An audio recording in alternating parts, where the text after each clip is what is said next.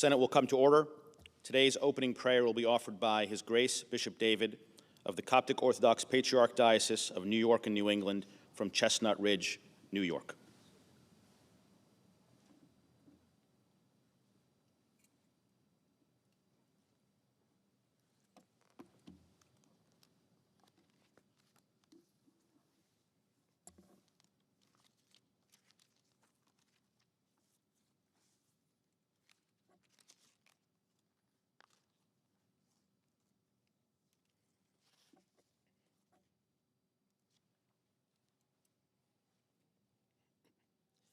Mr. President and honorable members of the U.S. Senate, I humbly offer the following prayer on your behalf. Please bow your heads in acknowledgement of the presence of God in our midst. Let us pray. Almighty God, we thank you for this precious gift you have given to each one of us, the opportunity to serve our brothers and sisters and our beloved country. We realize that authorities that exist are appointed by you. We ask, Lord, that you grant us the wisdom, courage, and compassion to serve honorably and to lift our neighbors and to be an instrument of peace in all that we do. Grant us, Lord, the humility to listen deeply and the strength to act boldly. May our decisions be rooted in justice and our words be filled with kindness, lifting up those who are weary and giving hope to those in despair. As we serve, help us to see beyond ourselves, to seek what's good for all, and to stand steadfast in your truth and integrity, trusting in your light to guide our path. Awaken in each one of us, Lord, a heart after your own, so that our actions may reflect your love and mercy and inspire a spirit of unity and sacrifice in every leader, every branch of the government, and across our country. Accept, O Lord, our prayers on behalf of ourselves, but also on behalf of all of your people, Lord, who are in need of your presence in their lives, as we too are in need of your presence in our lives and in our service, so that we may be an example of collaboration and a source of comfort to those who entrusted us with sacred responsibility. They put their trust in us, and we place our full trust in you, Lord, to guide and support us, so that each of us may play a part in securing peace and prosperity for our country. With our humble prayers for your guidance, for yours is the glory and the power forever. Amen.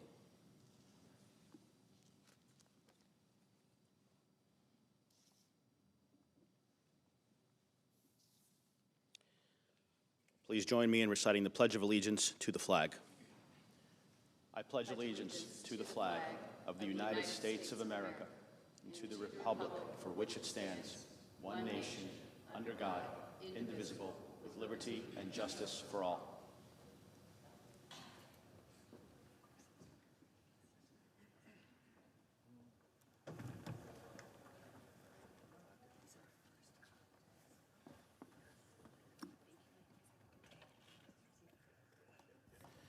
The clerk will read a communication to the Senate. Washington, D.C., November 19th, 2024. To the Senate, under the provisions of Rule 1, Paragraph 3 of the Standing Rules of the Senate, I hereby appoint the Honorable George S. Helmy, a senator from the state of New Jersey, to perform the duties of the chair. Signed, Patty Murray, President pro tempore. Under the previous order, the leadership time is reserved. Morning business is closed. Under the previous order, the Senate will proceed to executive session to resume consideration of the following nomination, which the clerk will report. Nomination, the Judiciary, Mustafa Taher Kasubai of Oregon to be United States District Judge for the District of Oregon.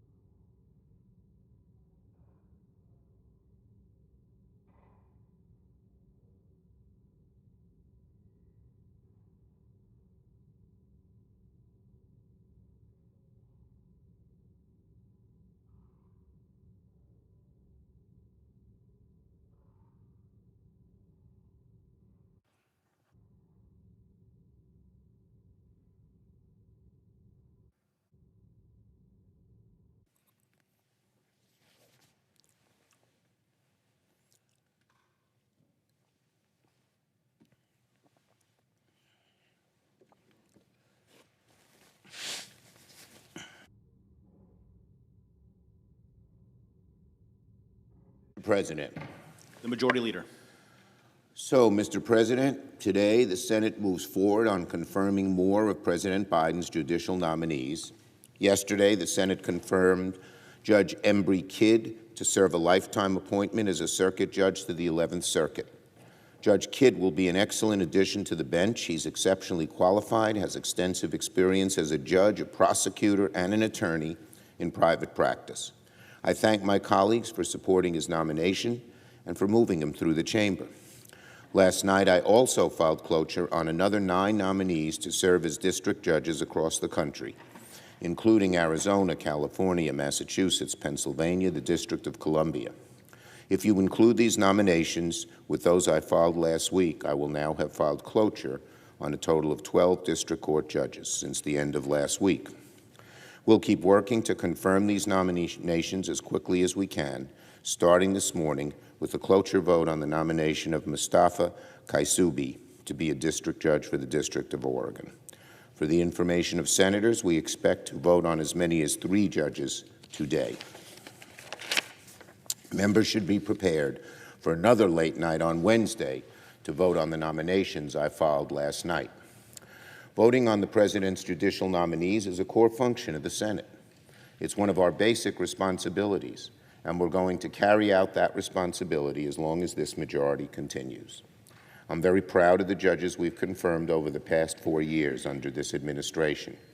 They have all been highly qualified individuals, and together they represent a wide range of experiences and areas of expertise.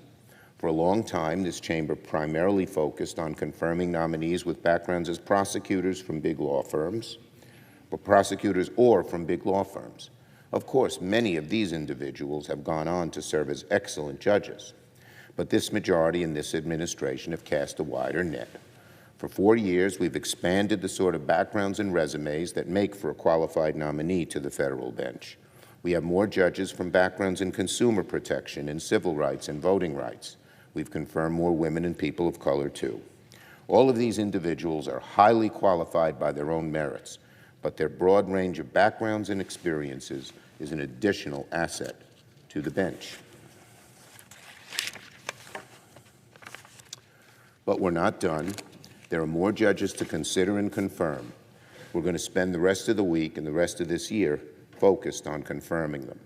And I thank all of my colleagues for their continued good work, and let us continue. Now on disaster aid. Yesterday, President Biden sent Congress his request for a disaster aid package to replenish a number of vital programs that help Americans recover from natural disasters. The House and Senate should respond by working together to pass a strong disaster package as soon as possible.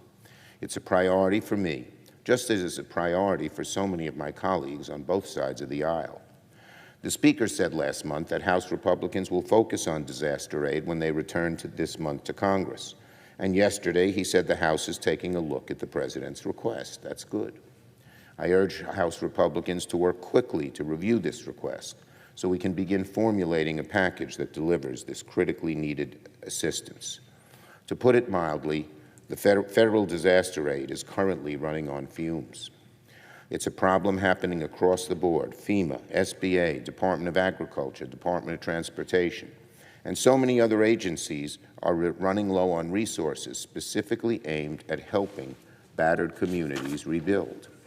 One of the worst cases right now is the Small Business Administration's disaster loan program. This program's a lifeline for homeowners and small businesses who need help picking up the pieces after the disaster strikes. The SBA disaster loan program helps Main Street businesses make repairs, cover operating expenses, mitigate against future damage. It's also a critical source of relief for homeowners and renters to repair or replace damaged real estate. This vital program has run out of money and is unable to provide assistance to over 100,000 people who have applied for help in the wake of Hurricanes Helene and Milton. This is just one of many programs that, if properly funded, will help rebuild our communities and infrastructure so people can get back to their daily lives. States cannot be left to fend for themselves. Communities cannot be left in the lurch. Infrastructure cannot remain damaged. I hope that very soon we can come to a bipartisan solution to get a strong and comprehensive disaster package done. We have a great tradition in this chamber of coming together to help our neighbors when disaster strikes. It's a hallmark of America that we look after each other in times of need, no matter where we live. With so many communities impacted by recent disasters and with federal resources running low, we are called to help our fellow Americans once again. I yield the floor and note the absence of a quorum. The clerk will call the roll. Ms. Baldwin.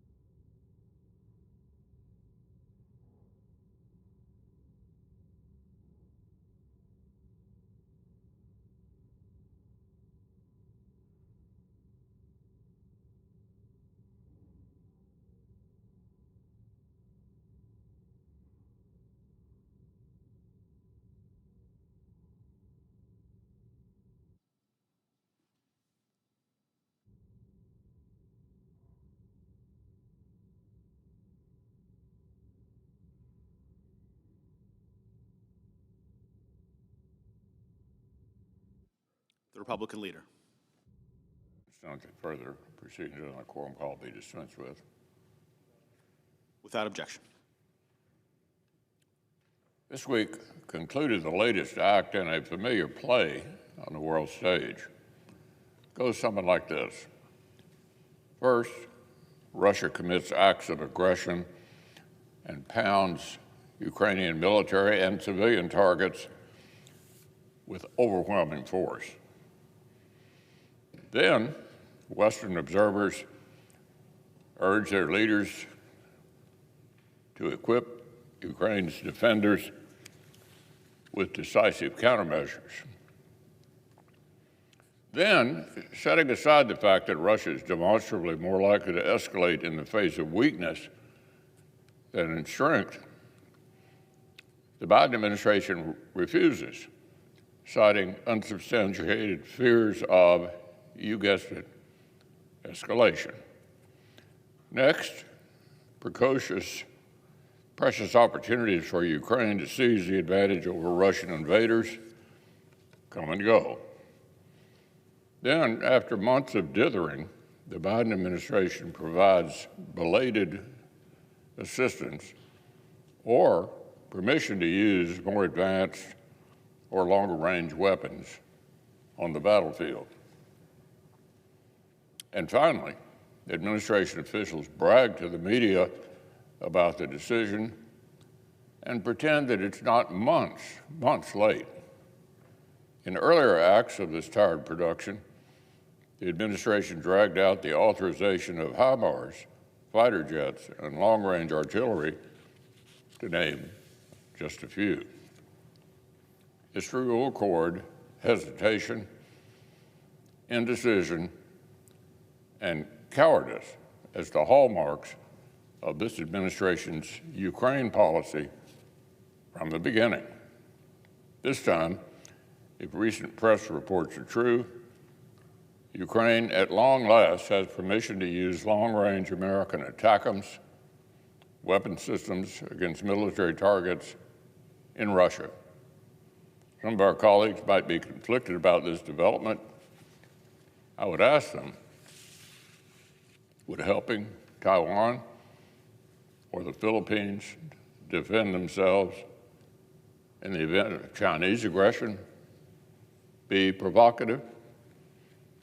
Was it escalatory to help equip the United Kingdom to defend itself against Nazi aggression before America's entry into World War II?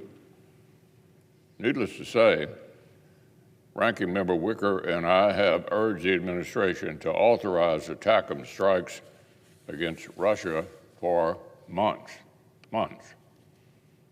Starting a full 6 months ago, so has the Speaker of the House.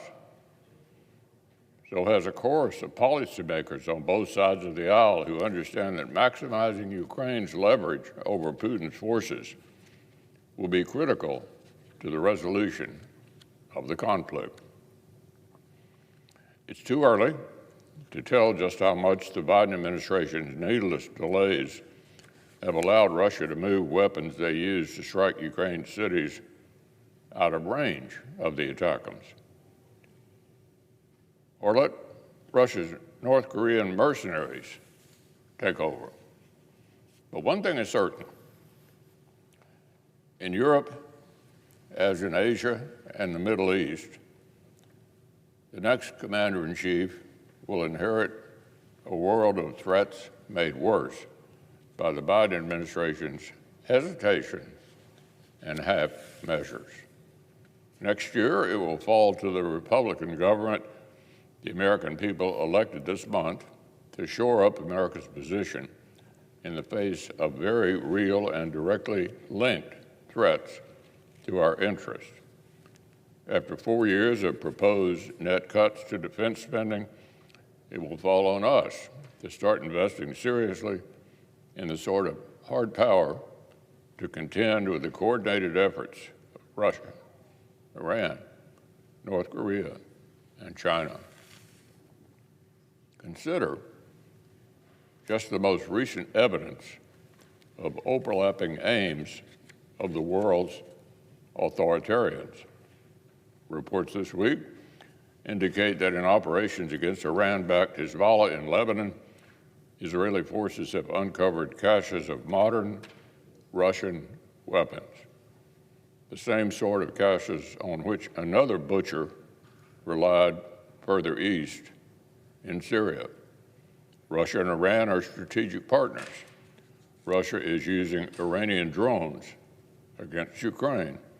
It is not a mystery how these weapons made their way into terrorist hands.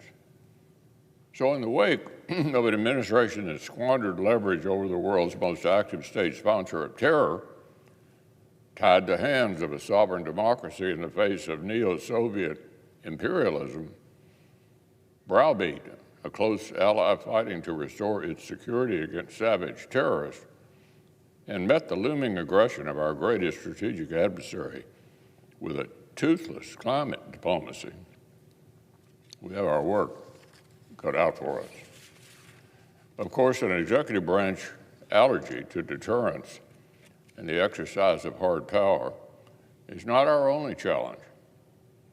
Even after January 20th, we'll still have to contend here in the Senate with efforts to weaken America's commitments to our friends and constrain the authorities that keep our adversaries on their toes.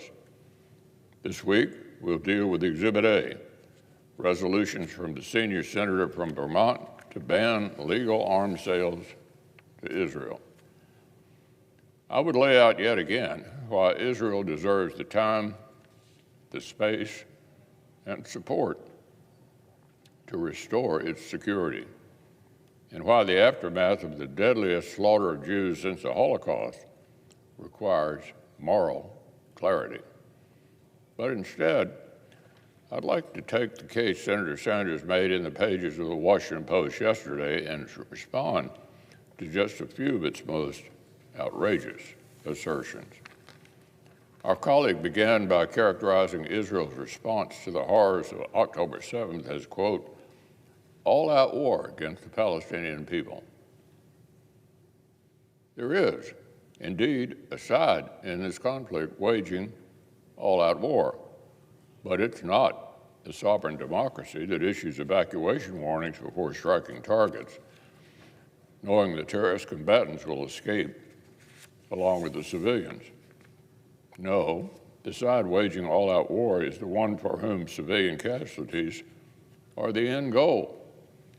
The side that butchered, raped, and kidnapped Israeli civilians and continues to use Palestinian civilians as human shields. The side that pilfers humanitarian aid intended for its own citizens. Recognizing this distinction isn't just important to the discussion, it ought to be the price of admission. Let's take another of our colleagues' effort to blame Israel's war on a, quote, extremist government. Well, I suspect that would be news to the large shares of Israeli citizens across the political spectrum who've called for even more extensive operations against Hamas and Hezbollah. To the opposition leader who criticized the IDF retaliatory strikes against Iran as not sufficiently aggressive, or to diverse members who have served in Israel's war cabinet and made consensus decisions about the conduct of the war thrust upon them by genocidal terrorists. How about another of his claims, that Israel is, quote, becoming a pariah nation condemned by governments around the world, end quote. This one has a shred of truth to it. But the hounding condemnations of the Jewish state are hardly news. Since 2015, the United Nations has adopted 156 resolutions condemning Israel. By comparison, the Iranian regime that chants for Israel's extermination has attracted similar condemnation 8 times. 156 condemnations of Israel, 8 of Iran, while the Syrian regime responsible for slaughtering its own citizens received 11 condemnations. Some might suggest these figures say more about the UN and the scourge of anti-Semitism worldwide than about Israel. Frankly, if Israel is becoming a pariah nation, specifically since October 7th, it's because this attack on Jews unleashed a new wave of emboldened anti-Semitism all across the West. And I worry that my colleagues' misplaced criticism only provides cover for disgusting anti-Semitism right here in our own country, most visibly on university campuses. Our colleague, for some reason, seems to take the UN very seriously. He points out that, quote, UN bodies have called for an end to arms shipment fueling the conflict. Could it be that the senior senator from Vermont wants us to get serious about Iran's pipeline of support to proxies? Yes, again. But as long as we're discussing international organizations, the best way for the UN to prevent fueling conflict would be to stop putting genocidal terrorists on its payroll. On its payroll. And as long as I have anything to say about it, not a single taxpayer dollar will foot UNRWA's bills. Our colleague's case is a maze of internal contradictions. Reasonable people have no need to grapple with it point by point. Those who mourn senseless human suffering should have no trouble assigning blame to the terrorists who exploit civilians, schools, hospitals, and mosques as cover. Those who seek peace should know better than to pretend we can achieve it with such savages hold power. Well, this week, obviously, I hope the Senate will reject the Sanders resolutions outright.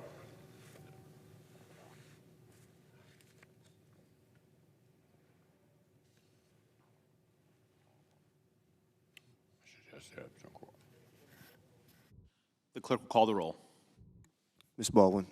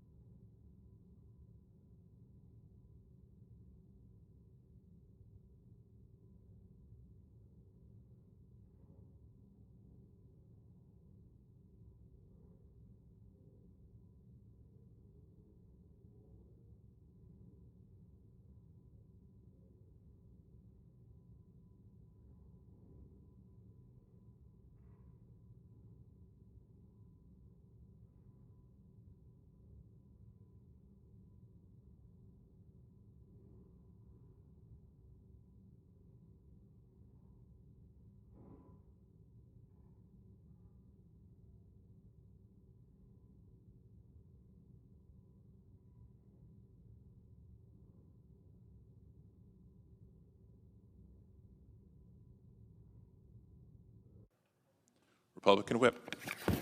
Thank you, Mr. President. President, Senate and quorum call. Yes, we are. I would ask unanimous consent.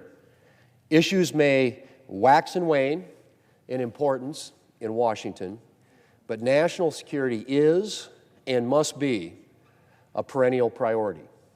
There's never a time when we can afford to put our national defense on the back burner or underfund our nation's military. Unfortunately, that point seems to be lost on the Democrat leader.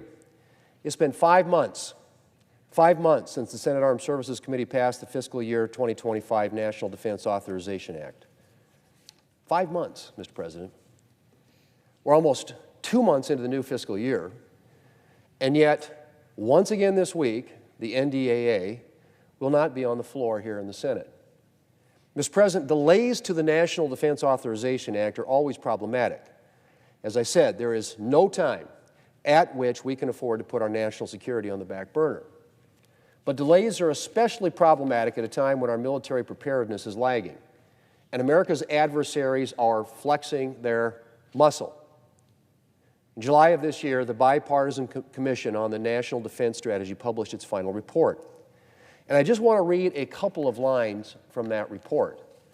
This is from the report summary, and I quote, "The Commission finds that the U.S. military lacks both the capabilities and the capacity required to be confident it can deter and prevail in combat," end quote. Now let me just repeat that, Mr. President. Think about that for a moment. The Commission finds that the U.S. military lacks both the capabilities and the capacity required to be confident it can deter and prevail in combat. That is a pretty damning statement. Elsewhere, the Commission notes, and I quote again, "The Commission finds that in many ways, China is outpacing the United States and has largely negated the U.S. military advantage in the Western Pacific through 2 decades of focused military investment. Without significant change by the United States, the balance of power will continue to shift in China's favor," end quote. Without significant change by the United States, the balance of power will continue to shift in China's favor. And from the Strategic Posture Commission report in 2023, and I quote again, "Today the United States is on the cusp of having not one, but 2 nuclear peer adversaries, each with ambitions to change the international status quo by force if necessary, a situation which the United States did not anticipate and for which it is not prepared," end quote. A situation which the United States did not anticipate and for which it is not prepared. In other words, Mr. President, we have work to do, a lot of work to do. And that work is being inhibited by the Democrat leader's decision not to prioritize the National Defense Authorization Act and defense spending bills. And needless to say, while the Democrat leader delays, the world isn't getting any safer. China, which has grown increasingly aggressive in the Pacific, is investing heavily in its military and is outpacing our military in modern capabilities like hypersonic missiles. This past week alone, China unveiled a new stealth fighter jet, along with other advanced technologies. Russia, meanwhile, continues its war of aggression in Ukraine, most recently with a massive missile attack this weekend on Ukrainian infrastructure. Meanwhile, in the Middle East, Hamas continues to hold hostages it seized in its attack on October 7th of last year, including Americans. And Iran-backed proxies continue to menace both Israel and U.S. assets in the region. Iran has spent decades fomenting unrest in the Middle East, and the news that it intends to increase its military budget by a staggering 200% next year suggests that the country has no plans to abandon its destabilizing activities. Mr. President, I could go on. Each day's news is a reminder that we live in an increasingly dangerous world, and that while we never invite conflict, we have to be prepared for it. The Democrat leader may have chosen to spend his time this year on show votes and Biden nominees, but next year, control of the Senate will be different. And I will tell my colleagues right now that in the 119th Congress, neither the NDAA nor military preparedness will be put on the back burner. Under Republican governance, providing for our nation's defense and supporting our men and women in uniform will not only continue to be one of Congress's most important obligations, it will be treated as such. Mr. President, I yield the floor.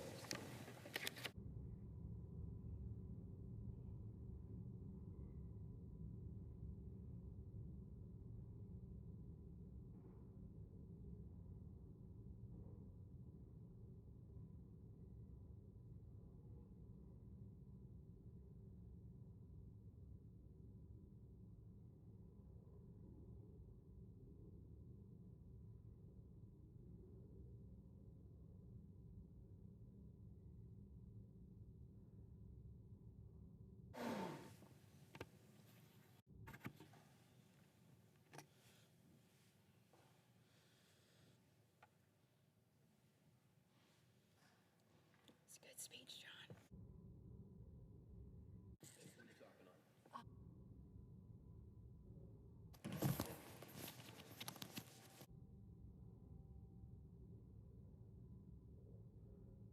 Senator from New Jersey. I ask unanimous consent to enter into a colloquy with my colleague, the senator from Alabama. Without objection. Thank you, Mr. President. Our nation's youth are facing an unprecedented mental health crisis, and we need to take immediate action to address the root causes and ensure adequate access to care. I stand here today with my friend and colleague, Senator Katie Britt, to implore continued action to solve this crisis. This issue is one that is personal for me, as it is for Senator Britt. We both have young children, and so we see what they and their peers experience firsthand. There is no issue more urgent, more critical to our nation's future than the health and safety of our next generation. The challenges are well known, and frankly, the data is shocking. Over the past decade, cases of severe depression among young adults have nearly doubled. In the 2010s, suicidal behaviors among high school students increased by more than 40%. And since 2017, the number of youth hospitalized for anxiety has increased by 50%. The proportion hospitalized for self-harm has nearly doubled. I repeat, the proportion hospitalized for self-harm has nearly doubled. Youth and young adults aged 10 to 24 account for 15% of all suicides, an increase of over 50% since just 2000. It's the second leading cause of death among our young people. We can point to numerous stressors feeding this crisis, and as I've discussed on this floor with great honor before, social media lands at the very top of that list. Social media has not only altered the way that our young people interact, but the very way in which they see themselves, and even the way their brains develop. Senator Britt understands this issue and has been a leading voice in this chamber and throughout Congress. I turn to her and thank her for her leadership. Senator Helmy, thank you so much for your leadership on this important issue from day one. Mr. President, you yourself have led on this issue significantly. I think it's important for our colleagues on both sides of the aisle to come together and understand just how pressing America's mental health crisis really is. I was honored when Senator Helmy came to me right after being sworn in and told me that he wanted to work together on mental health issues and social media. And that's what we're doing here today. And all of the statistics that Senator Helmy mentioned are not only horrifying, but really challenging to even wrap our head around. The word crisis doesn't even begin to capture what we're up against. And while we should always be wary of pointing to just one culprit, there is one that stands out amongst the rest, and that is social media. As a mom of 2 teenagers, I see firsthand and I hear from other moms about the effects of social media on our country's children. And at the same time, those incredibly distressing trends that Senator Helmy detailed took place, social media usage became pervasive among America's kids. And the numbers back it up. So if you look, 54% of teenagers said it would be hard to give up social media. Half of all teens say that they're addicted to their phones.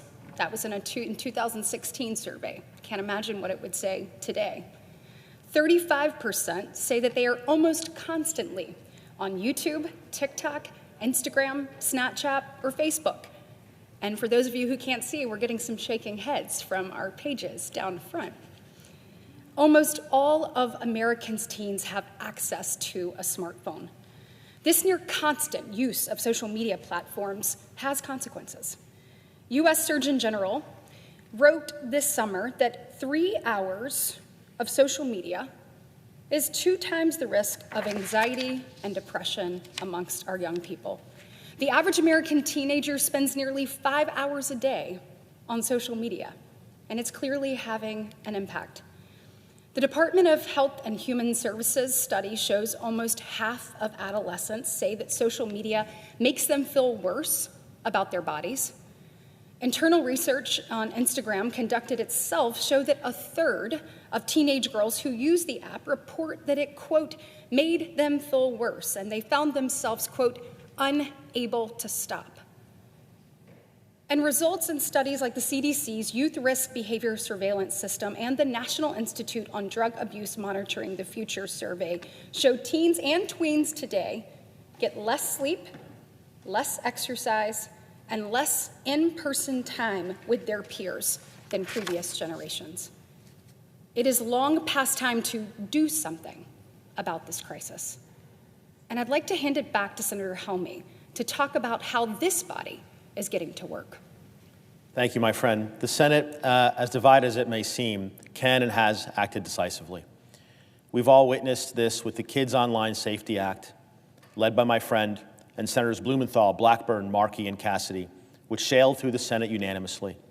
The bill protects both youth currently impacted by social media, but also seeks to address the root causes of the danger, the addictive design of the algorithm.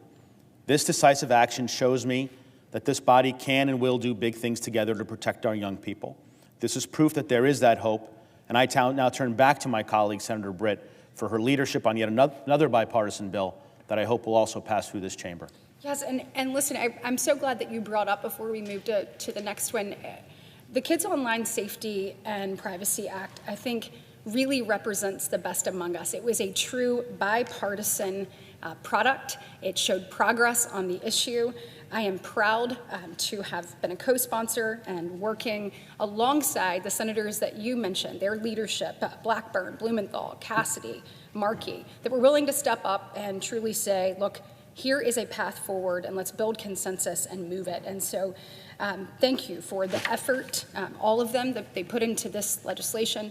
I wasn't surprised, like you, that it passed the Senate in overwhelming fashion, because this is not a red or a blue issue.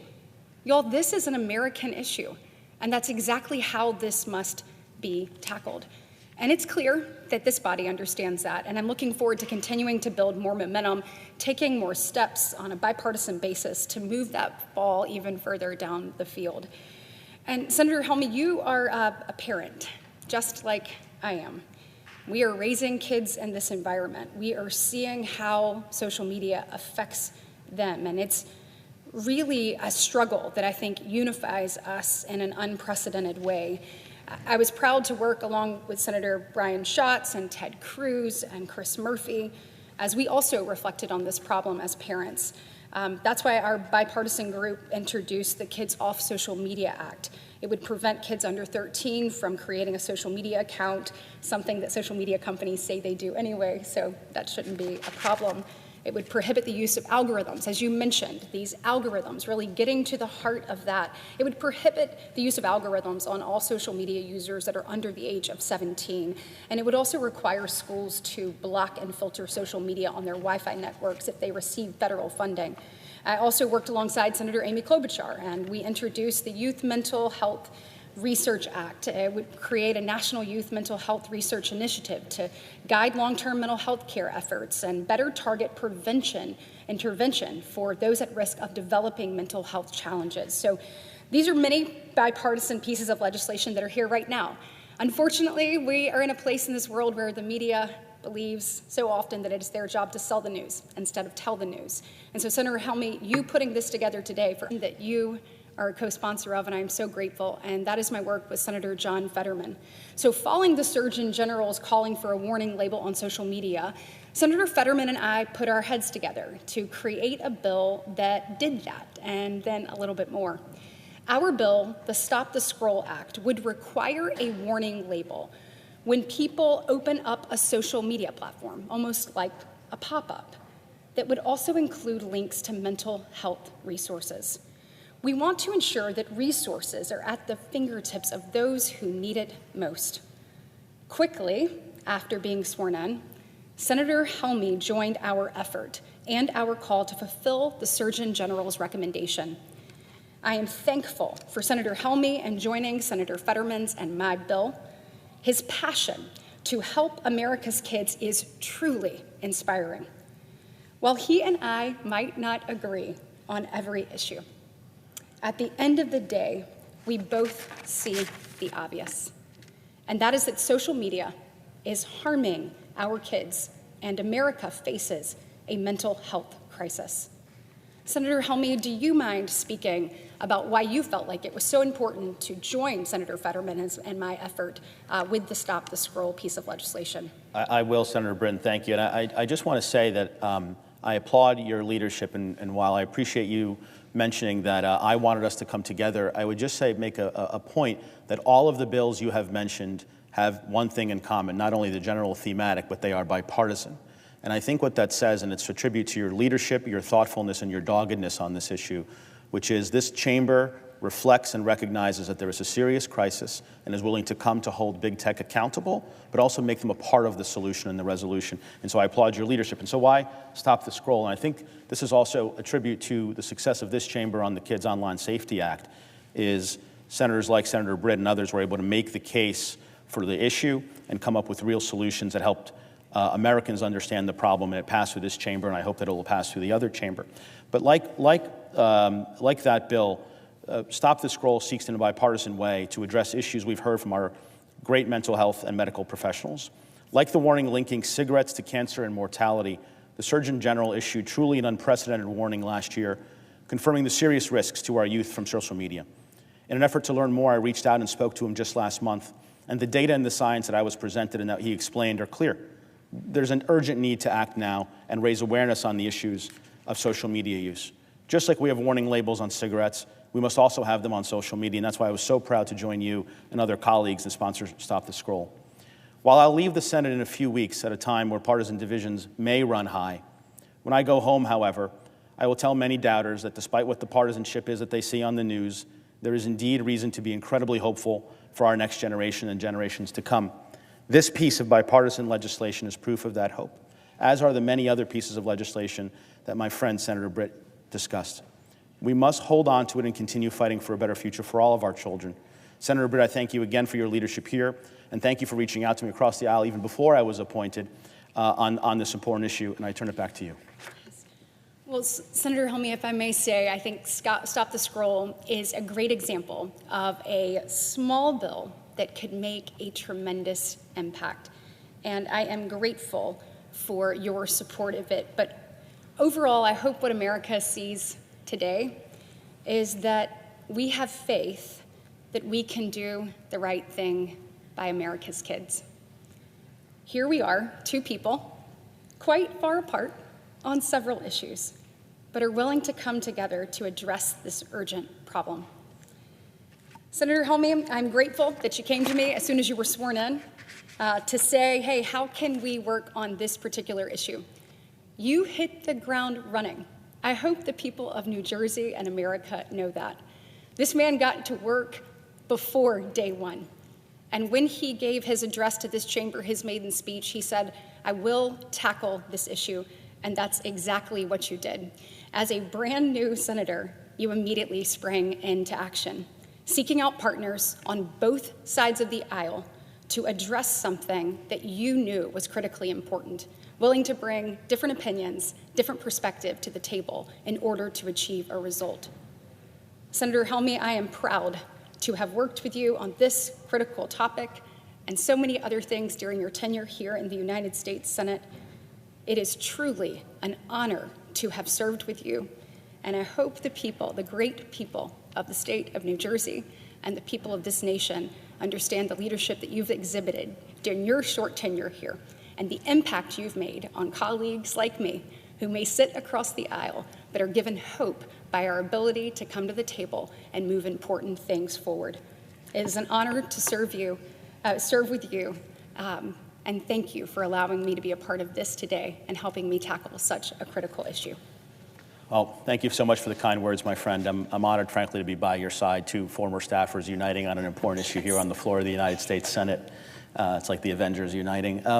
Working with you on this issue has been a highlight of my time here and foundational to the hope I feel being back in the institution. I'd be remiss if I didn't note the presence of a great leader of this institution, the storied senator from Texas who's in the chamber. In my 100-day plan, I had vowed to sprint toward progress towards youth mental health, which again is an issue that I had seen firsthand with my own experience. In addition, speaking to the Surgeon General, I know Katie and I both spoke to key government leaders, nonprofit organizations, and youth leaders who could truly tell us what they were experiencing as young people and the experiences of their friends, which are vastly different than the experience I may have had as a child growing up. And we work across the aisle to co-sponsor and lead legislation with not only Senator Britt, but my mentor and senior senator and friend, Cory Booker, and tremendous colleagues like Senators Casey, Butler, Klobuchar, Fetterman, Durbin, Butler, Wyden, and Coons, to name a few. And I go back home, and I'm working with these nonprofits and young activists to learn the issue better and understand, both on the front and the root cause, the issues related to access to care when they do present with a problem. What I've seen is incredible. As a former staffer, I believe in this institution, I believe in the United States Senate, and I've always believed in this country, especially now. But there's obviously more work to do. And as I stand on this floor asking for continued action, we need to pass Senator Britt and Senator Fetterman's Stop the Scroll Act, and their counterparts in the House should pass the Kids Online Safety Act, which, as mentioned, passed unanimously through this storied chamber. But finally, I note, just yesterday I introduced a new piece of legislation, the Youth Revenue Transparency Act, to hold big tech accountable. We know that technology companies are finding profit in this crisis. These companies can quantify how much their revenue is driven by minors, and they can certainly quantify how much marketing they are putting into targeting minors. And we know that transparency in big corporations is critical for efficient markets, as it is critical for accountability. And I believe both investors and parents have the rights to quantify this as well. They need to know how their investments and business decisions made by big tech are driving the youth mental health crisis. And that's why my bill, the Youth Revenue Transparency Act, I'm asking big tech to disclose data on the share of revenue driven by our kids and the amount they spend targeting our children with marketing. Why, you ask, introduce legislation with just a few weeks left in this Congress?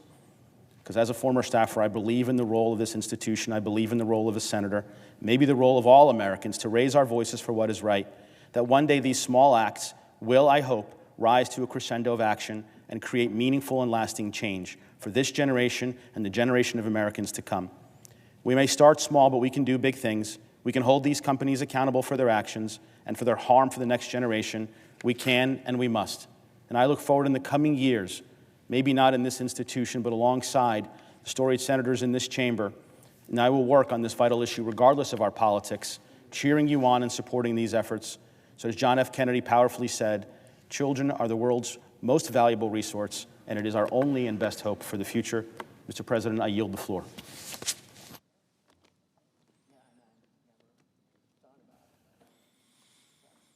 Mr. President. Senator from Texas. Mr. President, I'd ask unanimous consent to speak up for up to 15 minutes prior to the scheduled vote. Without objection. Mr. President, it was 2 weeks ago, I know it seems like a lifetime ago, but 2 weeks ago that folks across this country went to the polls, some undoubtedly joining the political process for the first time.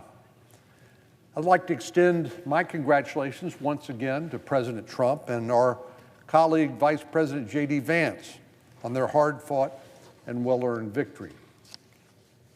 Congratulations, too, to my friend and colleague, John Thune, who will be the next leader of the Senate Republican Conference, the next majority leader, alongside with the entire leadership team for the 119th Congress. We'll be seeing some new faces around here next year, and I'd like to extend a warm welcome to some of them, my incoming Republican colleagues, Senator McCormick from Pennsylvania, Senator Justice from West Virginia, Senator Moreno from Ohio, Senator Banks of Indiana, and Senator Curtis of Utah. I'd also like to congratulate my colleague from Texas, Senator Cruz, on a well-deserved victory in our home state of Texas. In the other chamber, there's some new additions to the Texas delegation on the way. Representatives-elect Craig Goldman, who served a long time in the State House, and Brandon Gill, who was elected in this last election. I look forward to working with all of these colleagues as we deliver needed solutions to the American people. The American people said very clearly that they believed the nation was on the wrong track, and it's our job to get the nation on the right track, and that's exactly what we intend to do. Voters made their voices heard, and the message was loud and clear. Americans are ready to turn the page on the last 4 years of failed policies. The American people elected a trifecta of Republican leadership to address the major challenges that we're facing. As a nation, things like inflation, open borders, a $35 trillion national debt, and the perception of American weakness and lack of resolve abroad. Families are ready for affordable groceries, gasoline, and homes once again under a Trump administration. They're certainly ready for secure borders, particularly in my state. They're ready for an end to the deadly fentanyl and human trafficking pouring across our southern border. And they're ready to return to a world where our friends can trust us and our enemies fear us under President Trump. The last 4 years under Democratic leadership has been marked by reckless spending, failed border policies, and a weak and dangerous presence on the world stage. Texans have had to bear the brunt of the historic levels of inflation not seen in 40 years. Since President Biden took office, rents have risen by more than 15%. The cost of groceries are up nearly 20%.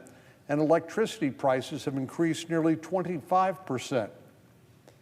With higher interest rates necessitated by the Federal Reserve's attempts to control inflation, Americans are also paying more each month on their mortgages and their car payments. But that's just the tip of the iceberg when it comes to the Biden-Harris administration's misguided policies, far-left policies, and abysmal leadership. Just look at the administration's energy policies, which put the hysteria of climate activists ahead of Texans who just want to be able to afford the gas to drive to work or to school. Or consider President Biden's promise to undo the effective border policies of the Trump administration.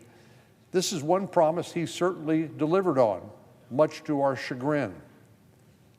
My state has had to deal with huge influxes of migrants for a long time. But this administration chose to roll out the welcome mat to people from all around the world, as well as the people who took advantage of those open borders, including the drug runners and the human traffickers and people generally up to no good.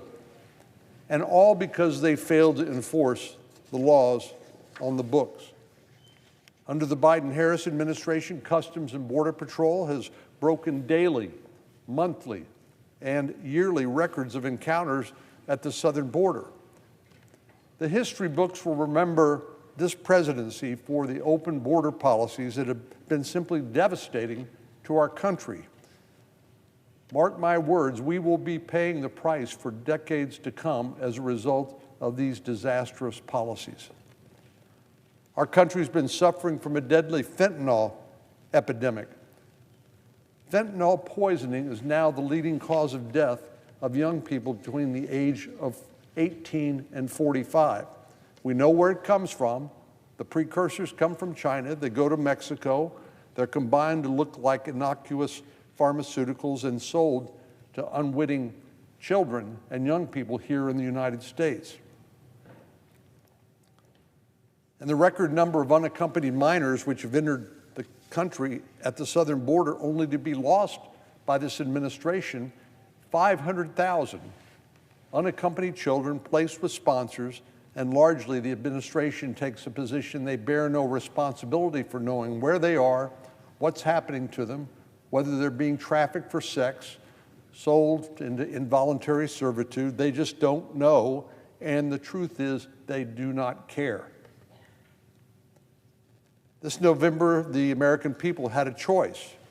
They knew that the next president, the next Congress would decide whether to continue down this path of economic hardship, open borders, and American weakness, or turn a page. That was their choice.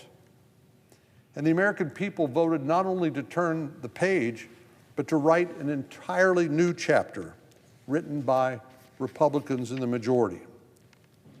No doubt we have a lot of work to do, but we also have a mandate from the American people who are sick and tired of failed leadership and ready for change. I look forward to being part of that change, and I'm grateful to the Texans who continue to give me the opportunity to serve them at this pivotal time as we work out to get our country back on track as we all want it to be. Mr. President, I yield the floor.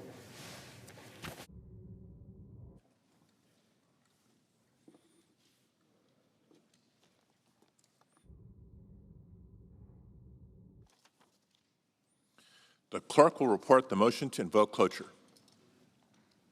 Cloture motion. We, the undersigned senators, in accordance with the provisions of Rule 22 of the Standing Rules of the Senate, do hereby move to bring to a close the debate on the nomination of Executive Calendar Number 464, Mustafa Kasubahi of Oregon, to be United States District Judge for the District of Oregon, signed by 17 senators. Mr. President. Pursuant to Rule 22, the chair now directs the clerk to call the roll to ascertain the presence of a quorum. Mr. President. Senator from Connecticut. Mr. President, I ask unanimous consent to waive the mandatory quorum call with respect to the Kasubahi cloture motion. Mr. President. Is there an objection? I object. Objection is heard. Pursuant to Rule 22, the chair again directs the clerk to call the roll to ascertain the presence of a quorum. Ms. Baldwin, Mr. Barrasso, Mr. Bennett, Mrs. Blackburn, Mr. Blumenthal, Mr. Booker, Mr. Bozeman, Mr. Braun, Mrs. Brett, Mr. Brown, Mr. Budd, Ms. Butler, Ms. Cantwell, Mrs. Capito, Mr. Cardin, Mr. Carper, Mr. Casey, Mr. Cassidy, Ms. Collins, Mr. Coons, Mr. Cornyn, Ms. Cortez Masto, Mr. Cotton, Mr. Kramer, Mr. Crapo, Mr. Cruz, Mr. Daines, Ms. Duckworth, Mr. Durbin, Ms. Ernst, Mr. Fetterman, Mrs. Fisher, Mrs. Gillibrand, Mr. Graham, Mr. Grassley, Mr. Haggerty, Ms. Hassan, Mr. Hawley, Mr. Heinrich, Mr. Helmy, Mr. Hickenlooper, Ms. Hirono, Mr. Hoven, Mrs. Hyde-Smith, Mr. Johnson, Mr. Kane, Mr. Kelly, Mr. Kennedy, Mr. King, Ms. Klobuchar, Mr. Lankford, Mr. Lee, Mr. Lujan, Ms. Lummis, Mr. Manchin, Mr. Markey, Mr. Marshall, Mr. McConnell, Mr. Merkley, Mr. Moran,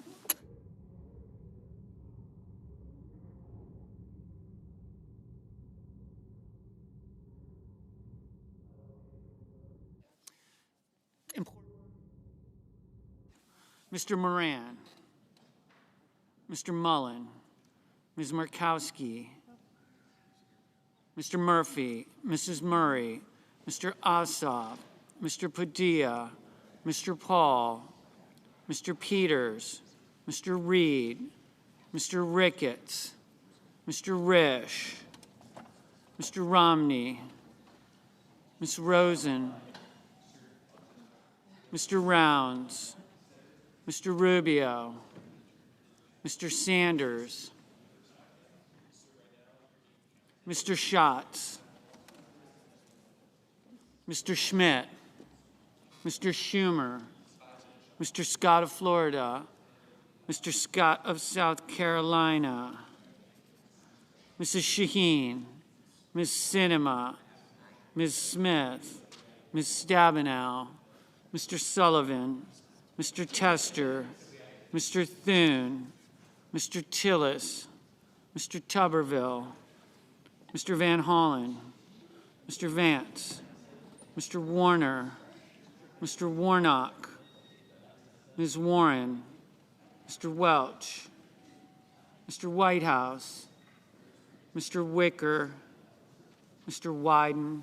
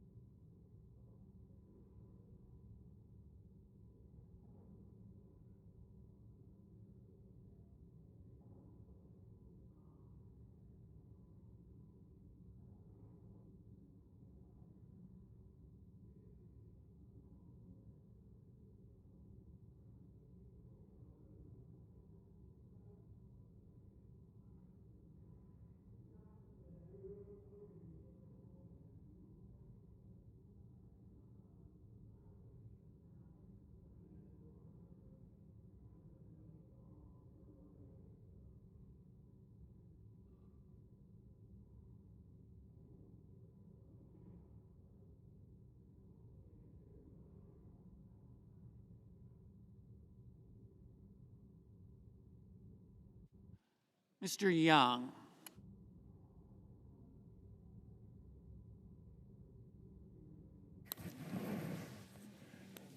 Okay. Mr. President. No. A quorum is not present.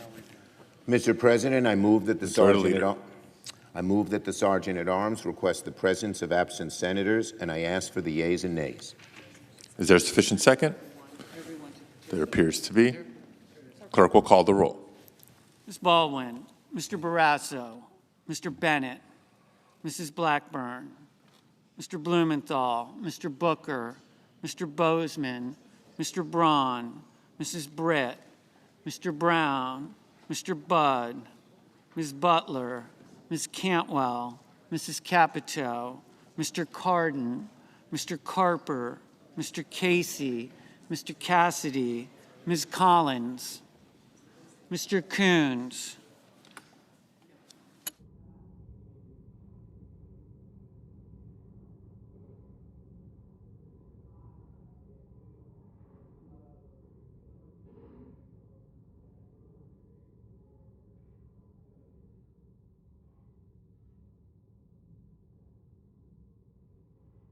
Mr. Cornyn,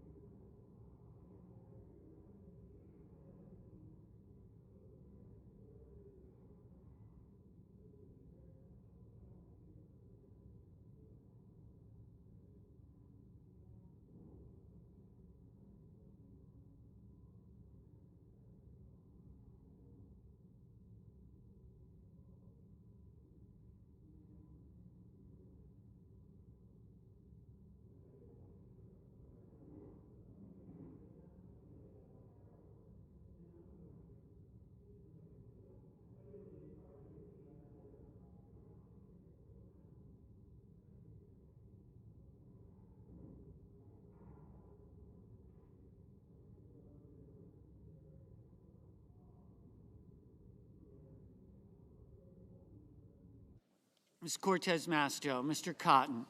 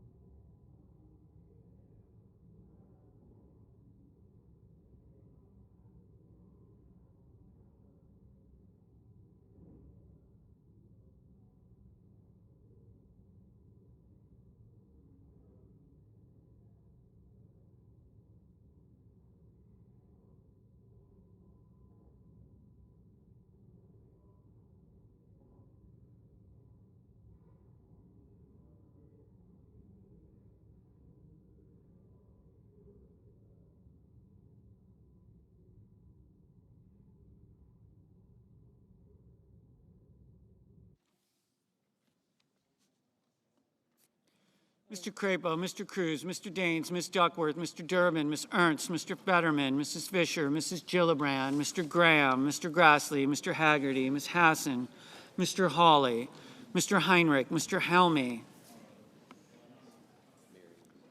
Mr. Hickenlooper, Ms. Hirono, Mr. Hoven, Mrs. Hyde-Smith, Mr. Johnson, Mr. Kane, Mr. Kelly, Mr. Kennedy, Mr. King, Ms. Klobuchar, Mr. Langford, Mr. Lee, Mr. Lujan, Ms. Lummis, Mr. Manchin, Mr. Markey, Mr. Marshall, Mr. McConnell, Mr. Merkley, Mr. Moran, Mr. Mullen, Ms. Murkowski, Mr. Murphy, Mrs. Murray, Mr. Ossoff, Mr. Padilla, Mr. Paul, Mr. Peters, Mr. Reed, Mr. Ricketts, Mr. Risch, Mr. Romney, Ms. Rosen, Mr. Rounds, Mr. Rubio, Mr. Sanders, Mr. Schatz, Mr. Schmidt, Mr. Schumer, Mr. Scott of Florida, Mr. Scott of South Carolina, Mrs. Shaheen, Ms. Sinema, Ms. Smith, Ms. Stabenow, Mr. Sullivan, Mr. Tester, Mr. Thune, Mr. Tillis, Mr. Tuberville, Mr. Van Hollen.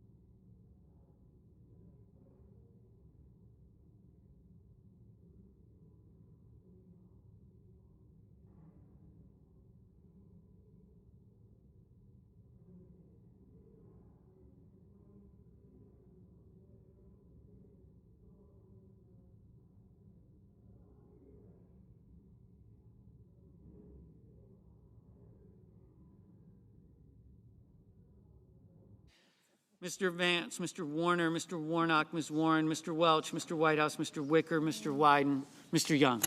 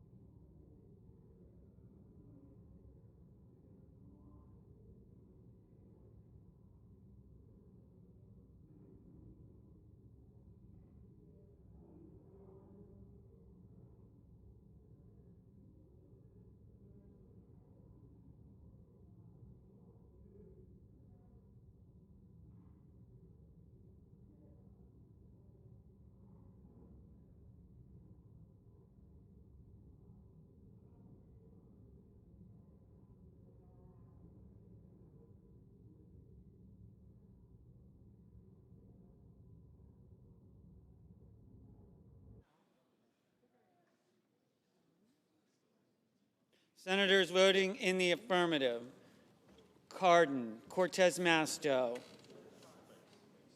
Duckworth, Hassan, Helmy, Klobuchar, Markey, Merkley, Murphy, Padilla, Peters, Schatz.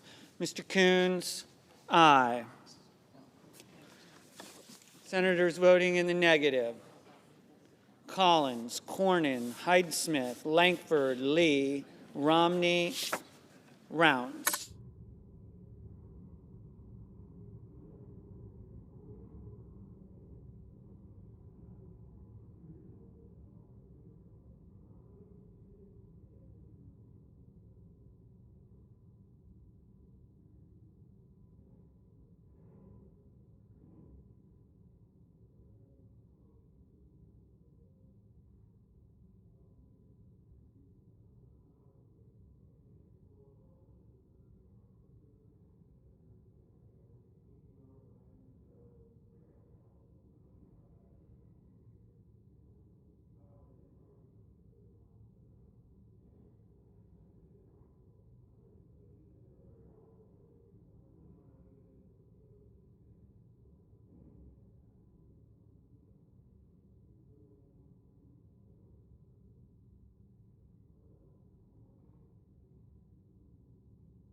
Ms. Ernst, no. Mr. Bennett, aye.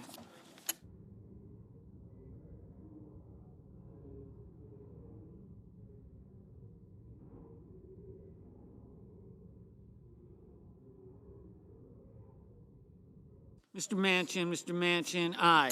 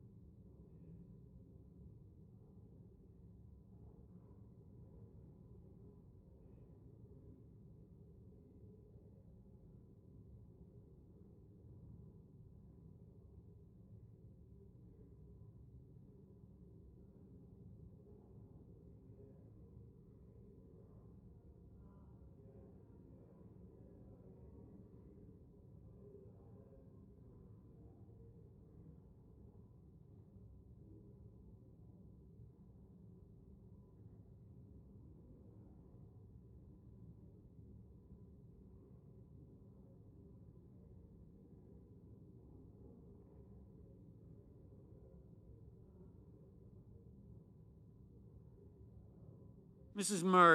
Murray, aye.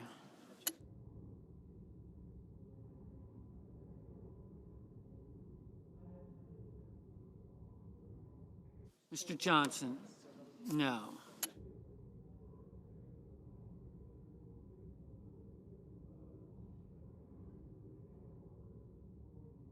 Ms. Baldwin, aye.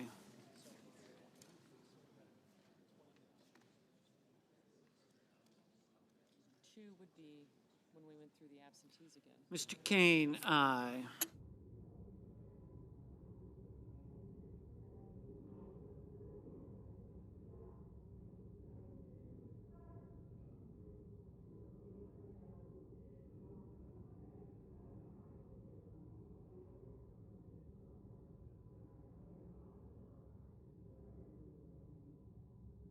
Mr. Reed, aye.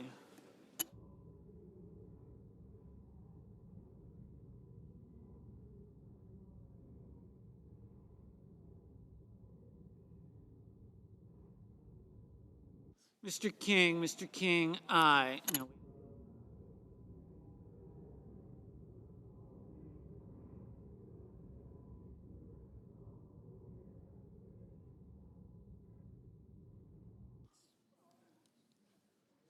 Mr. Carper, aye. Mr. Heinrich, aye.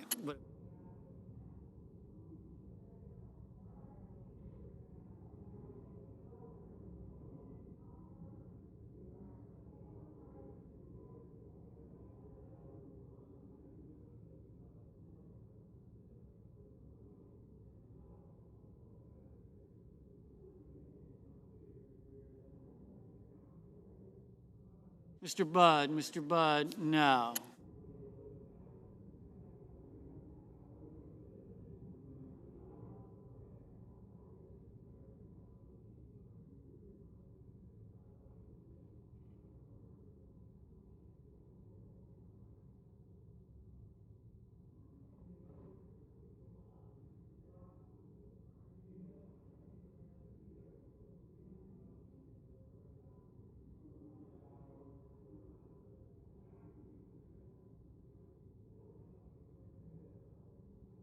Mr. Hoven, no.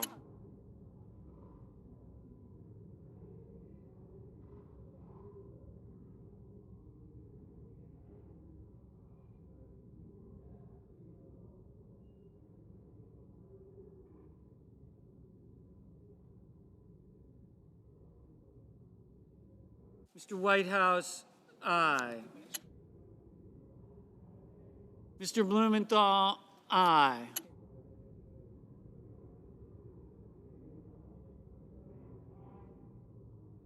Mr. Wyden, aye.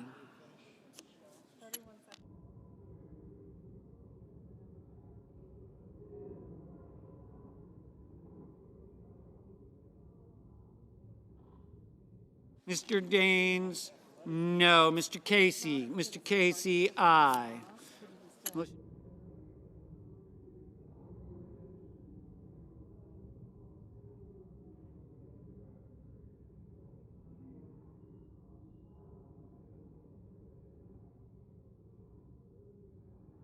Mrs. Shaheen, aye.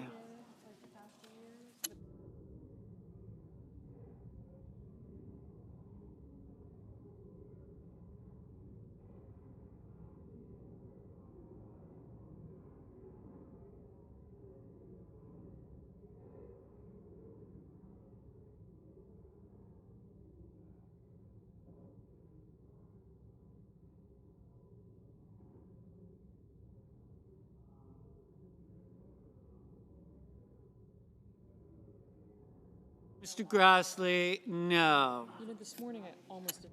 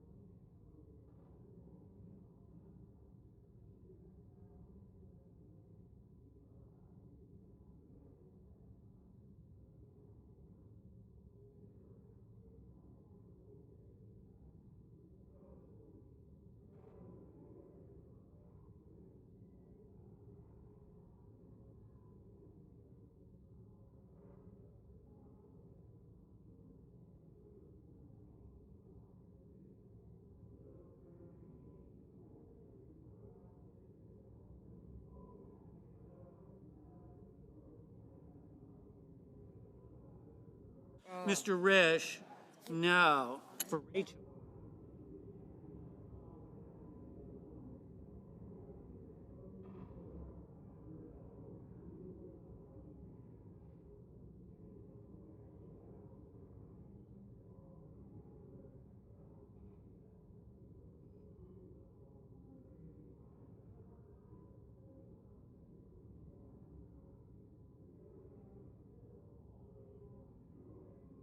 Mr. Wicker, no. Ms. Rosen, aye.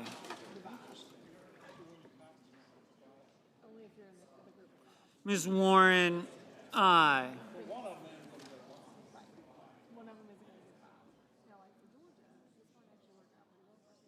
Mr. Marshall, aye. Mr. Young, no. Ms. Cantwell, aye. Mr. Marshall, No. Mr. Bozeman, no.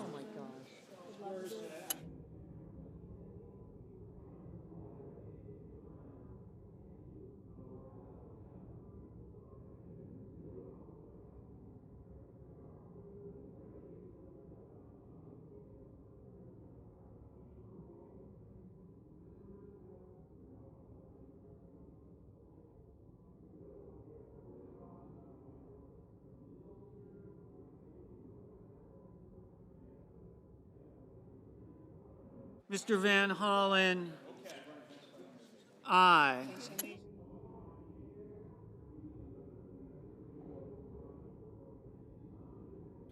Mr. Sanders, aye.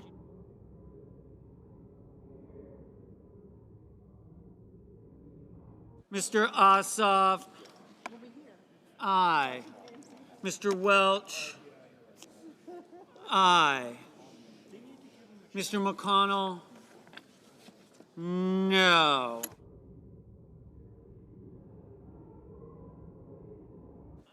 Mr. Tillis, no.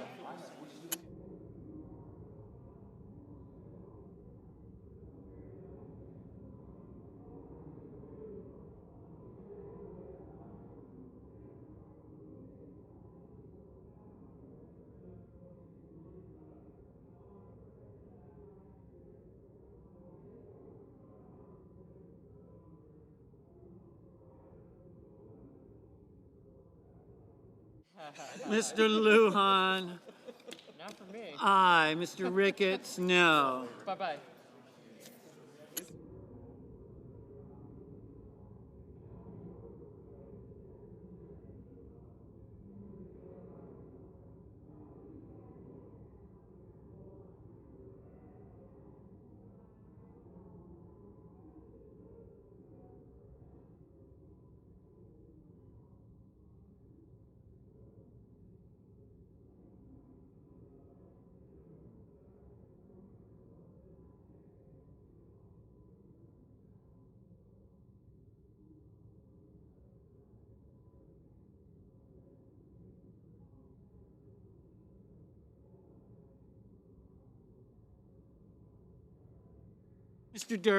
Mr. Durbin, aye. Oh, oops.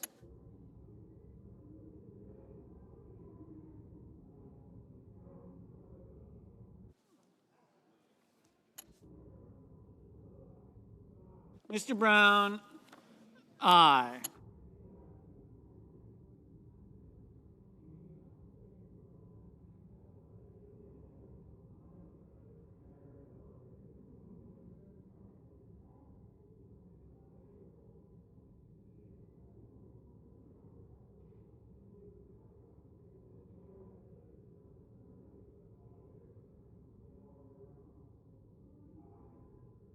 Mr. Schumer, aye.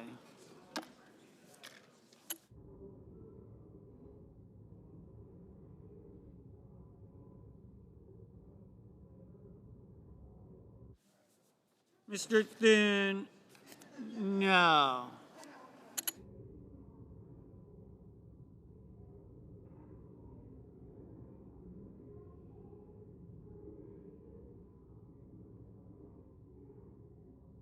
Miss Sinema, aye.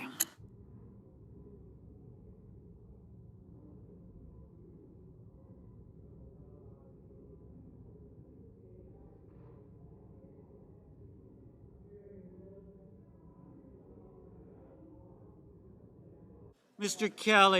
Kelly, aye. Who's behind me? Senator Hickenlooper, do I have you? You want to vote? Mr. Hickenlooper, aye. Mr.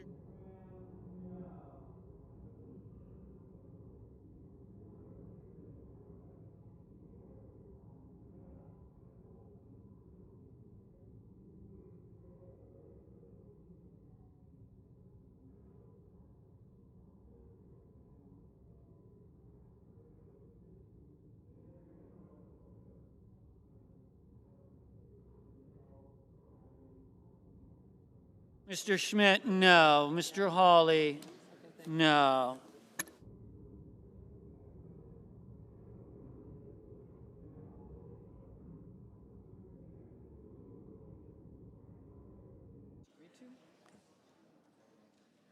On this vote, the ayes are 41, the nays are 26. The motion is agreed to. A quorum is present.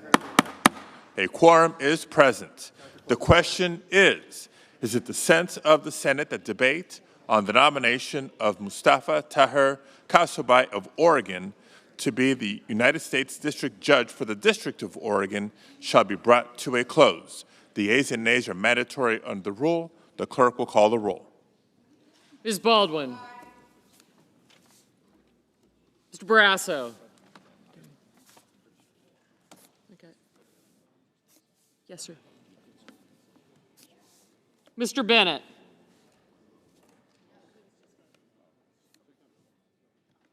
Mrs. Blackburn.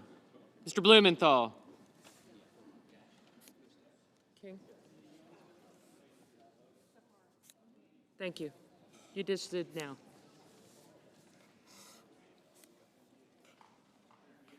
It's going to be a little bit, Tom, all right? Thanks, Neil.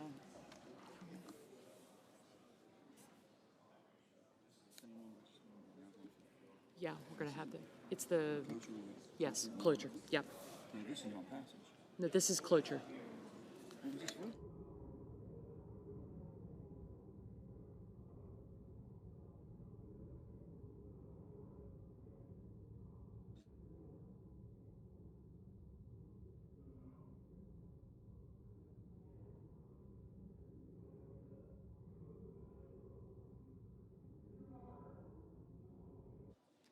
Mr. Bozeman.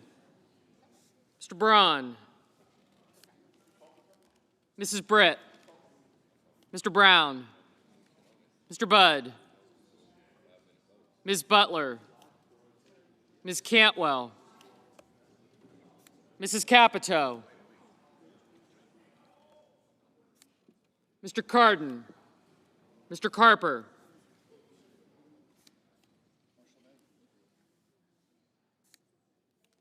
Mr. Casey. Mr. Cassidy. Ms. Collins. Mr. Coons. Mr. Cornyn. Got you. Ms. Cortez Masto.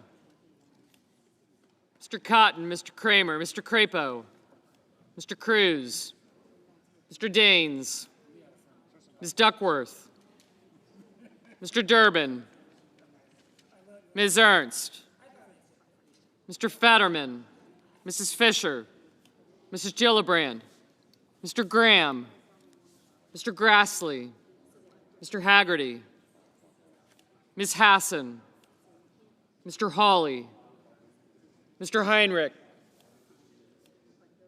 Mr. Helmy, Mr. Hickenlooper, Ms. Hirono, Mr. Hoven, Mrs. Hyde-Smith, Mr. Johnson,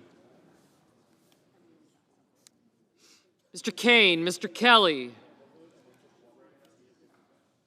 Mr. Kennedy, Mr. King, Ms. Klobuchar, Mr. Lankford, Mr. Lee, Mr. Lujan, Ms. Lummis, Mr. Manchin, Mr. Markey, Mr. Marshall, Mr. McConnell,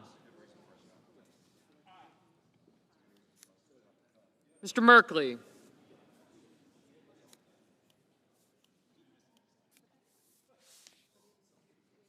Mr. Moran, Mr. Mullen, Ms. Murkowski, Mr. Murphy, Mrs. Murray, Mr. Ossoff, Mr. Padilla, Mr. Paul, Mr. Peters, Mr. Reed, Mr. Ricketts, Mr. Risch, Mr. Romney, Ms. Rosen,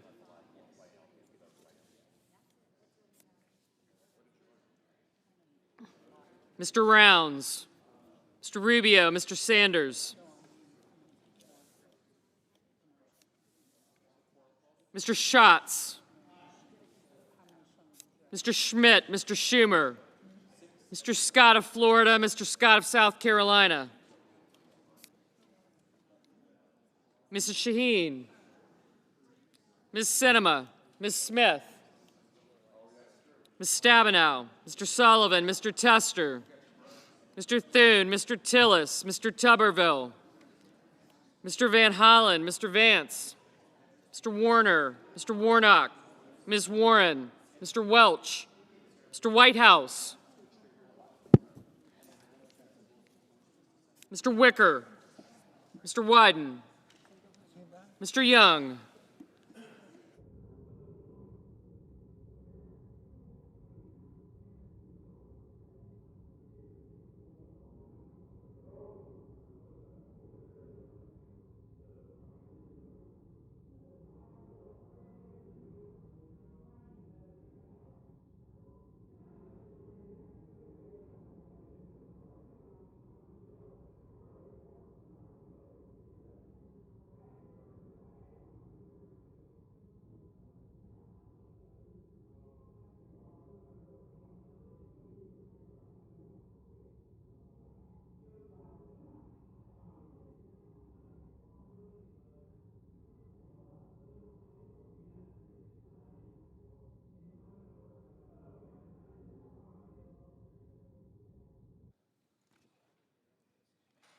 Senators voting in the affirmative: Baldwin, Booker, Brown, Butler, Cantwell, Carper, Casey, Hassan, Helmy, Hickenlooper, Hirono, Kelly, King, Manchin, Ossoff, Padilla, Peters, Reed, Schatz, Schumer, Sinema, Tester, Warner, Warren, Whitehouse, and Wyden. Mr. Moran.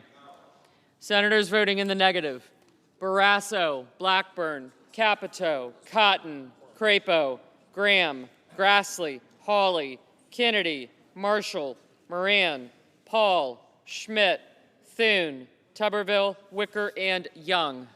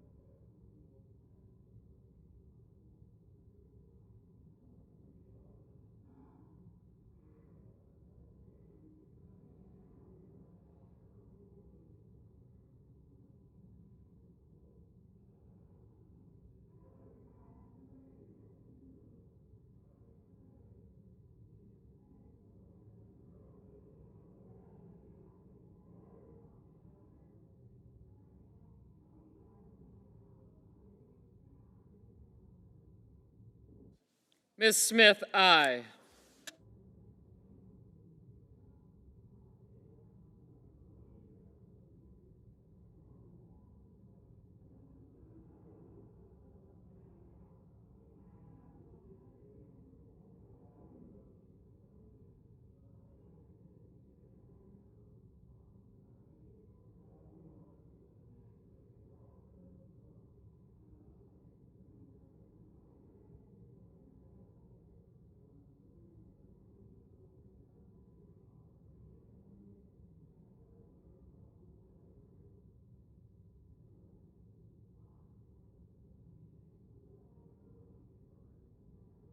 Mrs. Gillibrand, aye.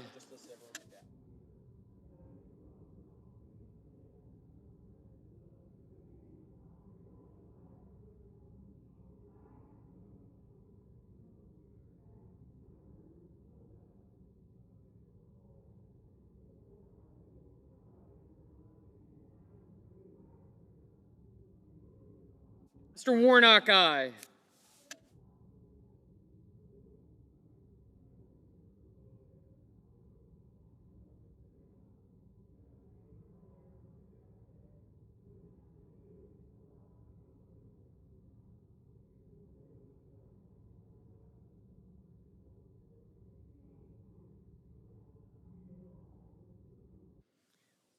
Mr. Rounds, no. As we notice when the bill clerks tell us.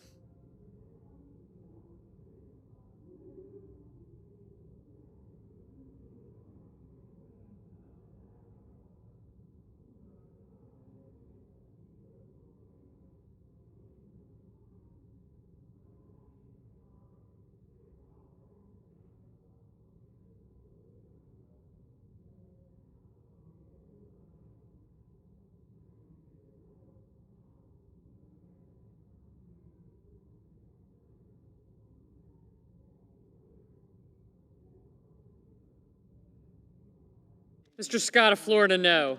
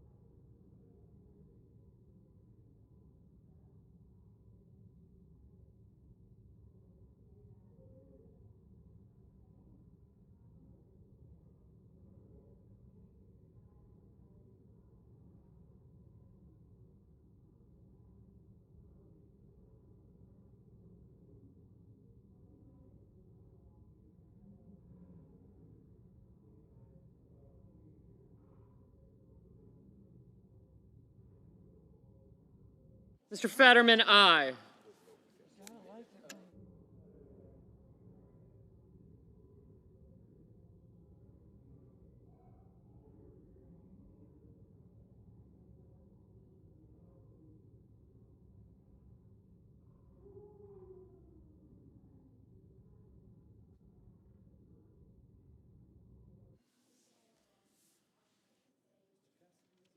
Mr. Cassidy, no.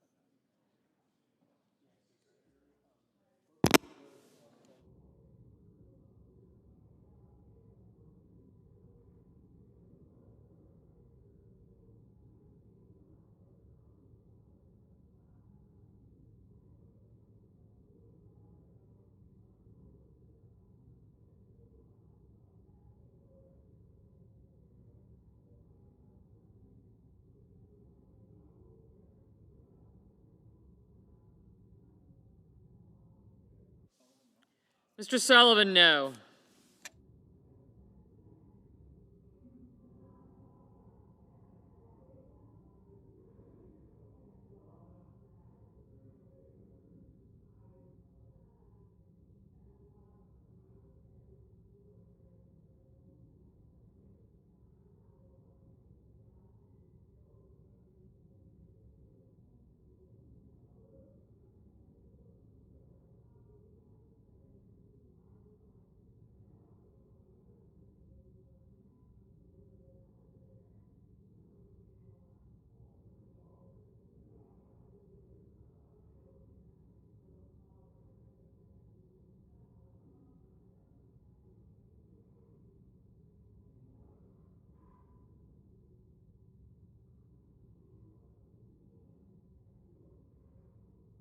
Mr. Bozeman, no.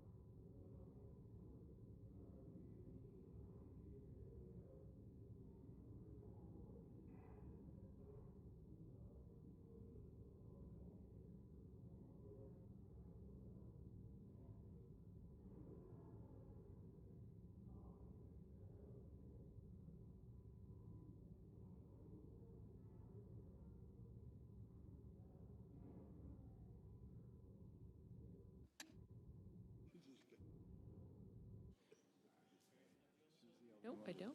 Mrs. Hyde Smith, no.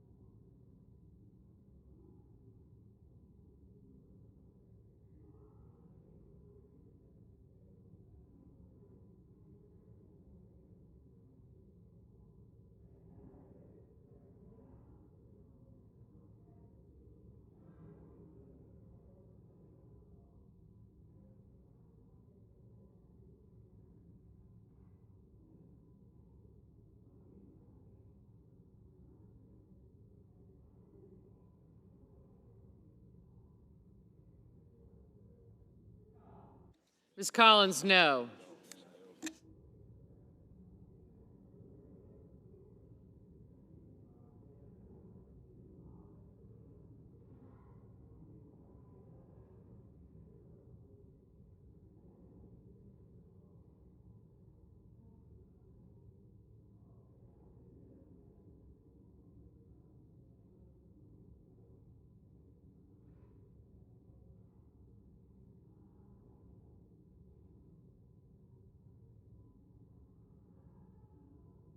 Ms. Klobuchar, aye.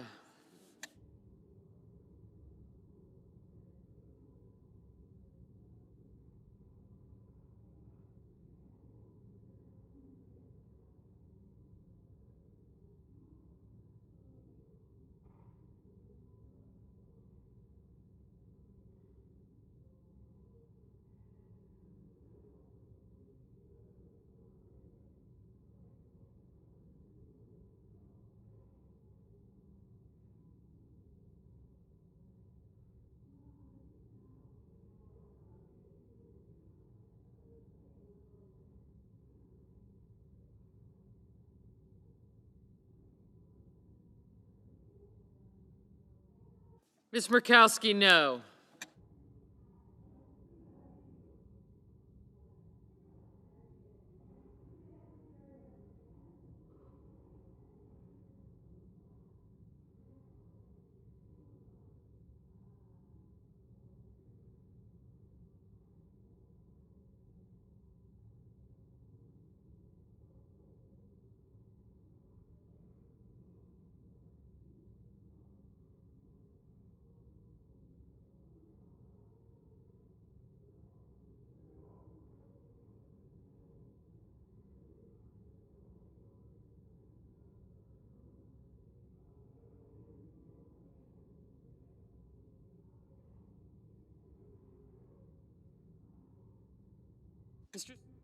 Mr. Scott of South Carolina, no.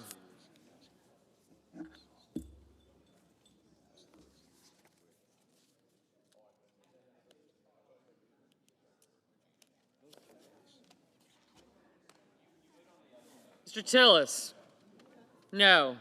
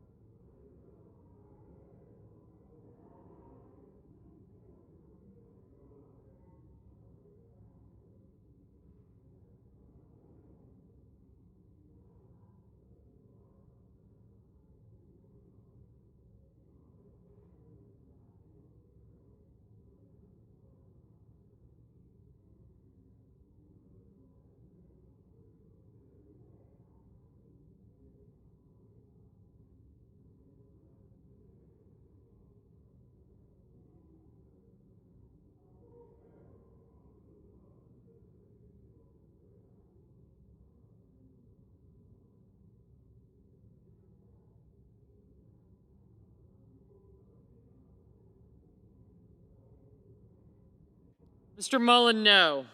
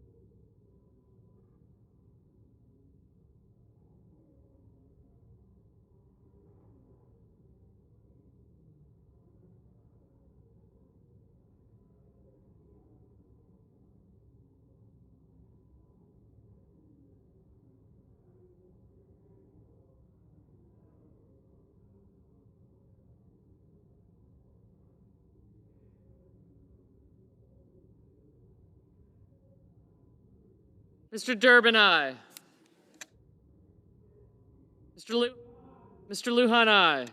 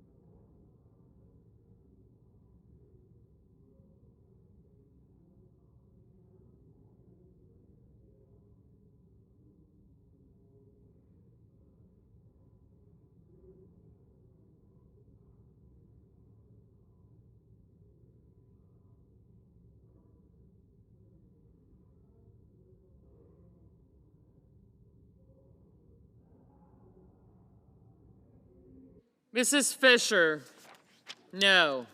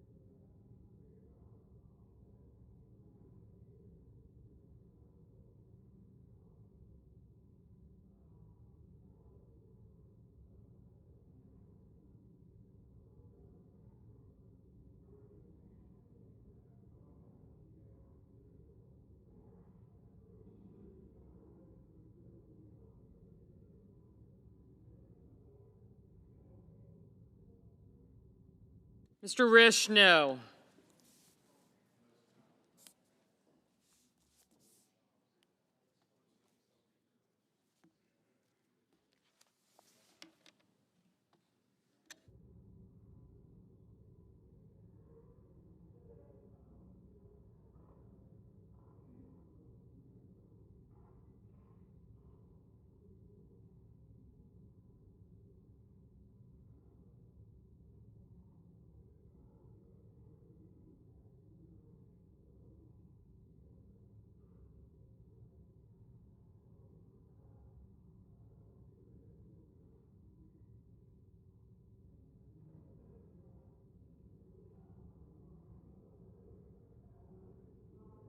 Ms. Lummis, no.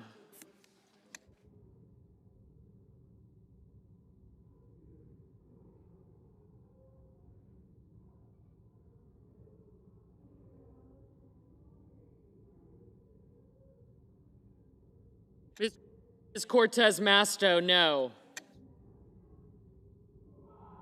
Cortez Masto, aye.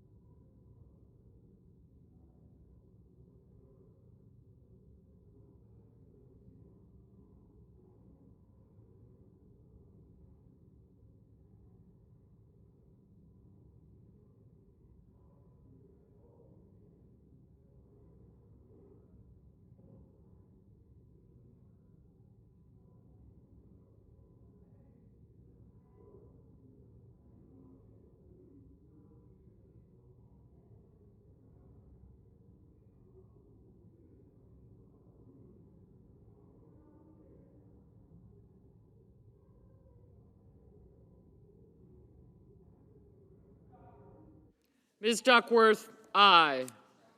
Mr. Markey, aye.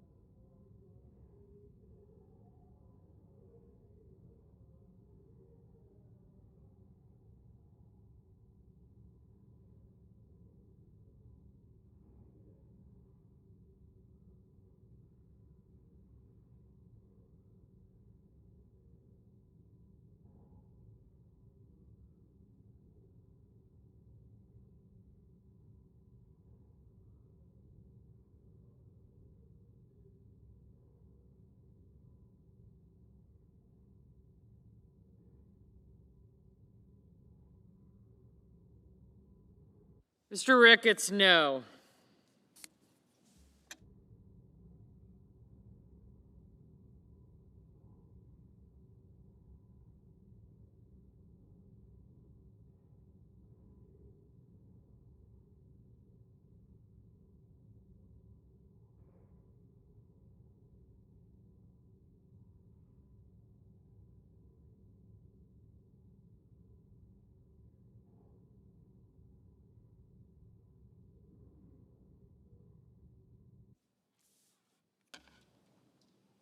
Mr. Cornyn, no.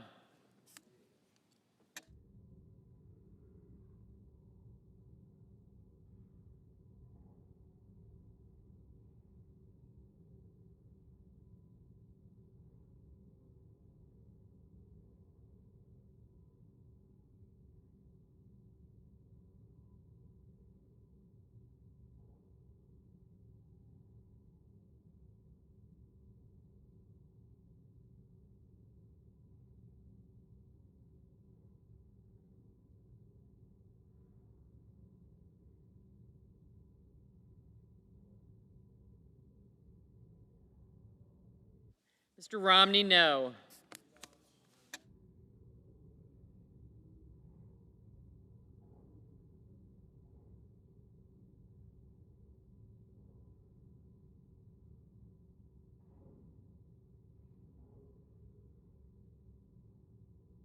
Mr. Heinrich, aye.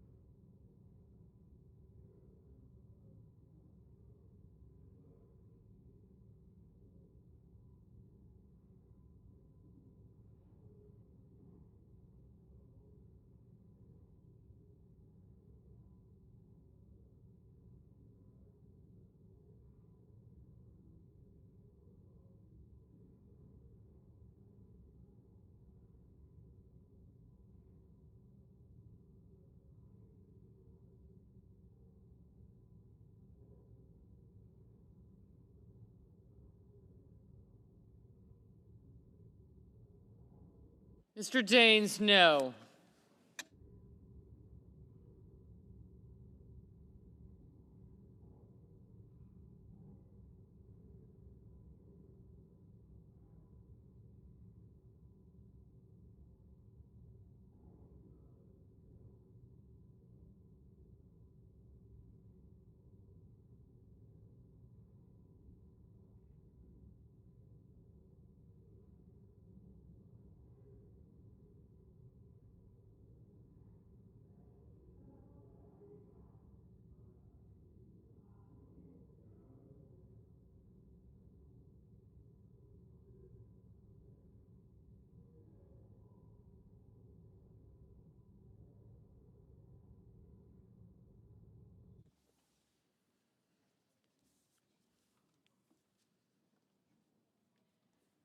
Mr. Van Hollen, aye. Mr. Merkley, aye.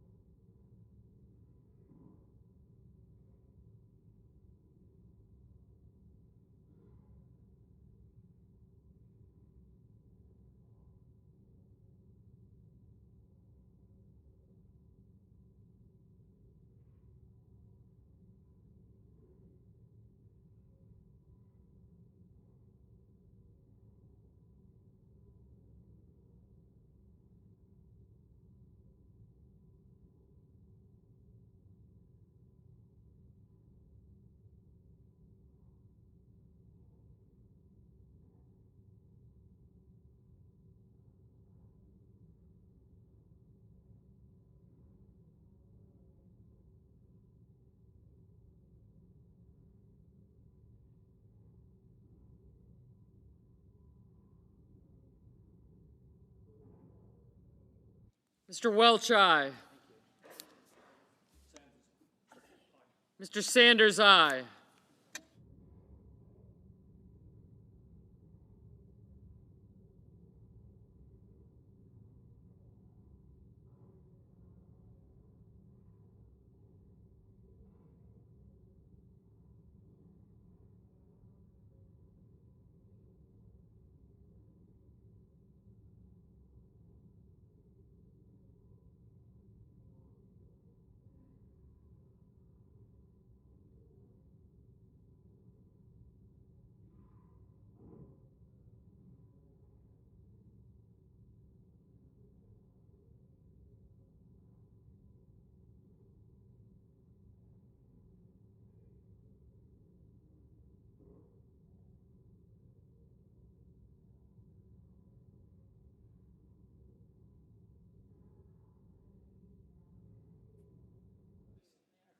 Mr. Langford, no.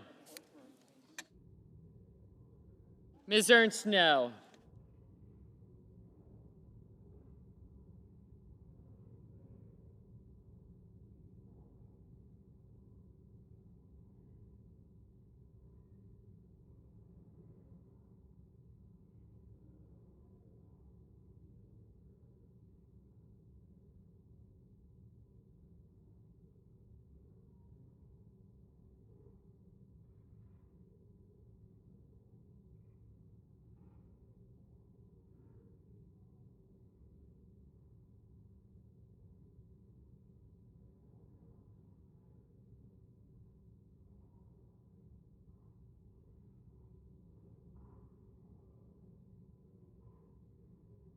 Mrs. Britt, no.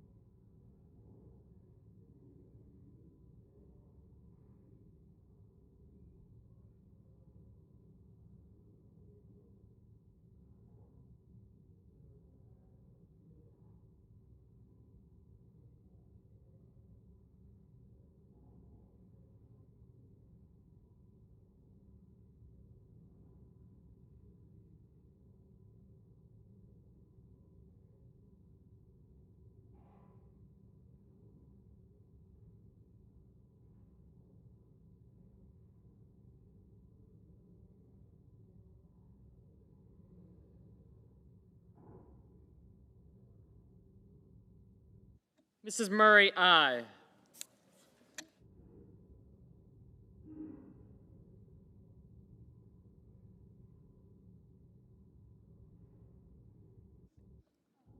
Mr. Budd, no. Mr. Johnson, no.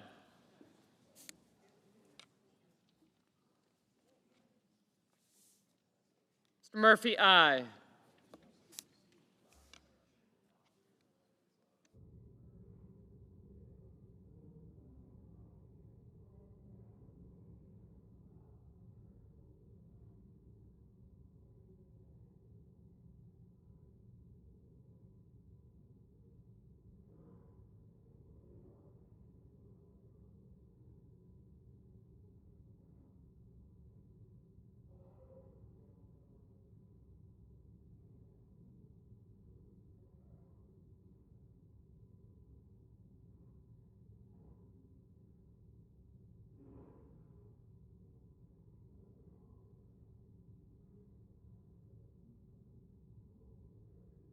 Mr. Blumenthal, aye.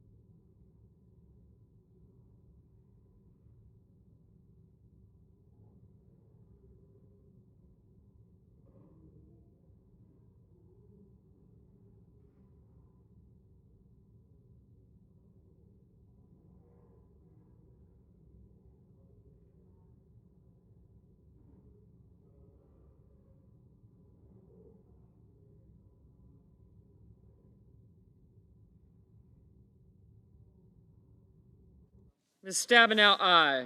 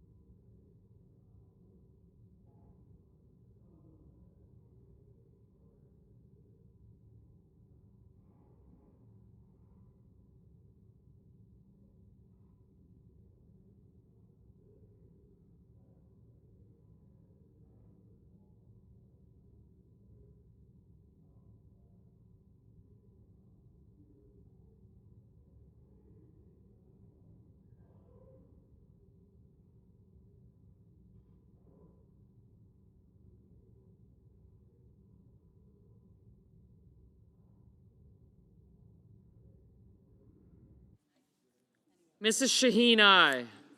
Mr. Cardin, aye.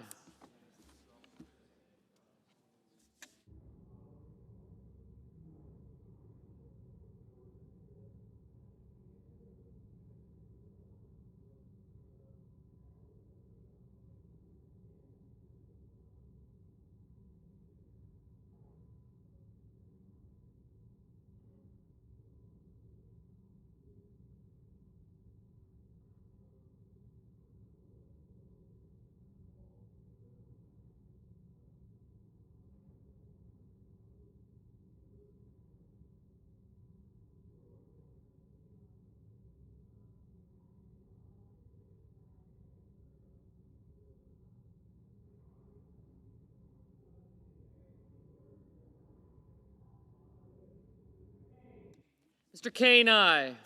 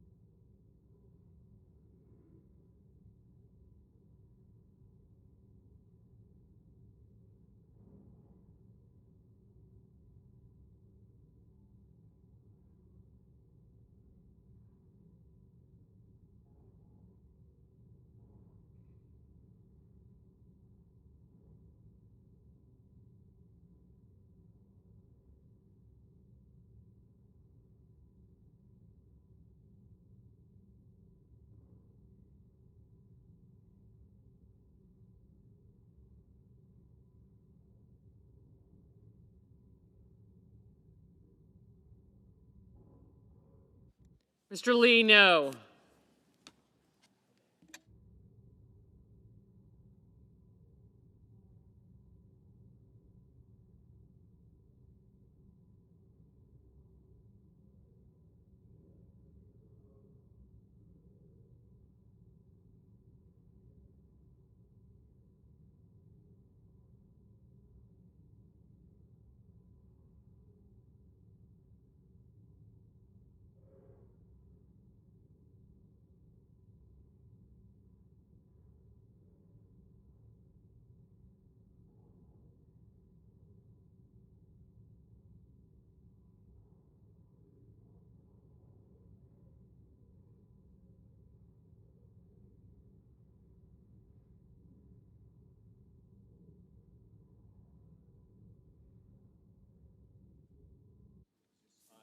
Mr. Bennett, aye.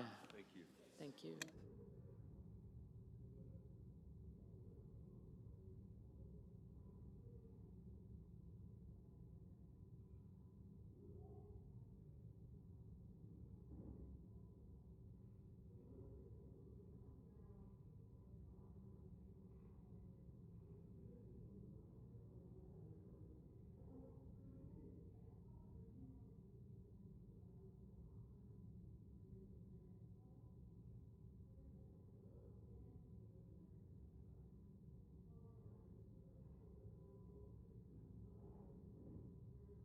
Ms. Rosen, aye.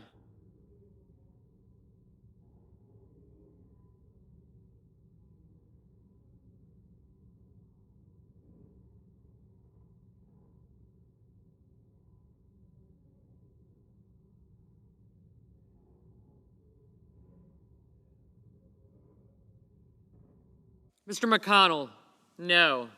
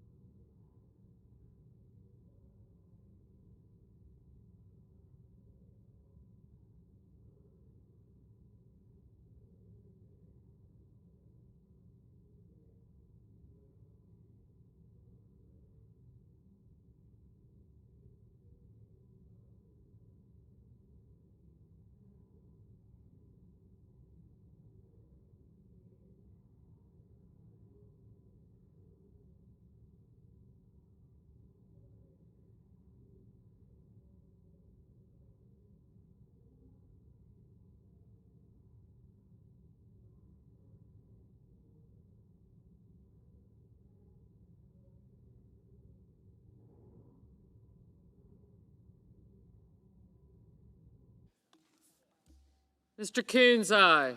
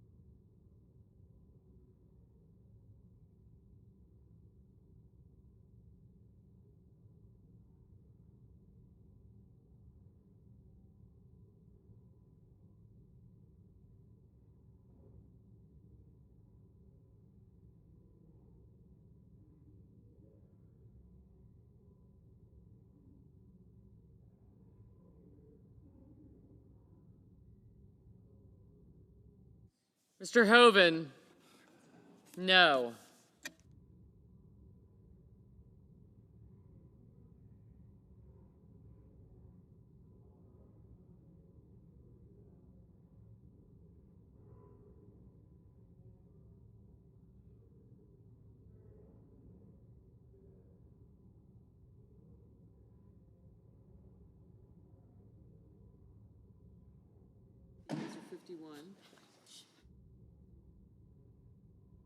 On this vote, the yeas are 51, the nays are 43, and the motion is agreed to.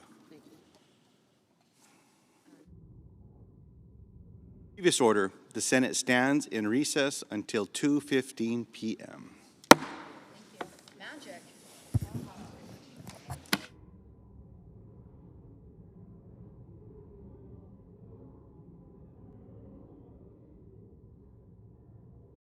Then we'll come to order.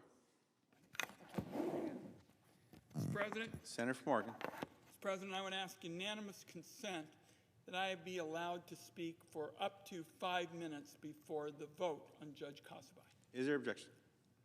No objection. Mr. President, the Casabai nomination, which we will vote on in just a few minutes, is deeply personal to me. My parents fled the Nazis in the 30s, and not all our family got out. We lost family at Auschwitz, at Kristallnacht, and we saw firsthand the horrors of anti-Semitism. My parents' families came to the United States, and both my parents served in our army and vowed to fight for the rest of their lives against anti-Semitism. Community again, early this year, Judge Casabai drew a line in the sand against that scourge, against anti-Semitism. When a white supremacist attacked one of our synagogues, Judge Casabai recognized the threat when others did not, and he ordered that the anti-Semitic suspect be held in jail without bail, colleagues. Judge Casabai came down on the side of community safety. And just last week, this white supremacist pled guilty to multiple counts of federal hate crimes, and he now faces years in prison. Mr. President, I'll close with this. I believe that America and Oregon will be better and safer and stronger when Judge Casabai is confirmed. I urge all my colleagues to support him. I yield the floor. Under the previous order, the question is on the nomination. Is there a sufficient second?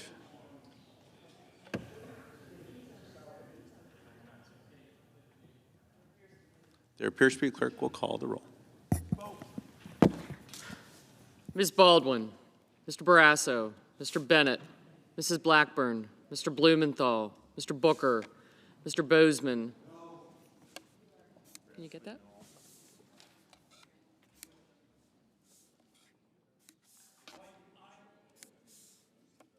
Mr. Braun, Mrs. Britt.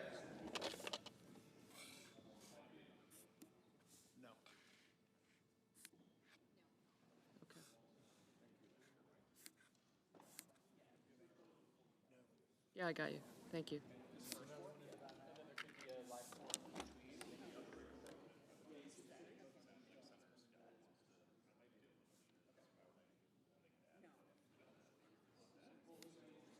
Mr. Brown, Mr. Budd.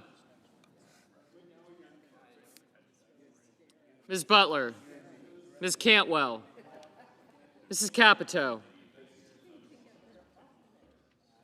Mr. Cardin, Mr. Carper, Mr. Casey, Mr. Cassidy, Ms. Collins, Mr. Coons.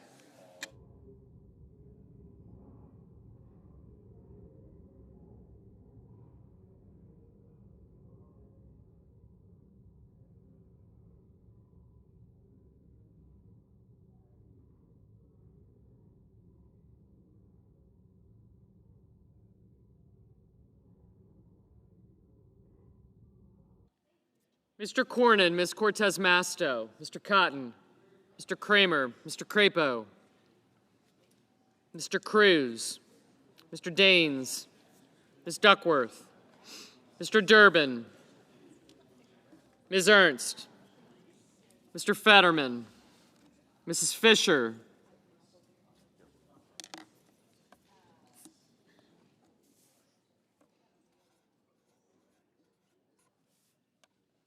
Mrs. Gillibrand, Mr. Graham,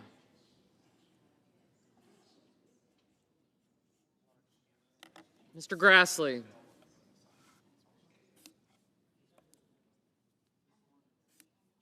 Mr. Haggerty, Ms. Hassan, Mr. Hawley,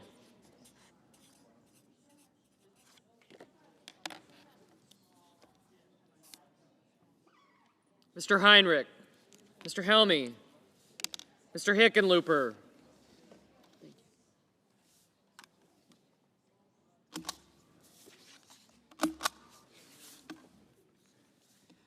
Ms. Hirono, Mr. Hoven, Mrs. Hyde-Smith, Mr. Johnson,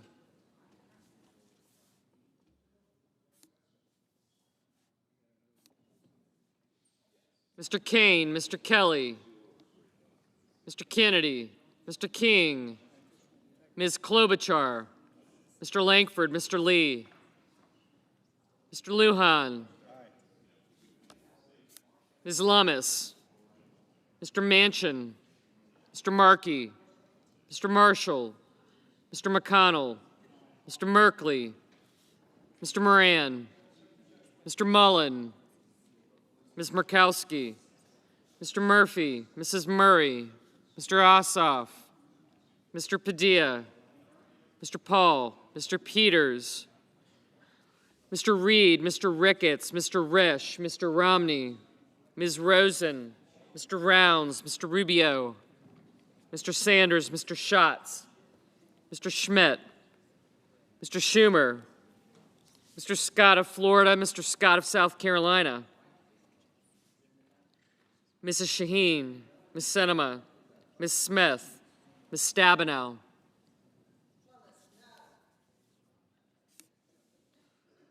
Mr. Sullivan, Mr. Tester, Mr. Thune, Mr. Tillis, Mr. Tuberville, Mr. Van Hollen, Mr. Vance, Mr. Warner, Mr. Warnock, Ms. Warren, Mr. Welch, Mr. Whitehouse, Mr. Wicker, Mr. Wyden, Mr. Young. Senators voting in the affirmative, Lujan and Wyden. Senators voting in the negative, Bozeman, Collins, Cornyn, Cotton, Crapo, Graham, Grassley, Johnson, Kennedy, Lankford, Lee, Lummis, Marshall, Mullen, Murkowski, Paul, Risch, and Tillis.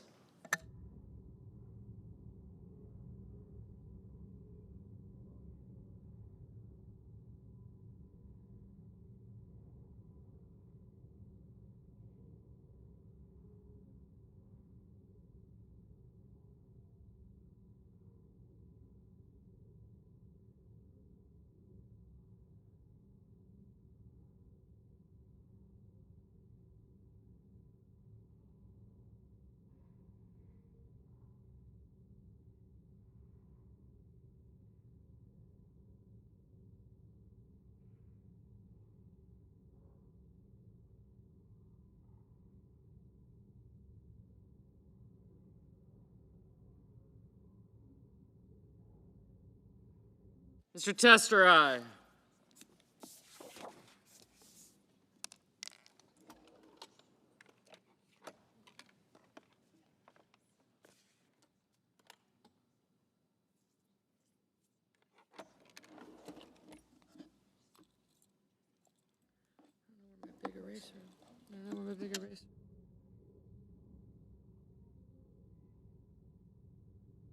Mrs. Britt, no. Ms. Butler, aye. Do you have a big pink eraser in your drawer? Big eraser? I don't care what color it is. No. Is it? Ms. Warren, aye. Mr. Helmy, aye.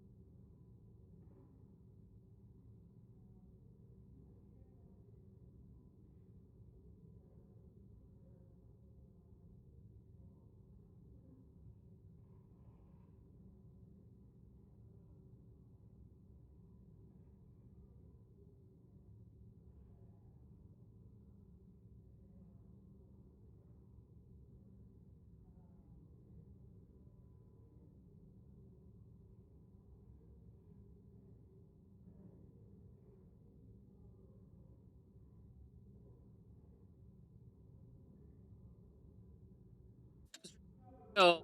Mr. Tuberville, no.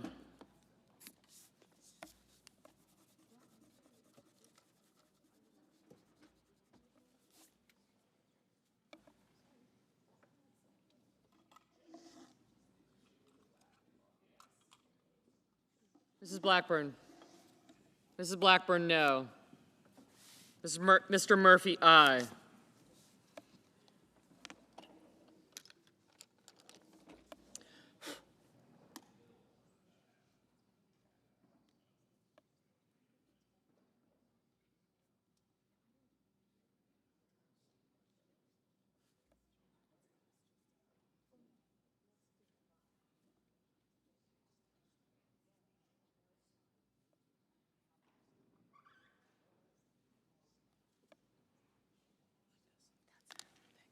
I'll give it back. Thanks.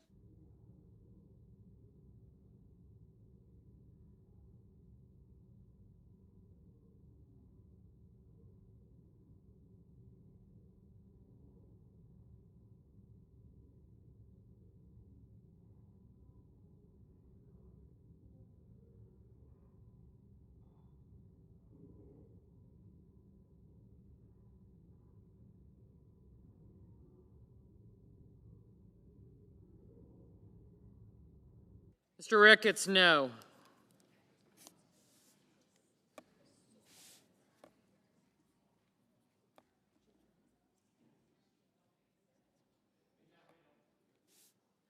Mr. Schatz, aye.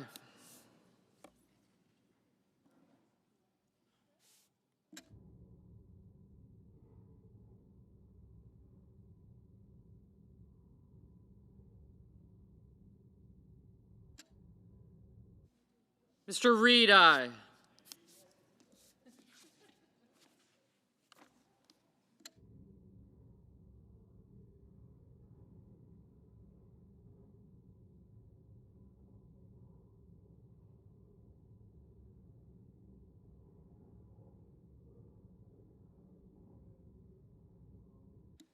Mr. Barrasso, no.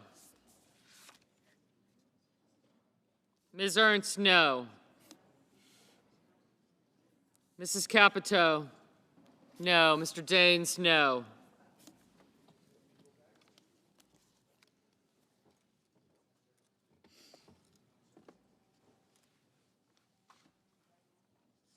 You can stick this under at the bottom beside that brown folder. Thank you.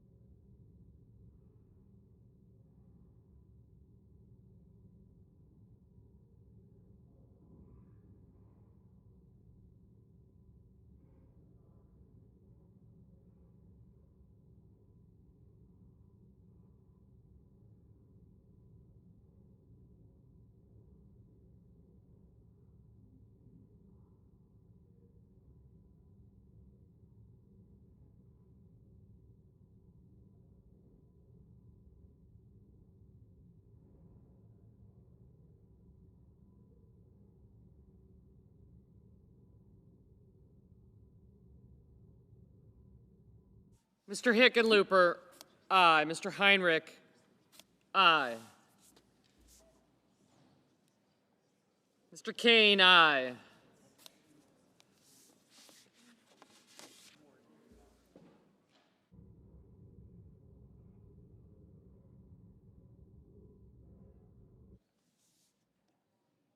Mr. Moran, no.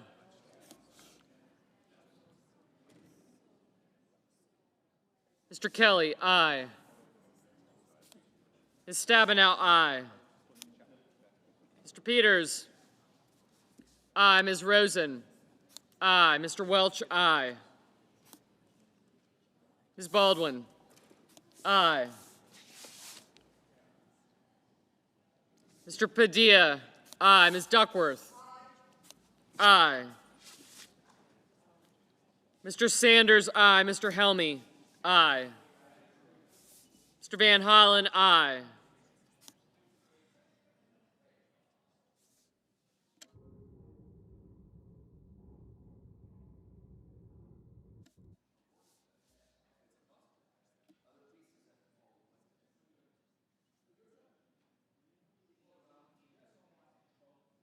Mr. Casey, aye. Mr. Cardin, aye. Mr. Warner, aye. Mr. Carper, aye.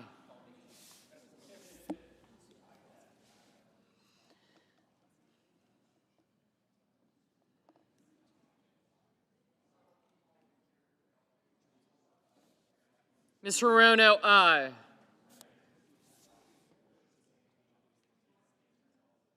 Ms. Smith, aye.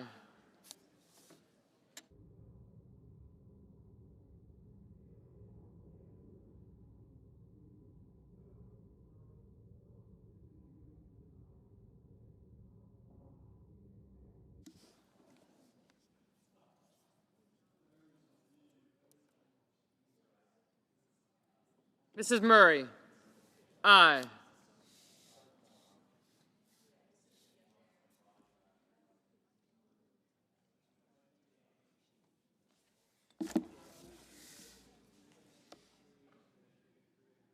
Ms. Cortez Masto, aye.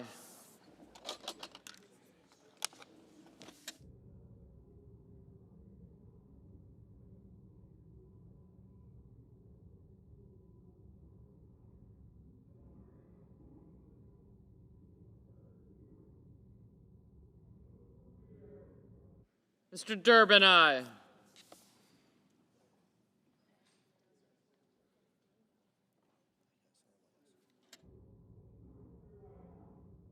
Mr. Whitehouse, aye.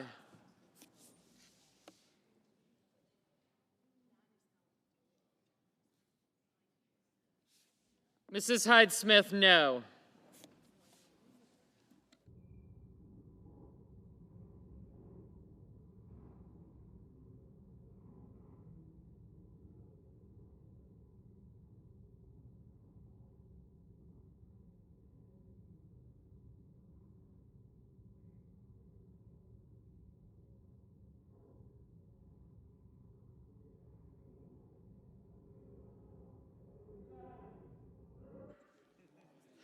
Mr. Fetterman, aye.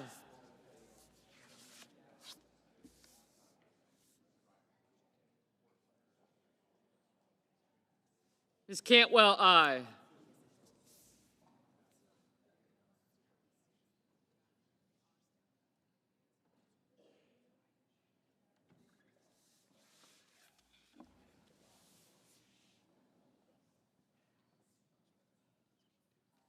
Ms. Hassan, aye.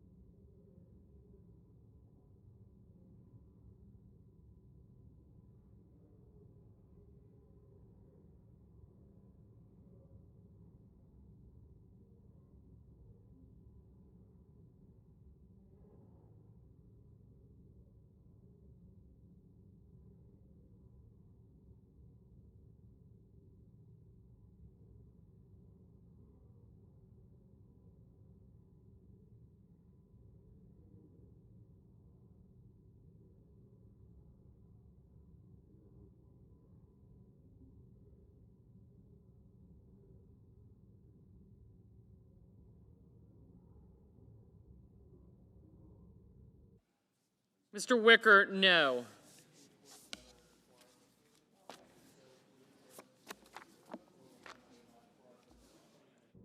Mr. Booker, aye.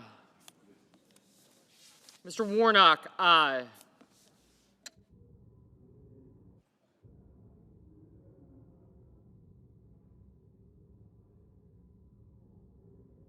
Mr. Bennett, aye.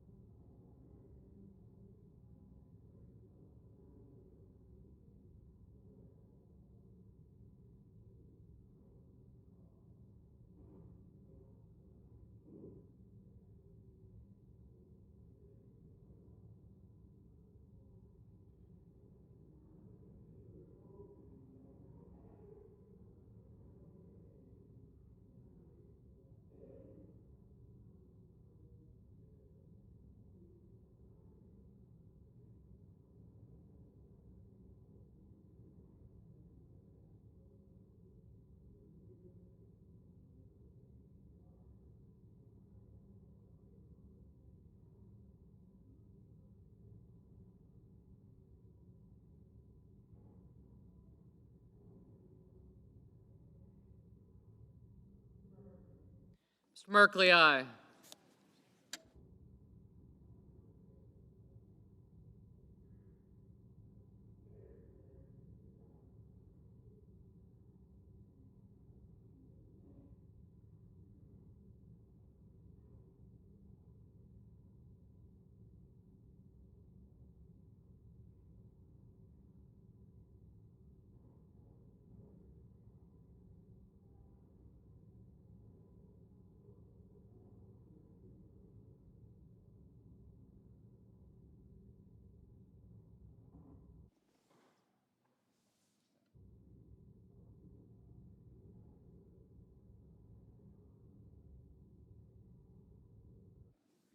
Mr. Ossoff, aye.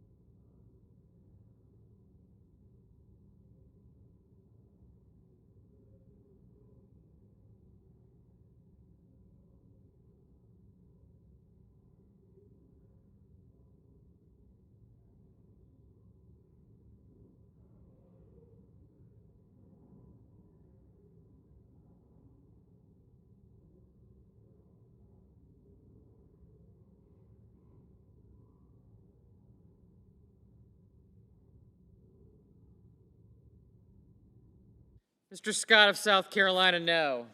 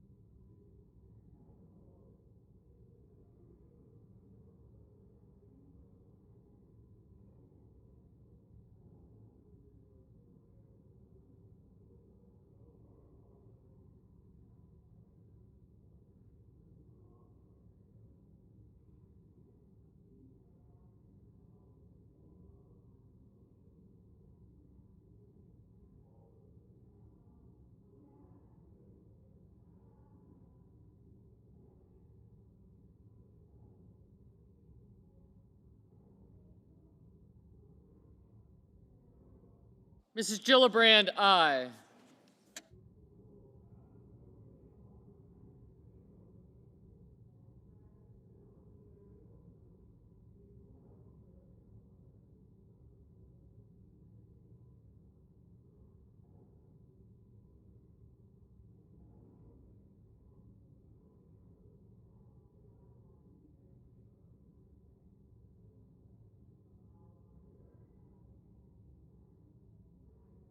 Mrs. Shaheen, aye.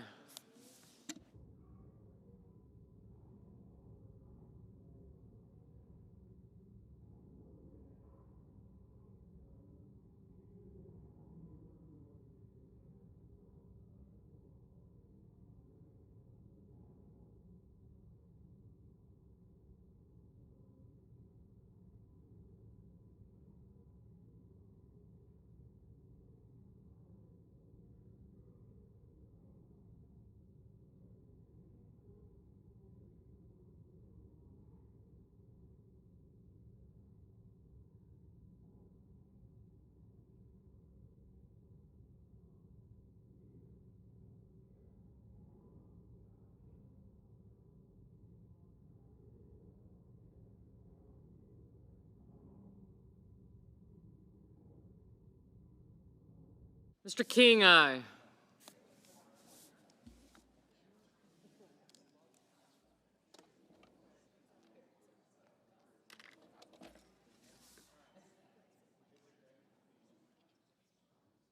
Oh, you did.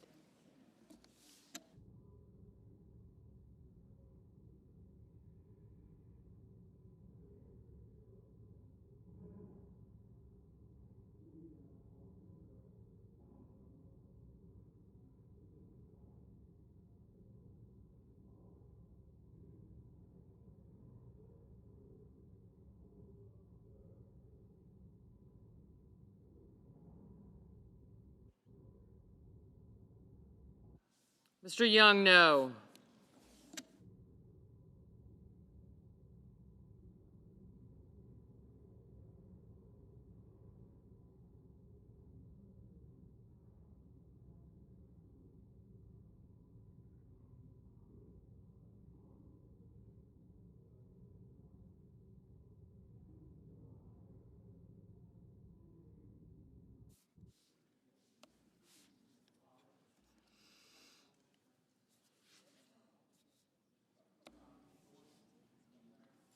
Mr. Coons, aye.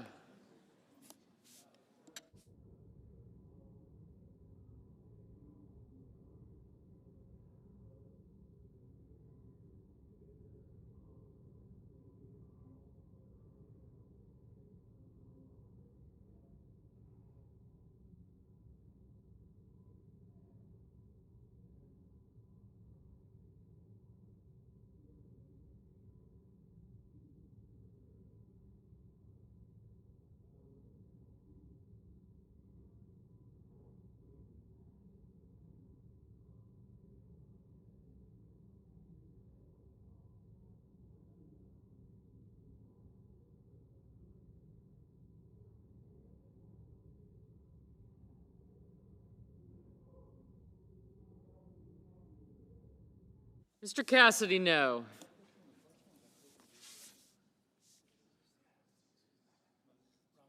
Mr. Rounds, no.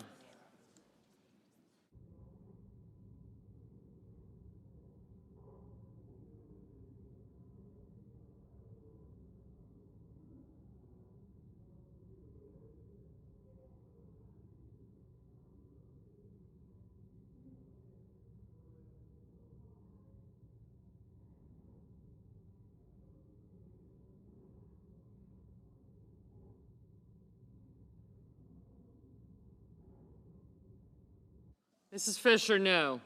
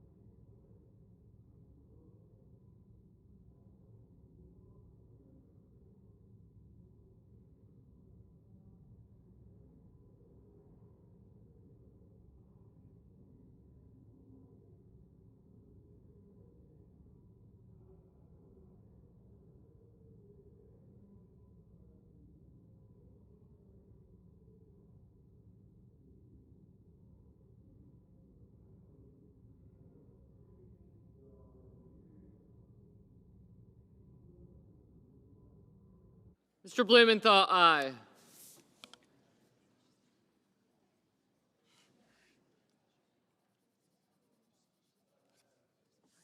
Ms. Klobuchar, aye.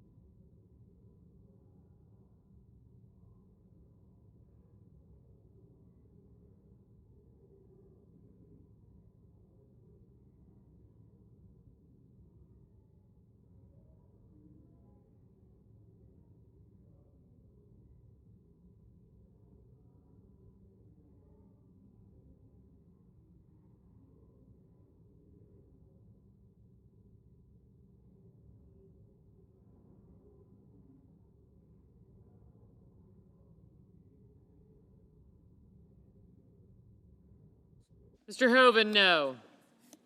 Mr. Schmidt, no.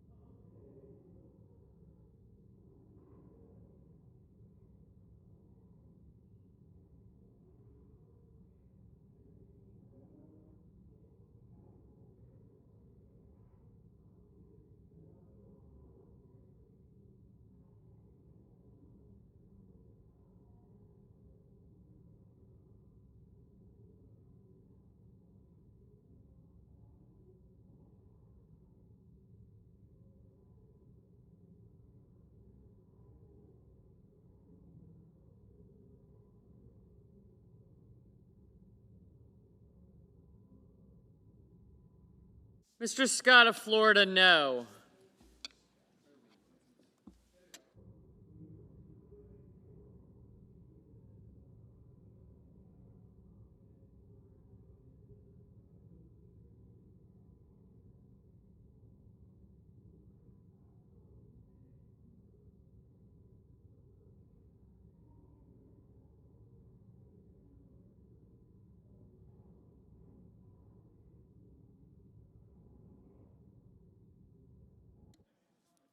Mr. Markey, aye.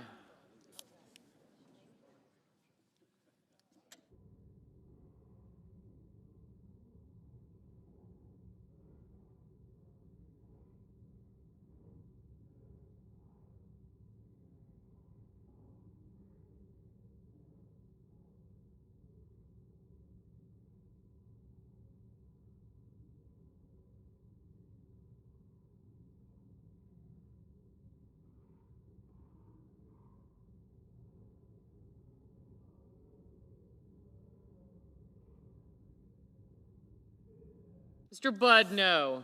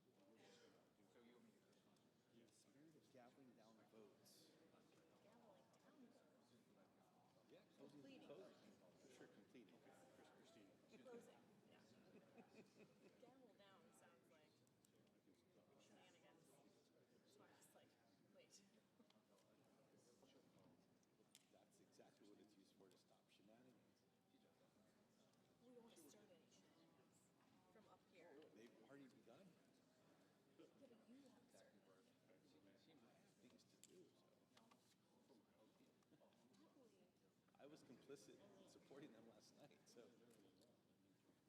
I've already seen it. Well, that's not it. I'm going to have to go and come back.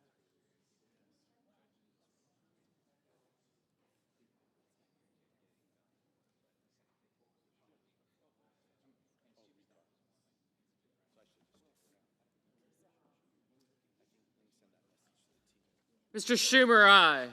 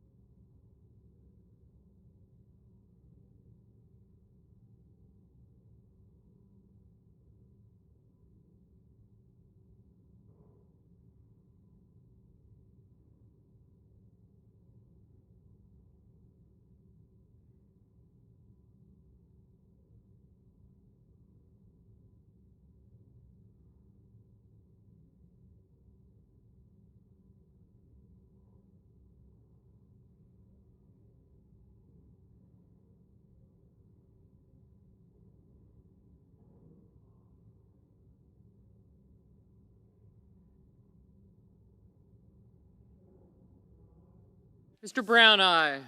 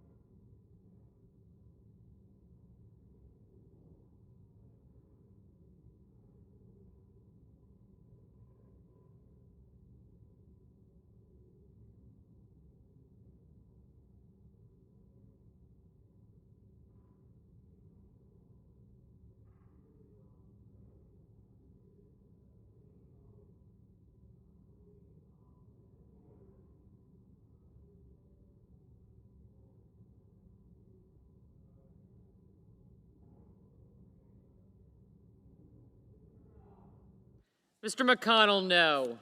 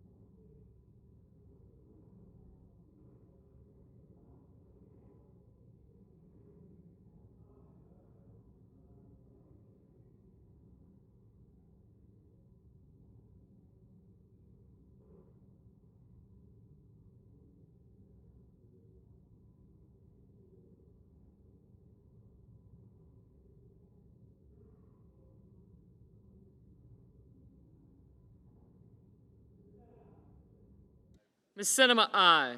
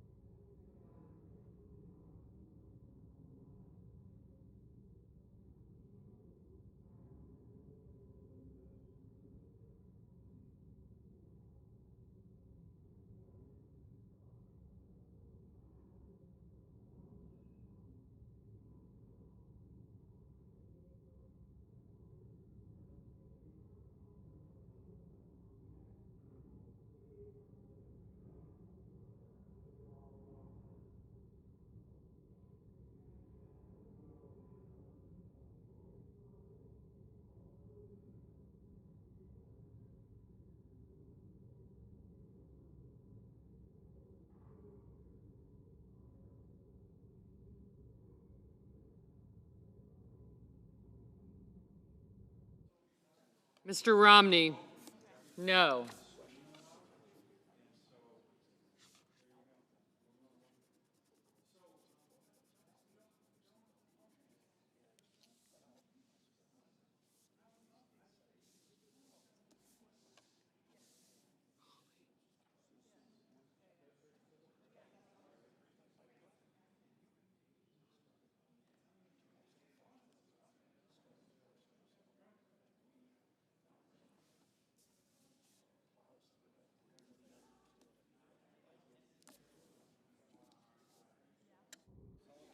Mr. Sullivan, no.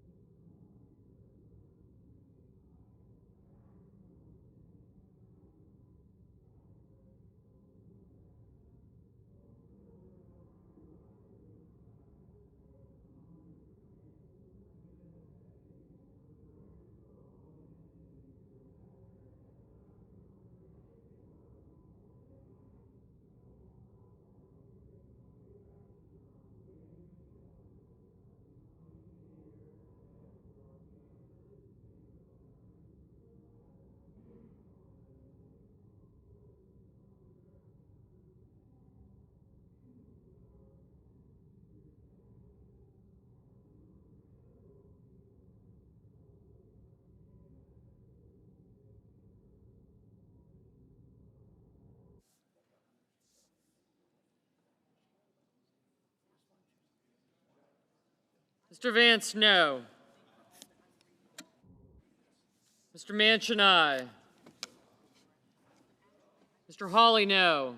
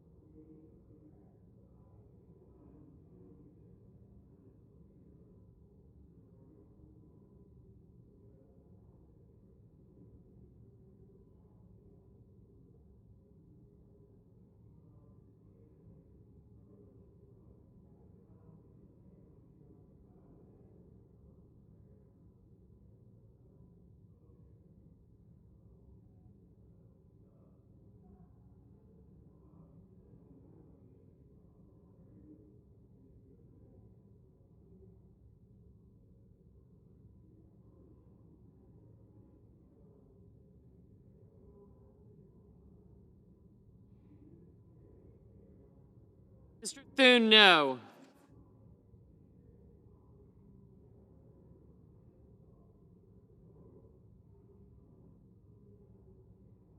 On this vote, the yeas are 51, the nays are 44, and the nomination is confirmed. Thank you. Under the previous order, the motion to reconsider is considered made and laid upon the table, and the President will be immediately notified of the Senate's action. Mr. President. Mr. President. Senator from Washington. Mr. President, I ask unanimous consent to waive the mandatory quorum call with respect to the Russell Cloture nomination.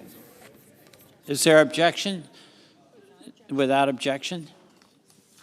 The clerk will report the motion to invoke cloture. Cloture motion. We, the undersigned senators, in accordance with the provisions of Rule 22 of the Standing Rules of the Senate, do hereby move to bring to a closed debate on the nomination of Executive Counter Number 466, Sarah French Russell of Connecticut, to be United States District Judge for the District of Connecticut, signed by 17 senators. By unanimous consent, the mandatory quorum call has been waived. The question is, the sense of the Senate that debate on the nomination of Sarah French Russell of Connecticut to the United States District Court Judge for the District of Connecticut shall be brought to a close. The yeas and nays are mandatory under the rule. The clerk will call a roll. Ms. Baldwin, Mr. Barrasso, Mr. Bennett, Mrs. Blackburn, Mr. Blumenthal, Mr. Booker, Mr. Bozeman, Mr. Braun, Mrs. Britt, Mr. Brown, Mr. Budd, Ms. Butler, Ms. Cantwell, Mrs. Capito, Mr. Cardin, Mr. Carper, Mr. Casey, Mr. Cassidy, Ms. Collins, Mr. Coons, Mr. Cornyn.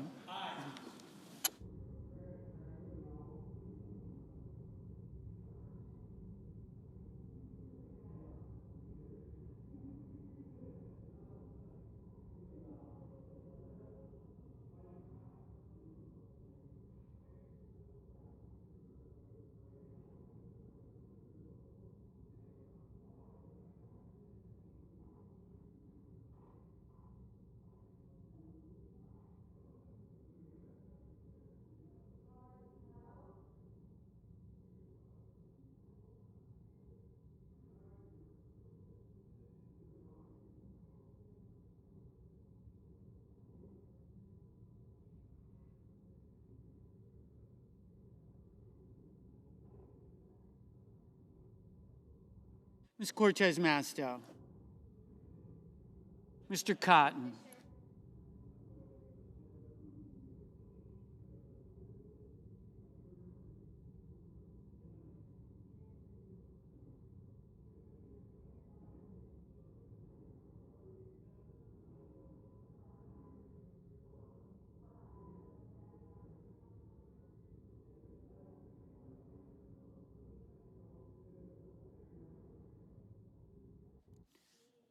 Mr. Cotton, Mr. Kramer, Mr. Crapo, Mr. Cruz, Mr. Daines, Ms. Duckworth, Mr. Durbin, Ms. Ernst, Mr. Fetterman, Mrs. Fisher,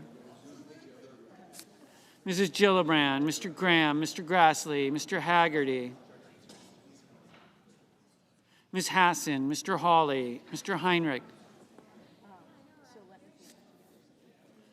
Mr. Helmy, Mr. Hickenlooper, Mr. Rono, Mr. Hoven, Mrs. Hyde-Smith, Mr. Johnson, Mr. Kane, Mr. Kelly, Mr. Kennedy, Mr. King, Ms. Klobuchar, Mr. Langford, Mr. Lee, Mr. Lujan, Ms. Lummis, Mr. Manchin, Mr. Markey, Mr. Marshall, Mr. McConnell, Mr. Merkley,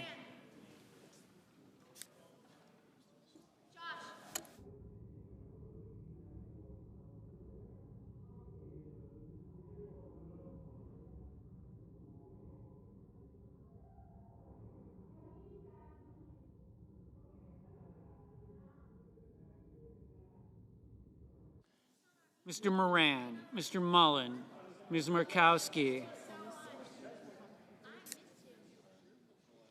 Mr. Murphy, Mrs. Murray, Mr. Ossoff, Mr. Padilla, Mr. Paul, Mr. Peters, Mr. Reed, Mr. Ricketts, Mr. Risch, Mr. Romney, Ms. Rosen, Mr. Rounds, Mr. Rubio, Mr. Sanders, Mr. Schatz, Mr. Schmidt, Mr. Schumer, Mr. Scott of Florida, Mr. Scott of South Carolina, Mrs. Shaheen, Ms. Sinema,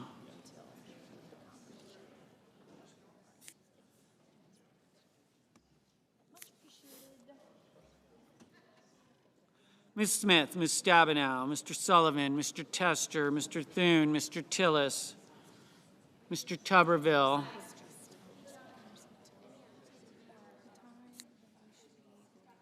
Mr. Van Hollen, Mr. Vance, Mr. Warner, Mr. Warnock, Ms. Warren, Mr. Welch. Yes. Mr. Whitehouse, Mr. Wicker, Mr. Wyden, Mr. Young.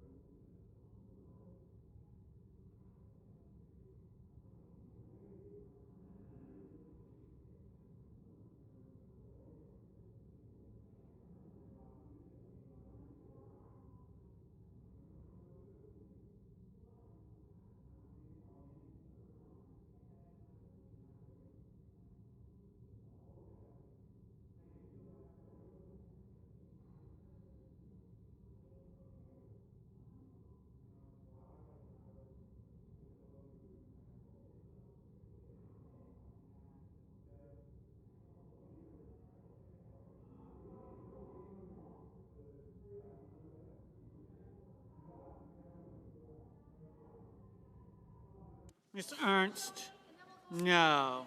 Mr. Young, no. Mr. Schmidt, no.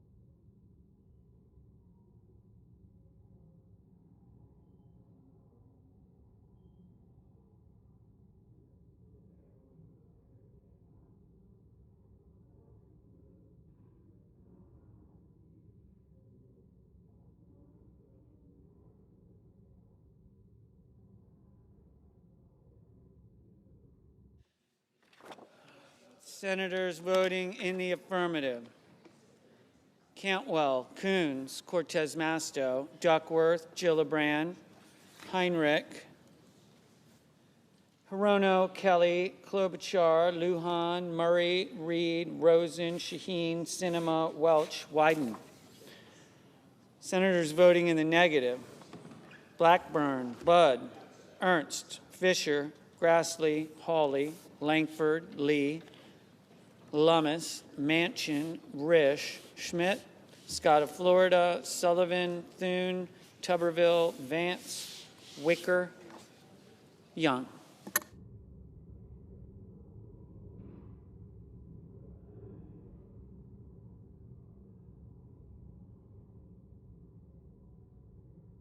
Mr. Crapo, no.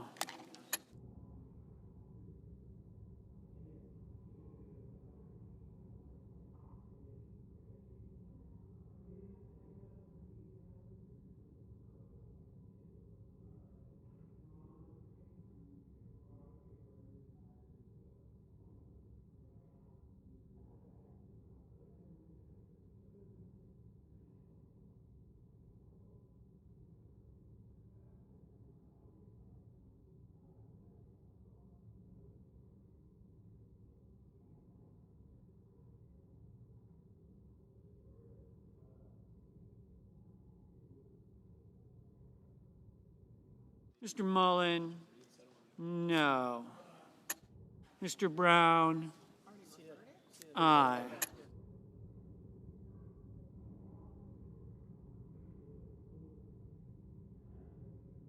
Mr. Tester, aye.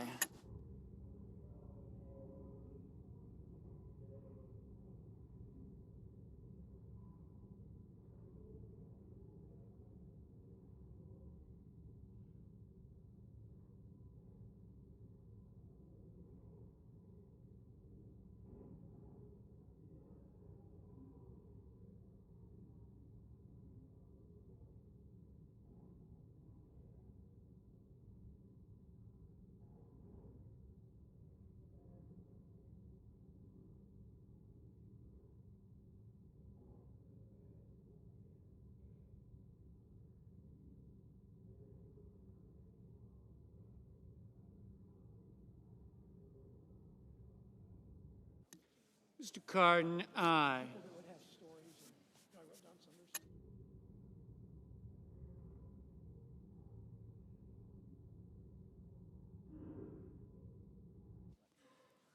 Mr. Van Hollen, aye.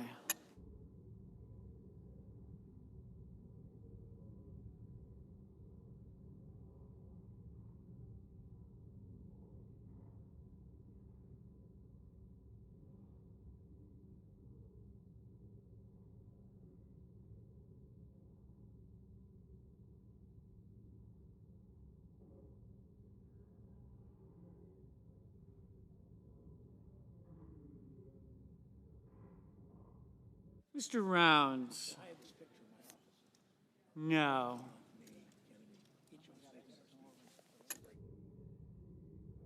Mr. Cassidy, no.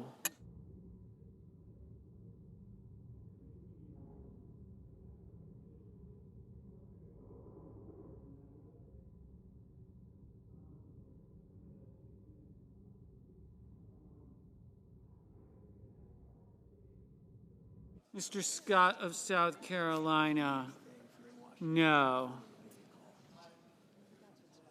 Mr. Schatz, aye.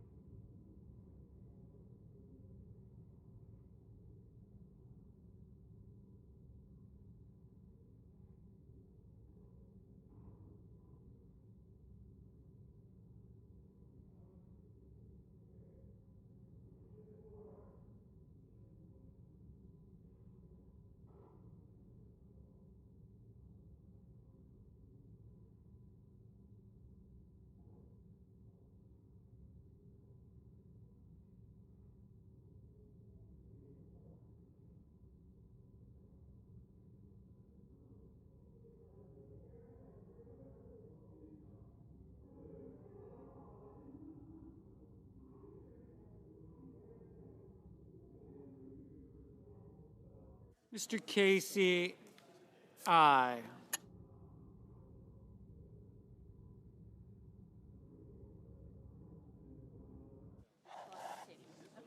Mr. Graham, no.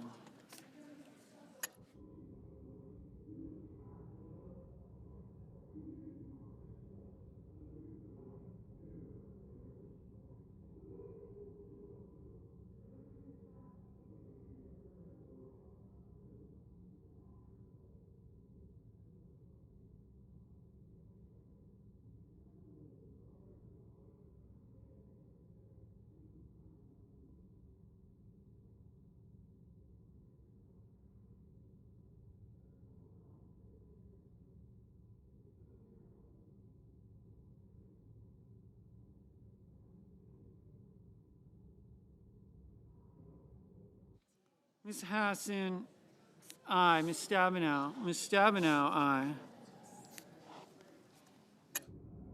Mr. Paul, no.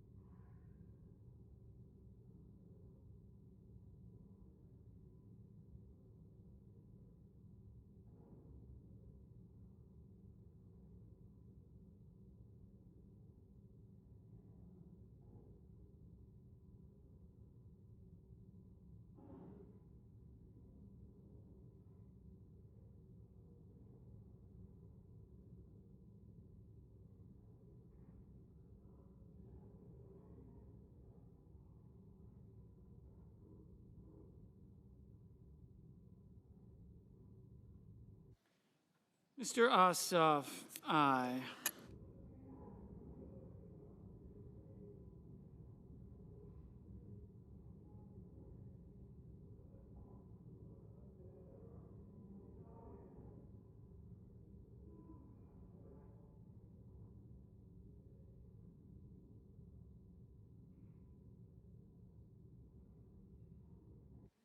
Mr. Helmy, aye.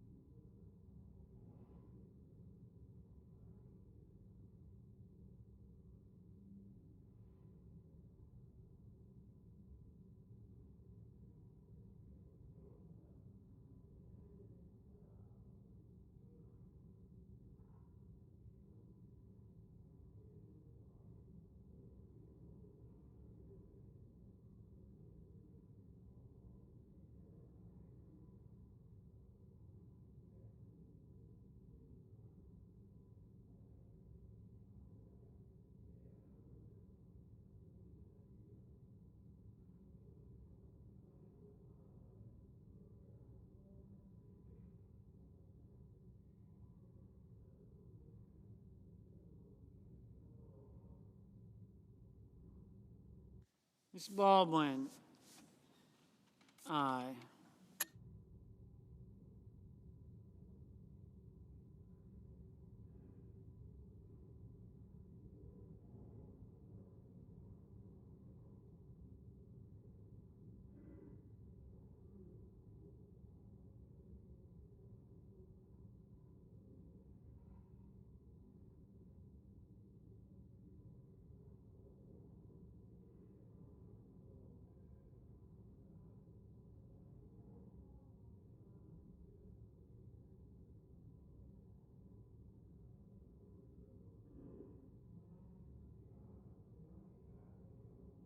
Mr. Hickenlooper, aye. Mr. Tillis, no.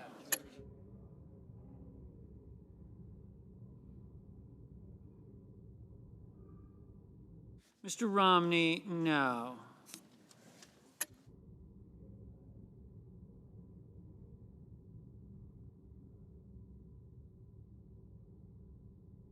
Mr. Durbin, aye.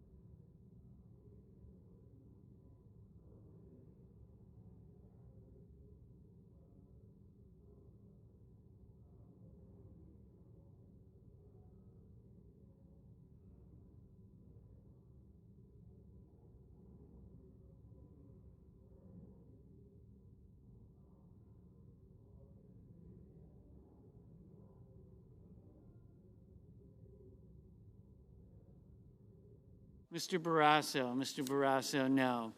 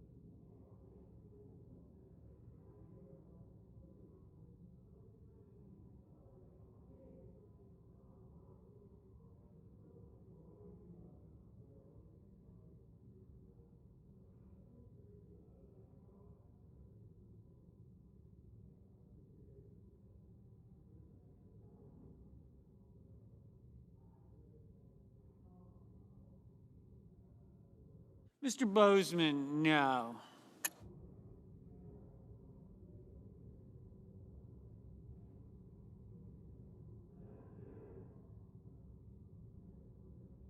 Ms. Collins, no.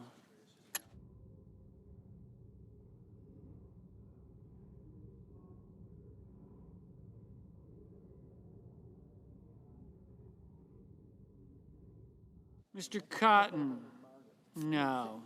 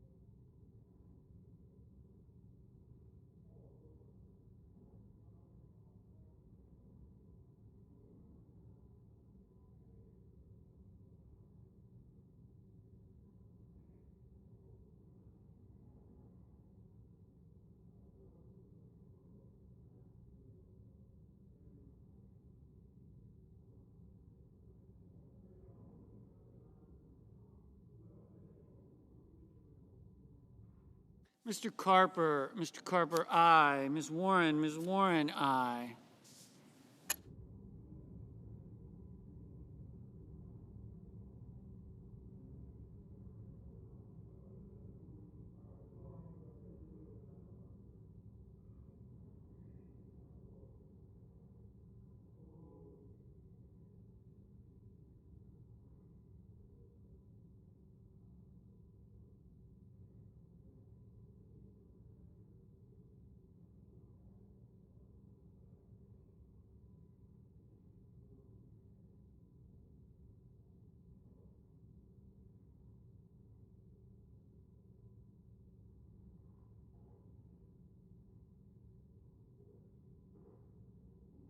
Mr. Fetterman, aye.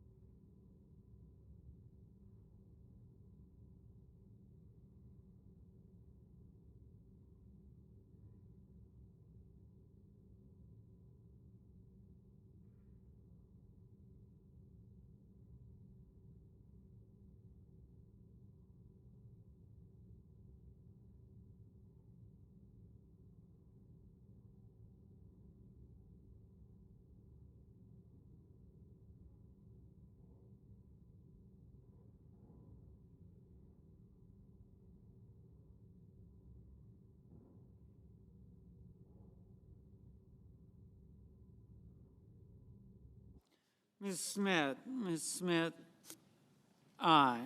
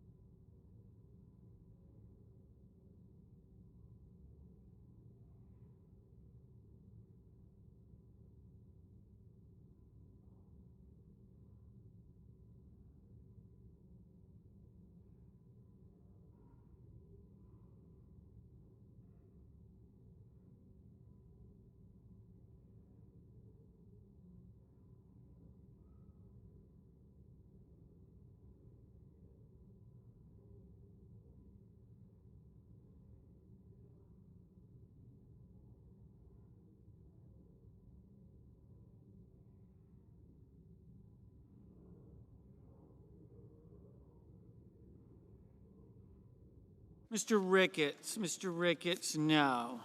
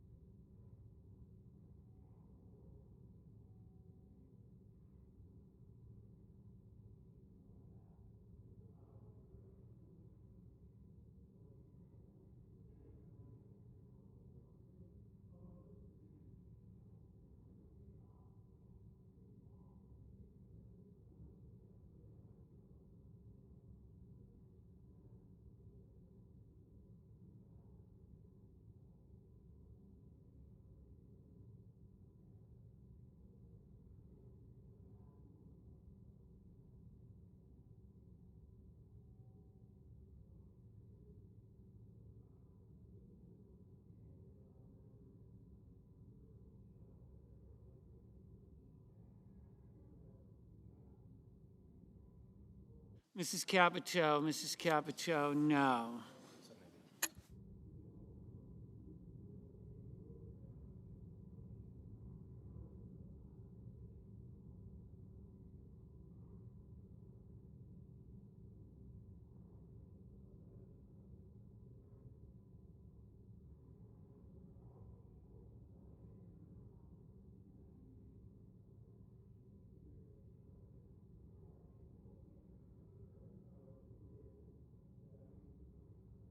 Mrs. Hyde-Smith, no. Mr. Sanders, aye. Ms. Murkowski, no.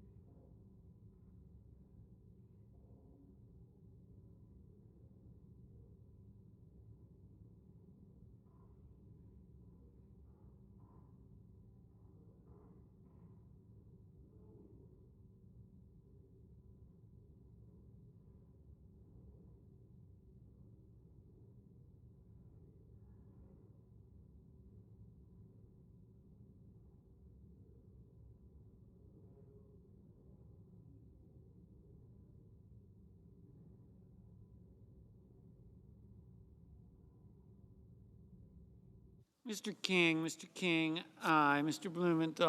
Blumenthal, aye.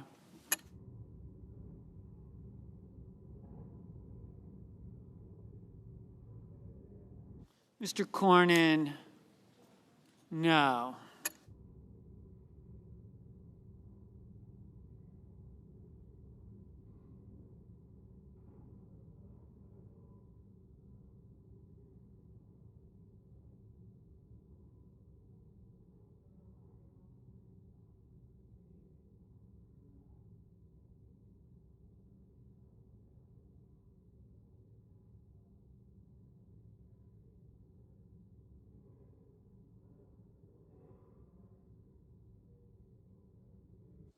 Ms. Butler, aye. Mr. Daines, no.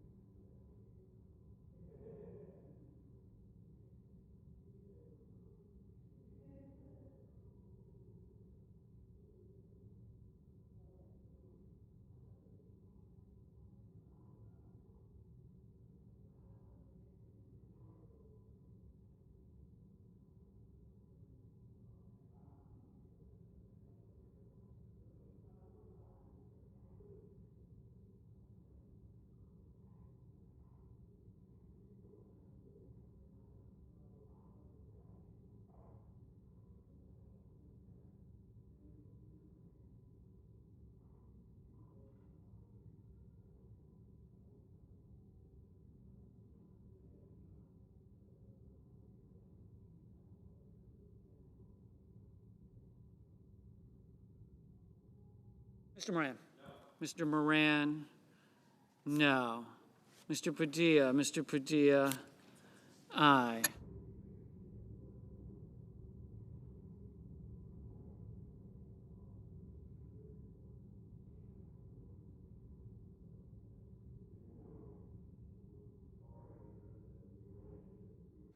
Mr. Marshall?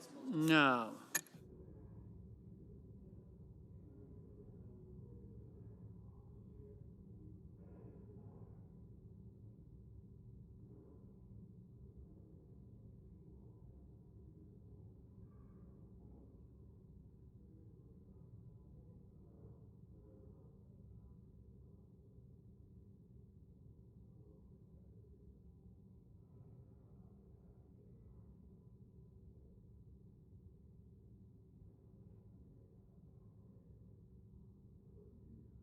Mr. Warnock? Aye. Mr. Booker? Aye.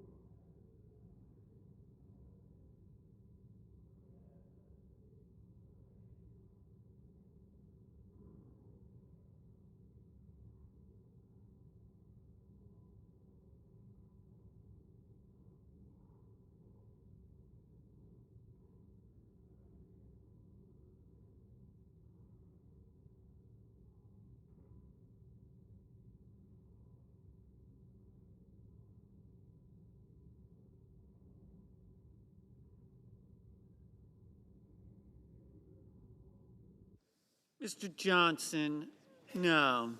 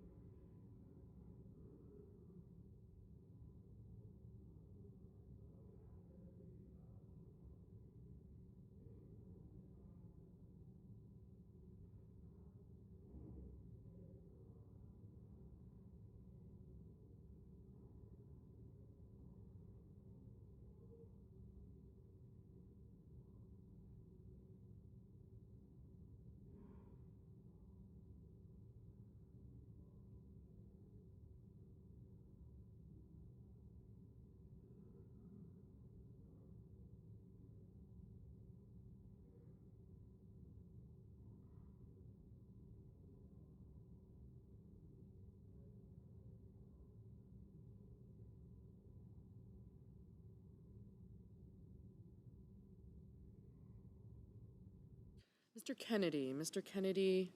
No.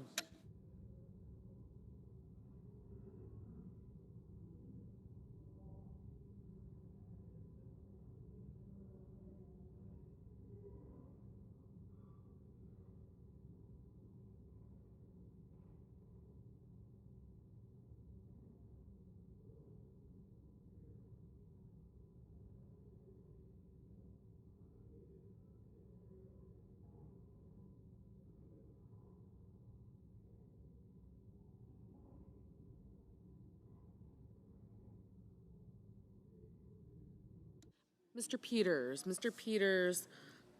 Aye.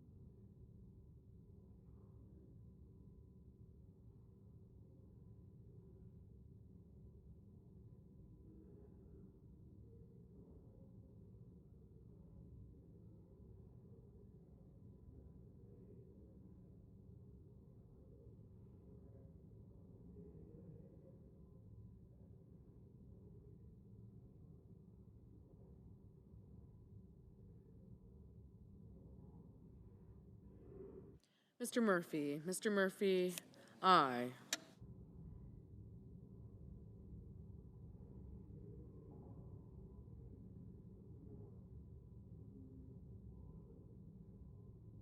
Mr. Merkley. Mr. Merkley, aye.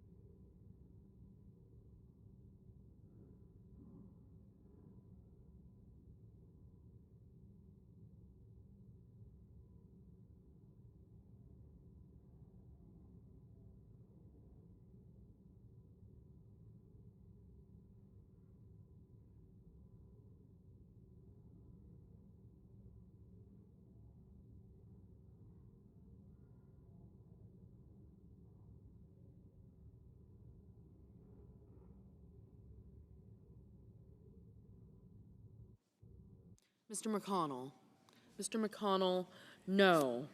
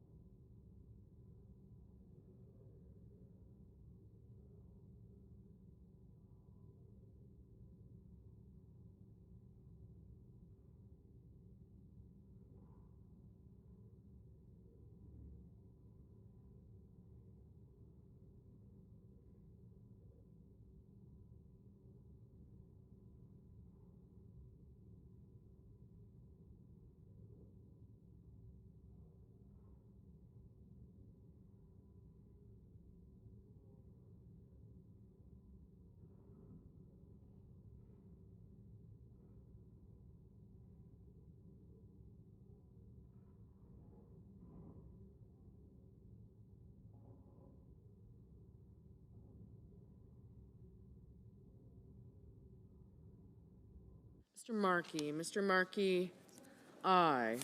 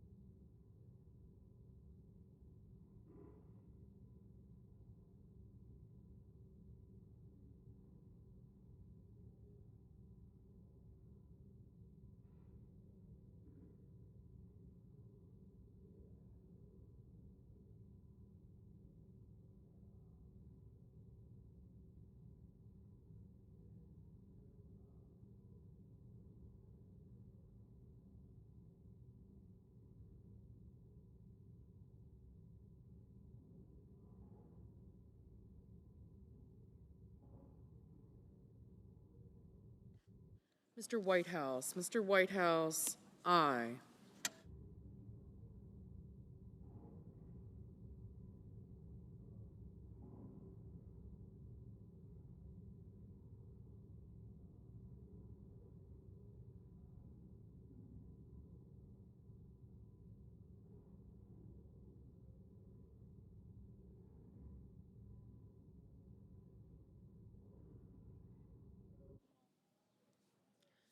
Mrs.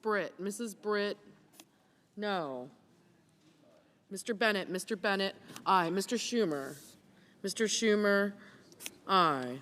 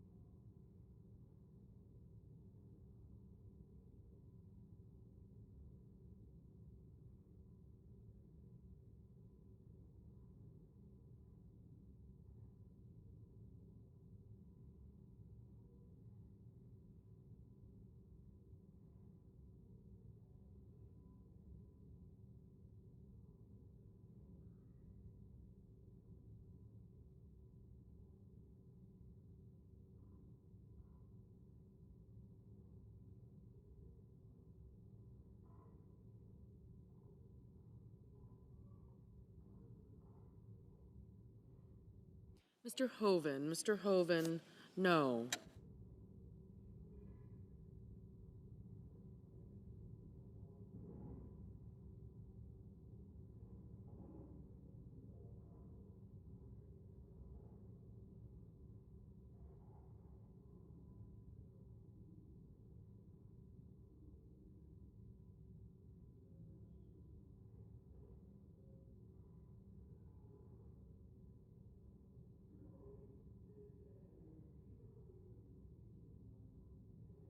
Mr. Warner. Mr. Warner, aye.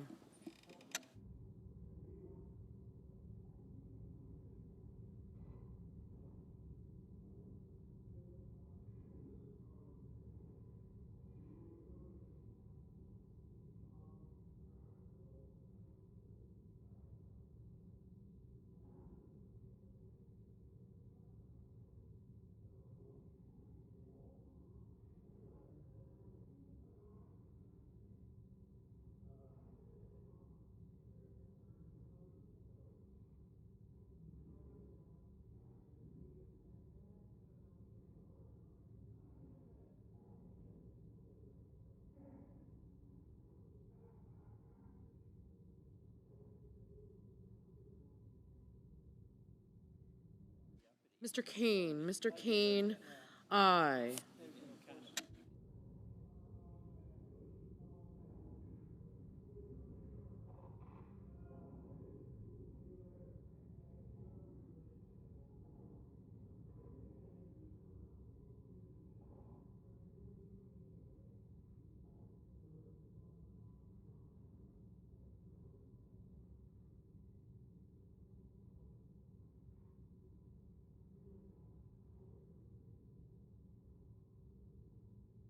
Okay, we're all set. On this vote, the ayes are 50, the nays are 45, and the motion is agreed to. The clerk will report the nomination. Nomination, the judiciary, Sarah French Russell of Connecticut to be United States District Judge for the District of Connecticut.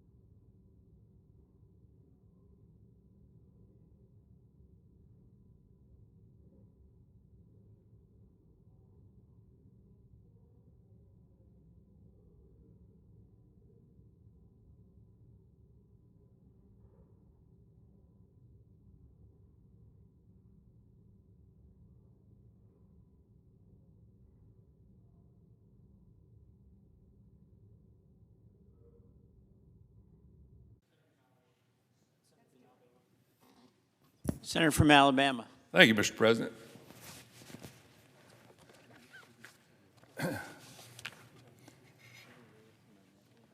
Mr. President, the historic comeback victory for President Donald J. Trump earlier this month was one for the ages. His overwhelming victory sent a clear message to the Uniparty here in Washington, D.C., mainstream media, globalists, and elites that Americans are fed up with the agenda that was crammed down their throats the last 4 years. A majority of voters decided that the America First agenda championed by Donald Trump and J.D. Vance is the playbook for American greatness. As a part of that playbook, President Trump has already put together a strong, very strong list of qualified cabinet members.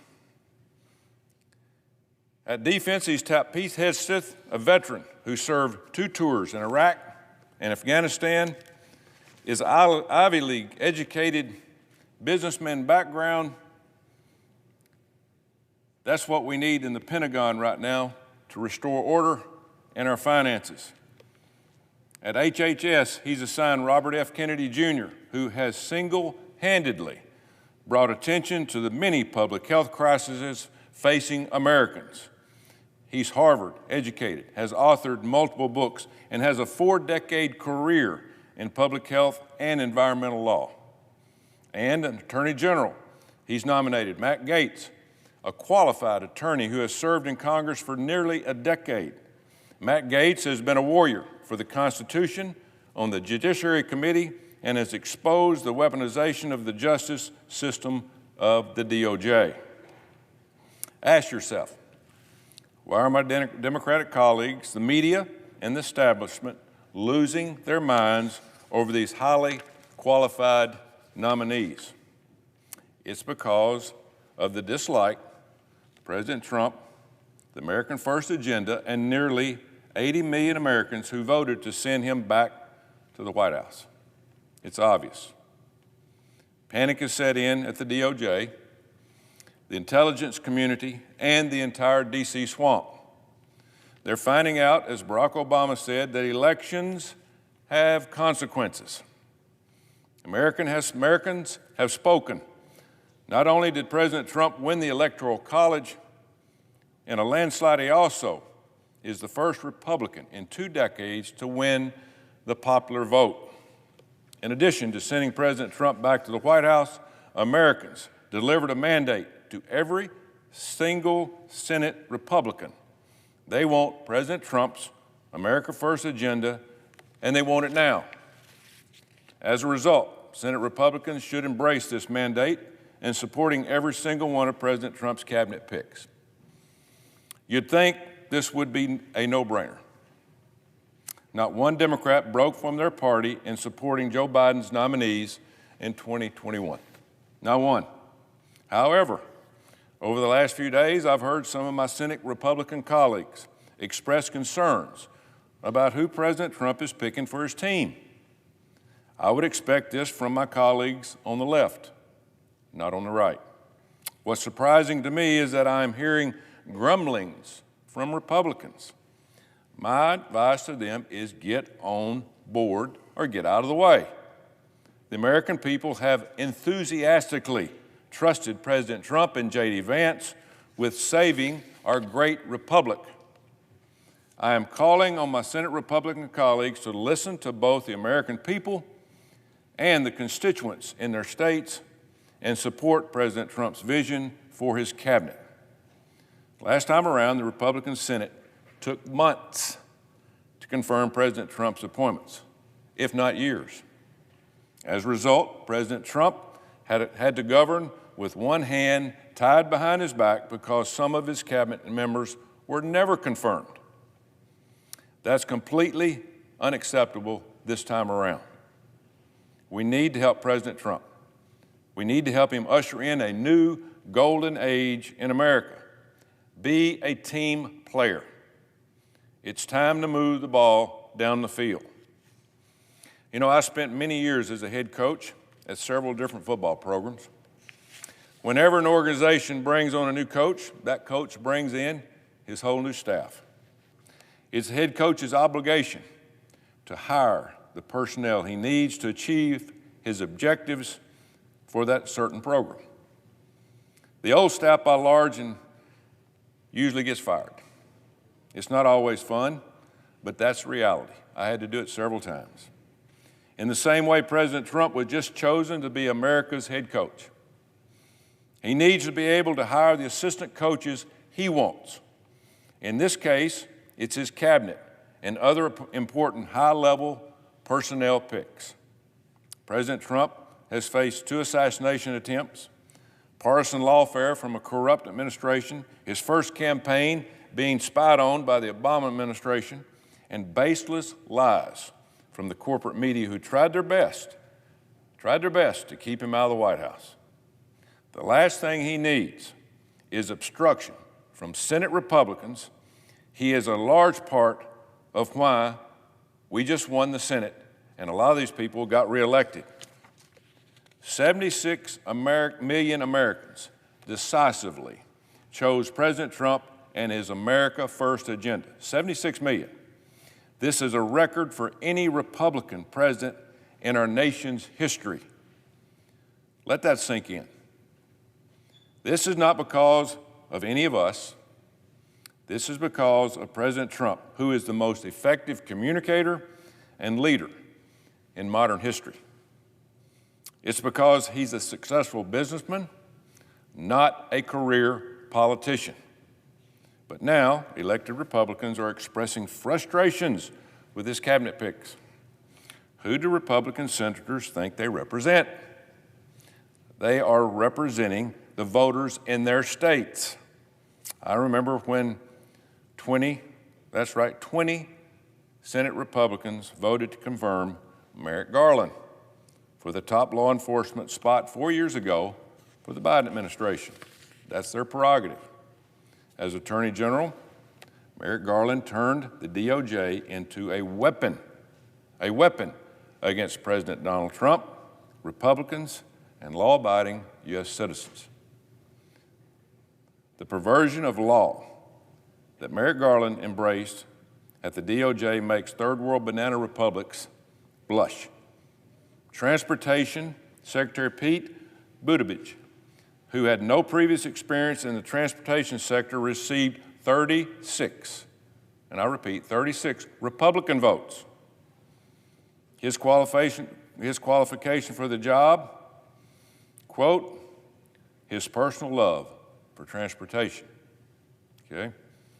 Apparently liking trains as a kid makes you qualified to be in the cabinet. Secretary of State Anthony Blinken, who is in large part responsible for the blatant lies pushed in a letter written by 51 former intelligence officials right before the 2020 election, received 28 Republican votes in the Senate. Secretary of Education Cardona received 14 Republican votes. Secretary Cardona supported mandatory COVID vaccines for school children of all ages. He doesn't believe parents should have to have any say in their children's education. It's up to the teachers. He has also directed his department to destroy, and I will repeat, destroy Title IX and allow men to compete in women's sports. In my opinion, that is a total disgrace. And he had 14 Republicans that voted for him here on this floor to confirm him. Secretary of Interior Deb Haaland, a Green New Deal and Medicare for All career politician, received several Republican senator votes. I could go on and on and on, but I'm not going to do that. Many Senate Republicans had no issue voting to confirm these Democrat nominations, and that is their prerogative. Even though many were unqualified, radical, and in some cases completely out of their minds. I'm not going to get into that point. But yet many Republicans have been quick to voice concerns about the competency and qualification of some of President Trump's picks. It makes no sense.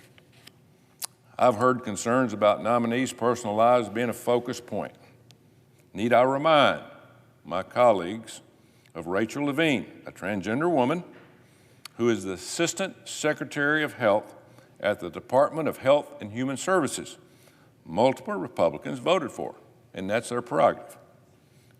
Or Tracy Stone Manning, the director of the Bureau of Land Management, who was literally a member of an eco-terrorist organization that spiked trees with metal rods to harm hijackers when they cut into this tree with a chainsaw. She was confirmed.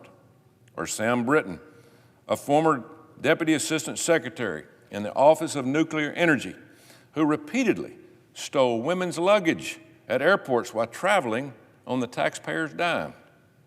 I didn't hear a peep from Democrats or the mainstream media about these disastrous picks. So let me ask my colleagues this. If Democrats won the Senate, the House, and the White House, do you think a single Democrat would be going against Kamala Harris's nominations? Absolutely not. Senate Democrats would greenlight every single one of Kamala Harris's cabinet picks without giving it a second thought. That's their prerogative. Democrats, they get in line. That's what they do. They did it for the Bidens, and they would have done it for the Harris administration. And believe me, none of her cabinet nominees or other high-level staff would be any more credentialed, qualified, or morally upright than President Biden's picks. To my Republican colleagues, remember that the media hates Donald Trump. I think we'll all admit that. And will do anything to sink his nominees and stop his agenda. The media will do everything it can to keep America from getting back on track. The media doesn't care when extreme leftists get important roles in a Democrat administration. They don't care. The media doesn't care when establishment figures from either party, political party, gets jobs. The media only whips into a frenzy when an American first candidate gets the nod. The media only pretends to care about qualifications, credentials, and character when their power is being threatened. So, I encourage my Senate colleagues to listen to the media about as much as the American people did this election, not one bit. The mainstream media has been completely discredited after this election. Treat them as such. We need to trust that President Trump is picking the right people for the job. That is his job. We should defer to him on who he thinks is the best for each position. Of course, we should review his nominations, as the Senate always does. That's their job. But don't forget that the American people gave us a mandate. Gave us a mandate. Don't lose sight of the moment and critical situation that our country is presently in. The American people don't want us infighting about nominees. We got a lot more to do than that. They want us focused instead on passing President Trump's agenda. If his nominees can't do the job down the road, along with President Trump, he will be addressing that, I promise you that. But until then, we need to support whoever President Trump wants on his team. Senate Republicans should be thanking President Trump for helping us take back the majority here on this floor in the Senate. We have a country to save. No more playing games. I, for one, am playing for keeps. I encourage my colleagues to think the same way. Every single one of President Trump's cabinet nominees should be confirmed, no question. We must save the United States from a total collapse at the hands of the globalists, socialist Democrats who have run our country into the ground for the last 4 years. I have personally witnessed it right here on this floor. So, Mr. President, I yield the floor.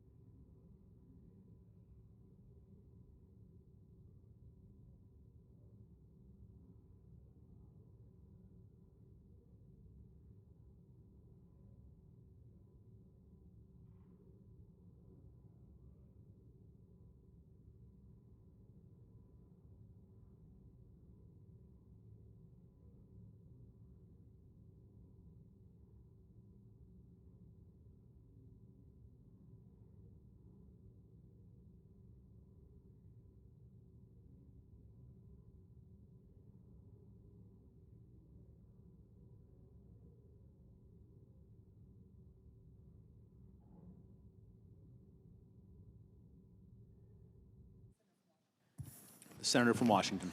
Thank you, Mr. President. Mr. President, I was very proud to recommend Judge Rebecca Pinnell to serve as a U.S. District Court judge in the Eastern District of Washington. And I was honored to introduce her at her confirmation hearing, where she demonstrated her extensive legal knowledge and deep commitment to making sure equal justice is there for all who come to her courtroom. I am thrilled to rise today to strongly urge all of my colleagues to join me in voting for her confirmation.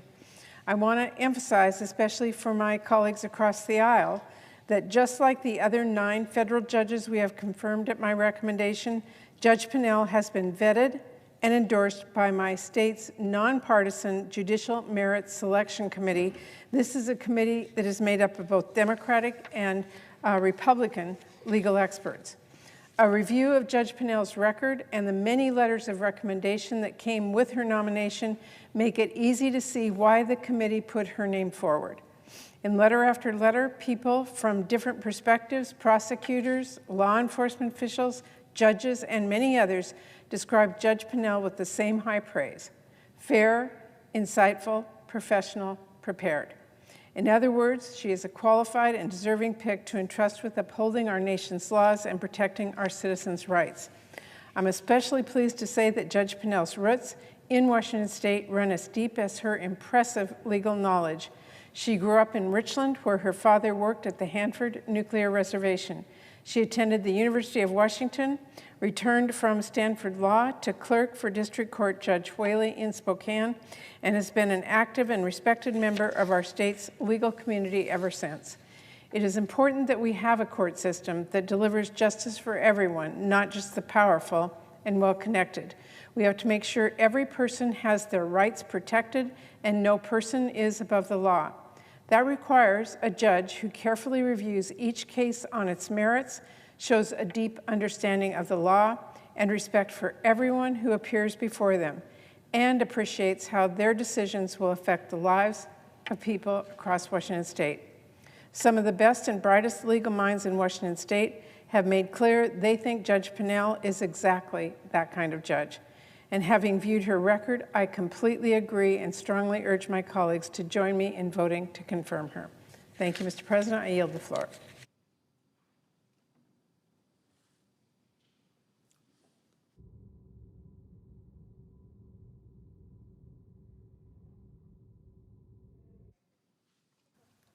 The clerk will call the roll. Ms. Baldwin.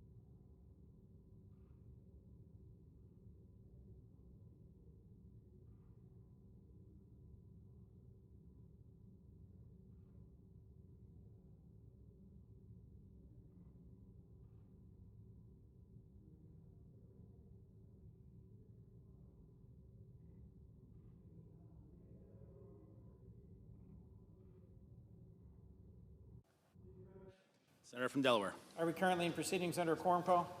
We are. I ask unanimous consent to vitiate the quorum call. Without objection. I ask unanimous consent that the scheduled vote occur immediately. Without objection. The question is on the nomination. Is there a sufficient second?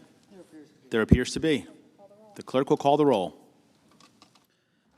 Ms. Baldwin, Mr. Barrasso, Mr. Bennett, Mrs. Blackburn, Mr. Blumenthal, Mr. Booker, Mr. Bozeman, Mr. Braun, Mrs. Britt, Mr. Brown, Mr. Budd, Ms. Butler, Ms. Cantwell, Mrs. Capito, Mr. Cardin, Mr. Carper, Mr. Casey, Mr. Cassidy, Ms. Collins, Mr. Coons.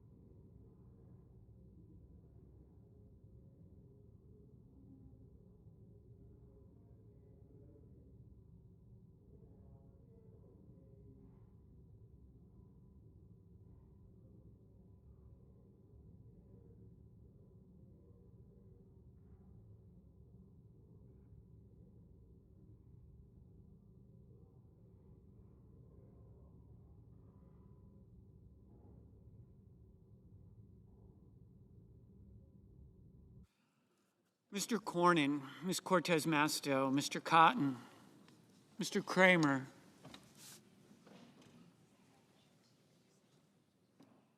Mr. Crapo,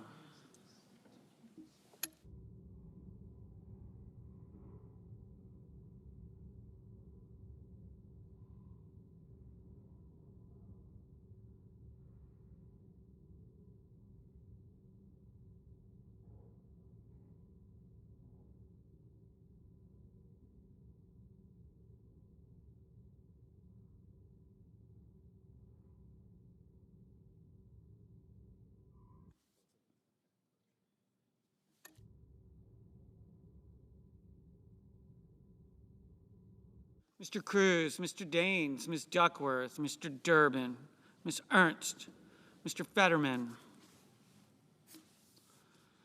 Mrs. Fisher, Mrs. Gillibrand, Mr. Graham, Mr. Grassley, Mr. Haggerty, Ms. Hassan, Mr. Hawley, Mr. Heinrich, Mr. Helmy, Mr. Hickenlooper, Ms. Hirono,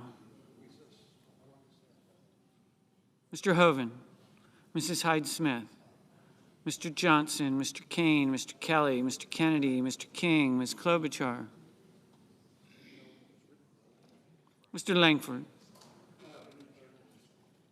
Mr. Lee, Mr. Lujan, Ms. Lummis, Mr. Manchin, Mr. Markey, Mr. Marshall, Mr. McConnell, Mr. Merkley,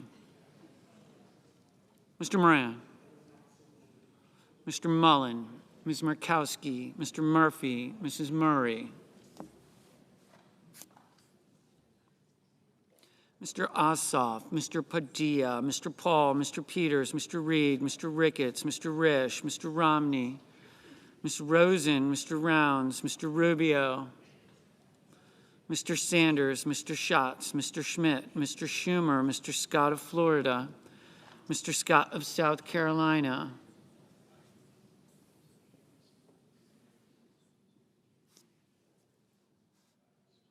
Mrs. Shaheen, Ms. Sinema, Ms. Smith, Ms. Stabenow,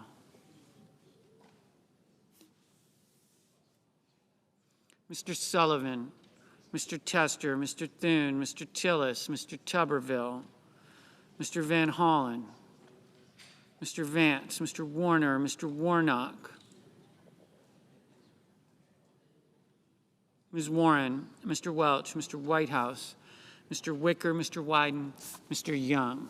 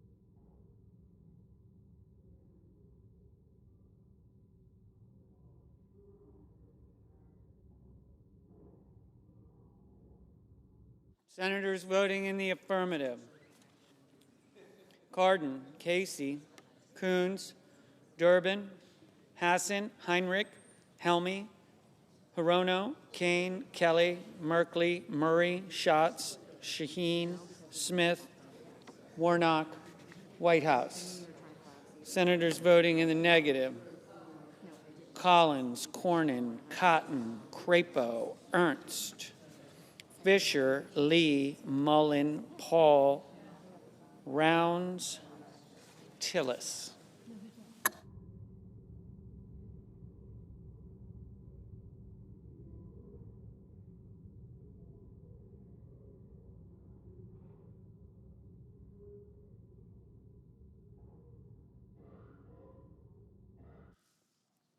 Stabenow, aye.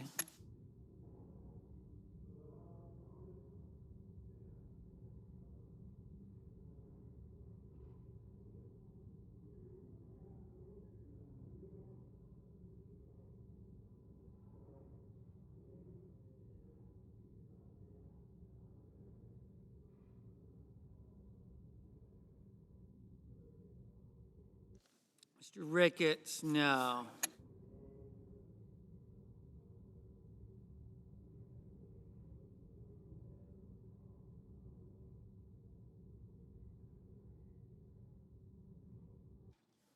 Ms. Cantwell, aye.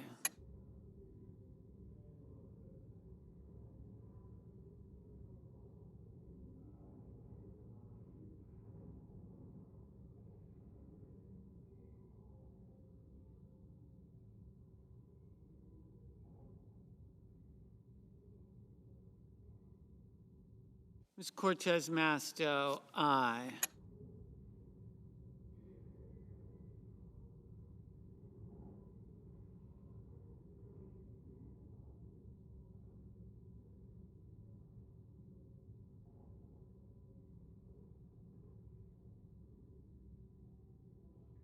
Mr. Tester, aye.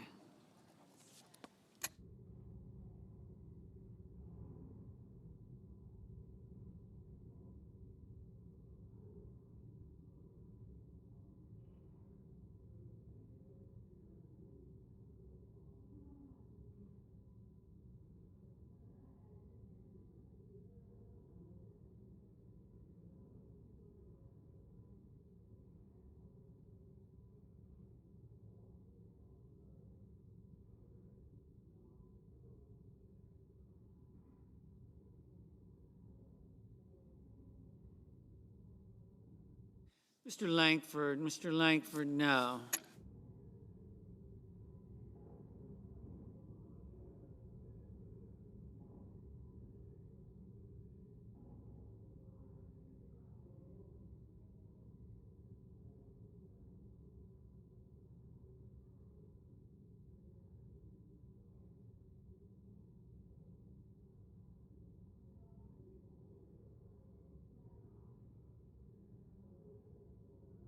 Mrs. Blackburn, no. Mr. Padilla, aye.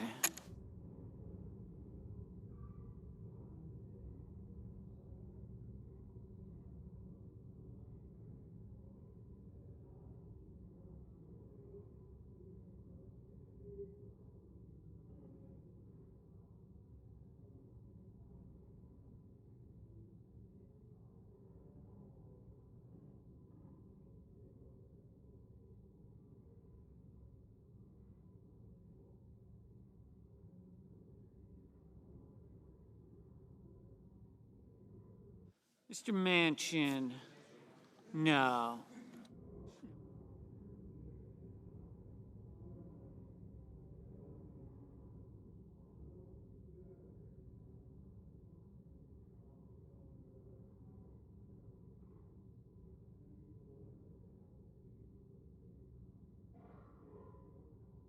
Mr. Carper, aye.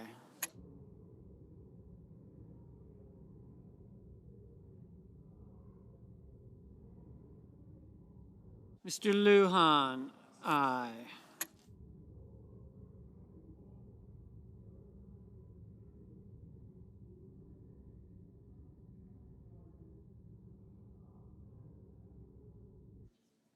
Mr. Grassley, no.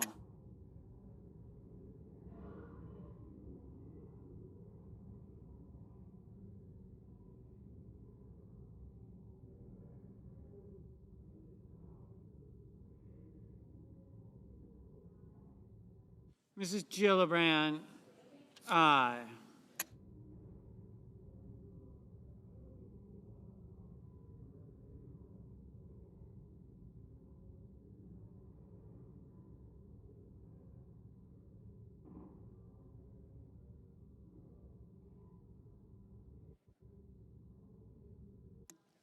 Mr. Markey, aye.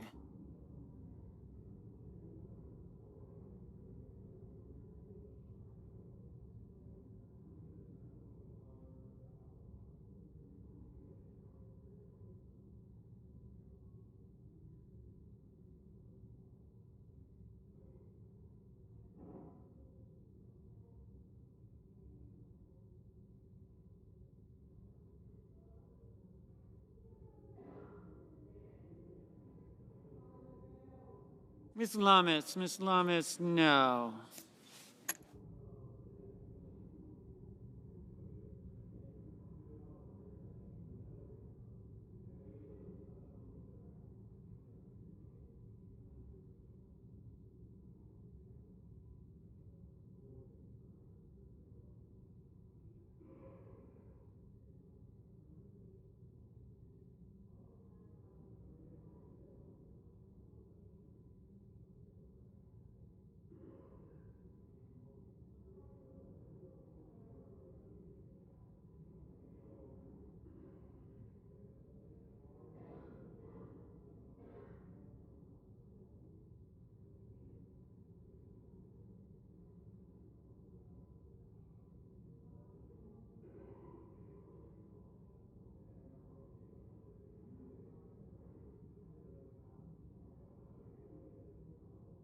Mr.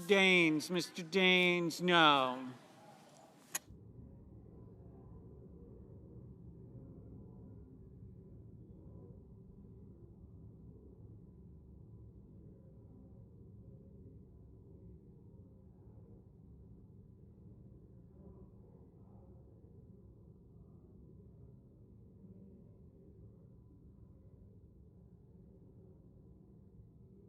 Ms. Baldwin, aye.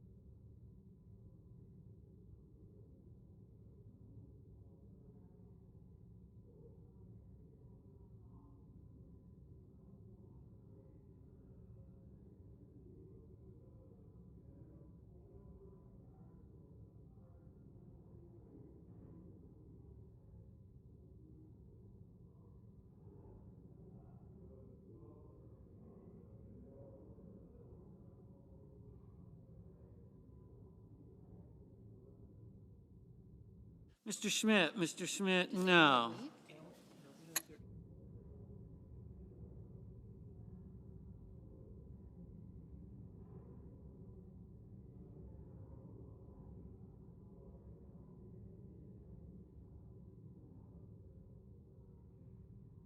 Mr. Risch, no. Mrs. Hyde Smith, no.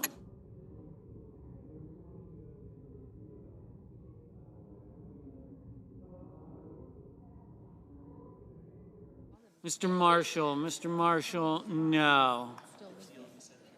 Mr. Blumenthal, aye.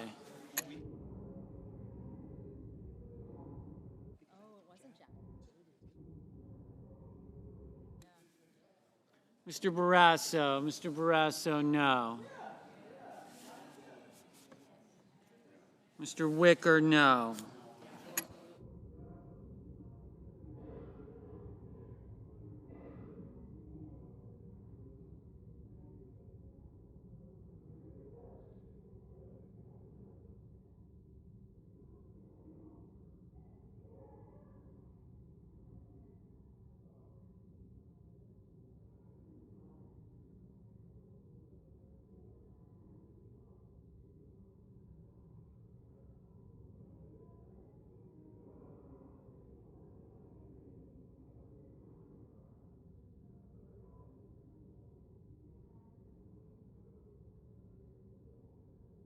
Mr. Schumer, aye.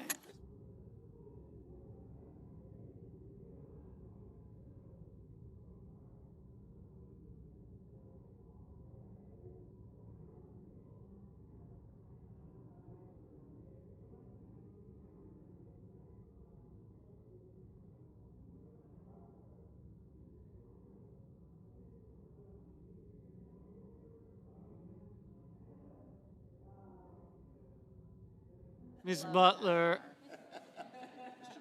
aye.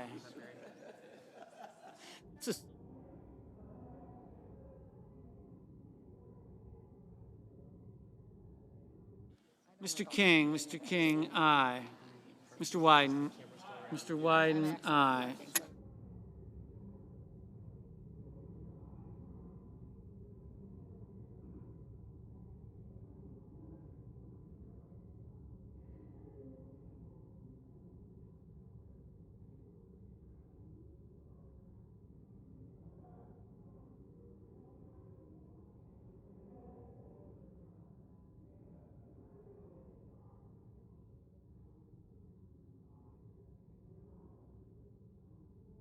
Mrs. Capito, no.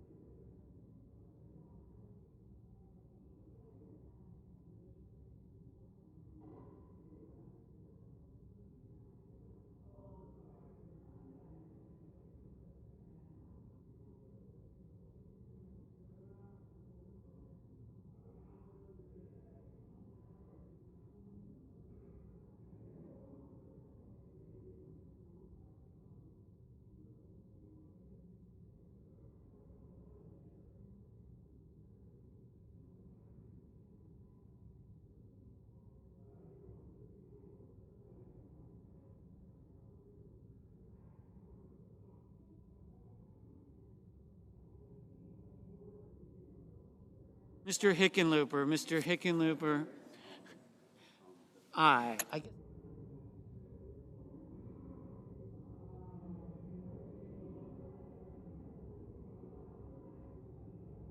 Mr. Sanders, aye.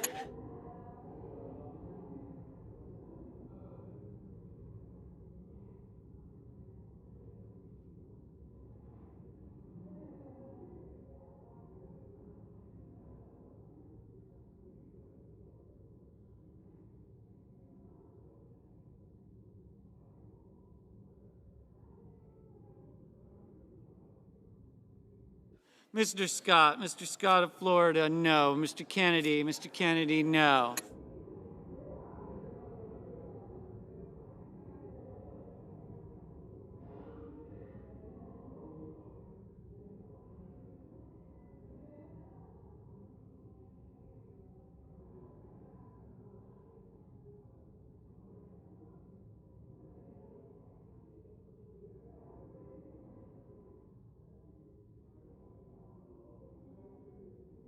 Ms. Murkowski, no.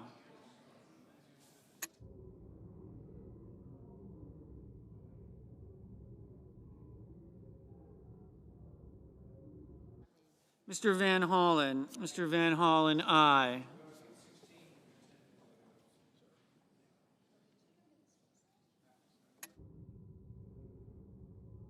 Mr. Brown, aye.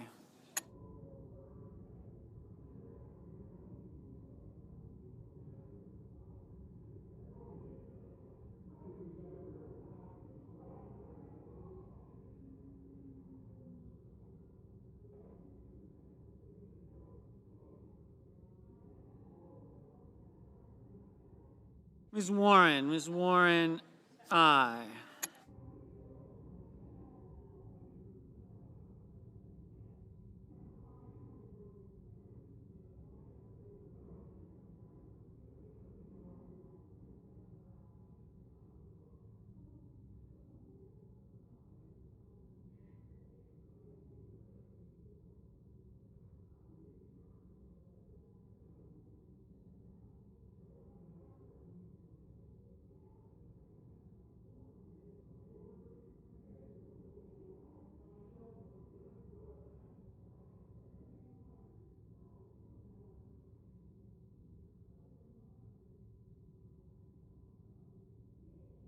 Mr. Warner, aye.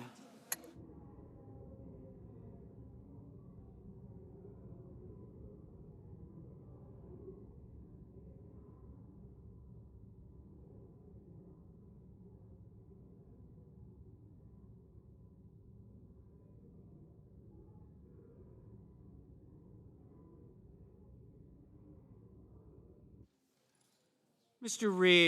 Reed, aye.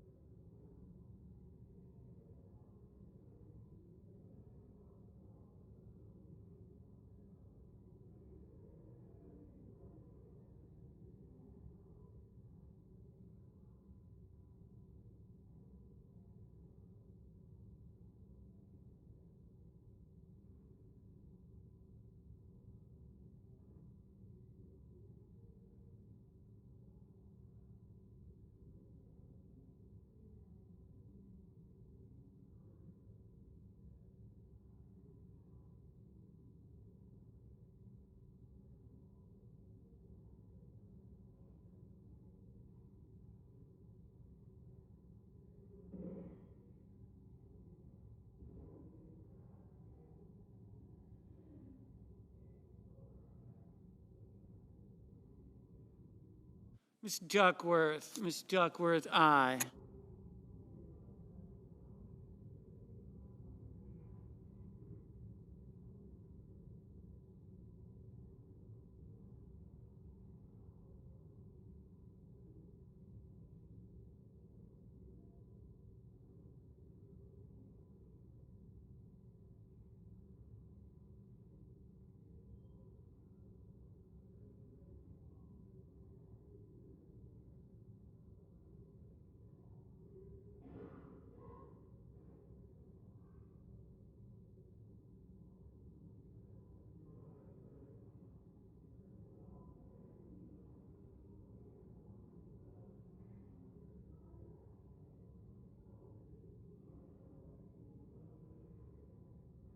Mr. Ossoff. Mr. Ossoff, aye.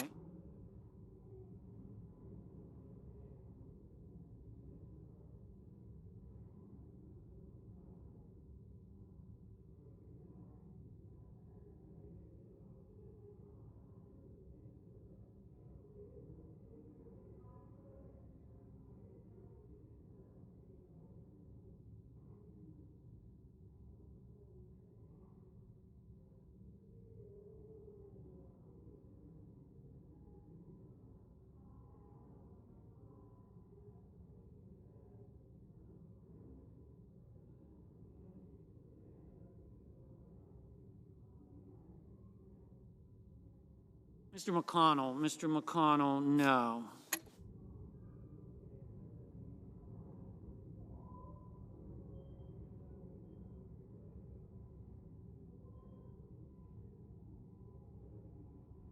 Mr. Murphy. Mr. Murphy, aye.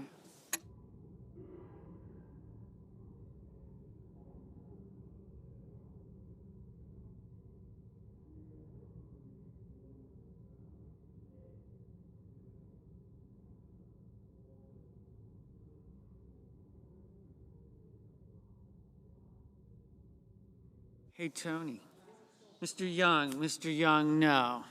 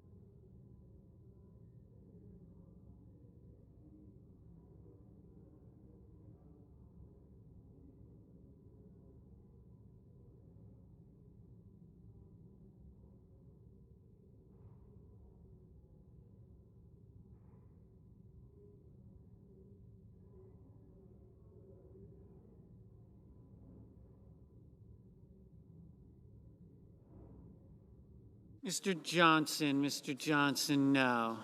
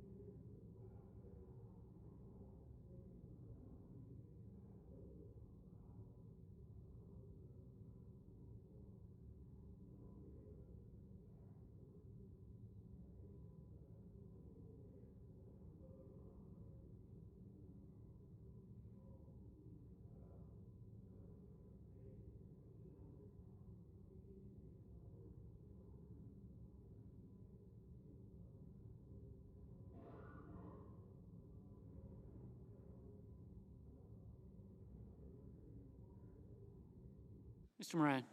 Mr. Moran, no.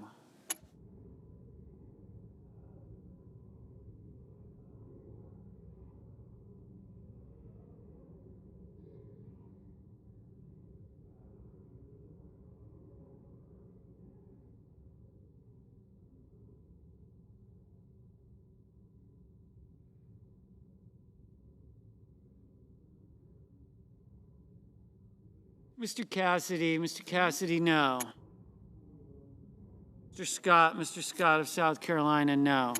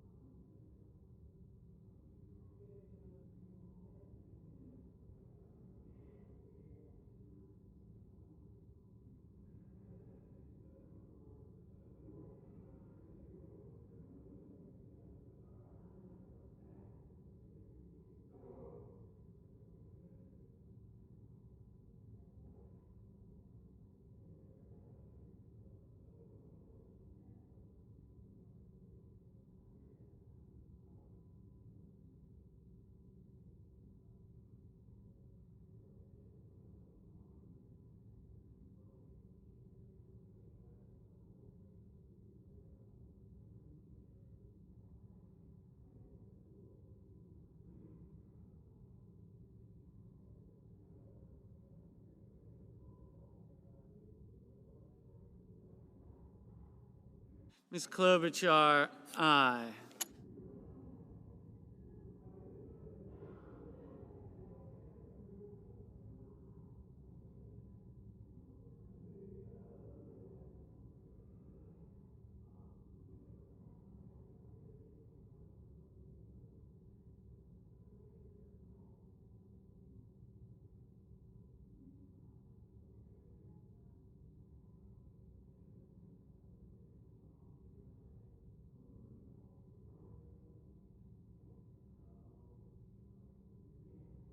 Mr. Bozeman, no.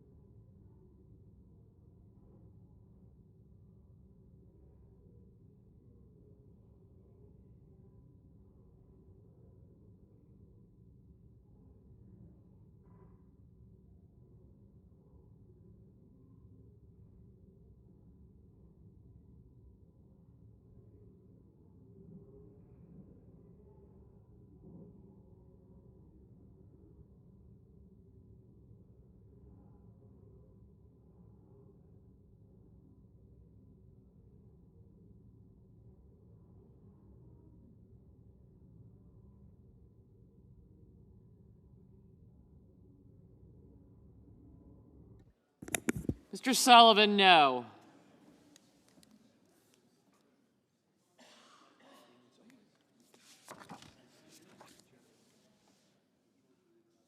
Mr. Thune, no.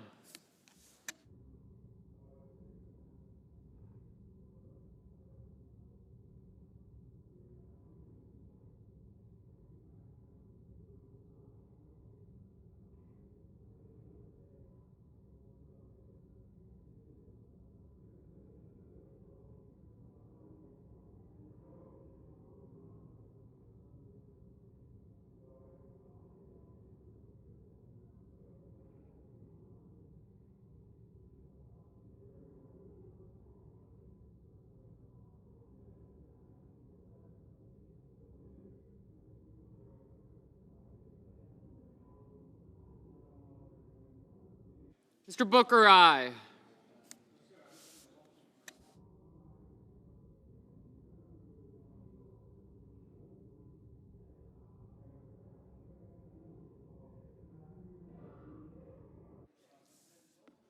Mr. Tuberville, no.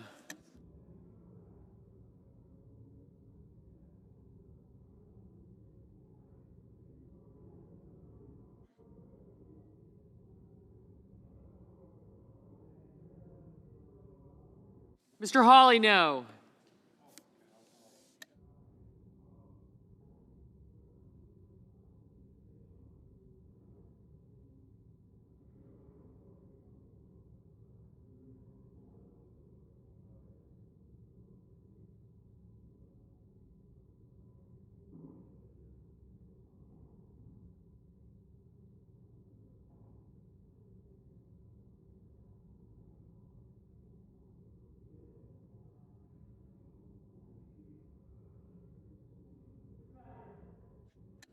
Mr. Fetterman, aye.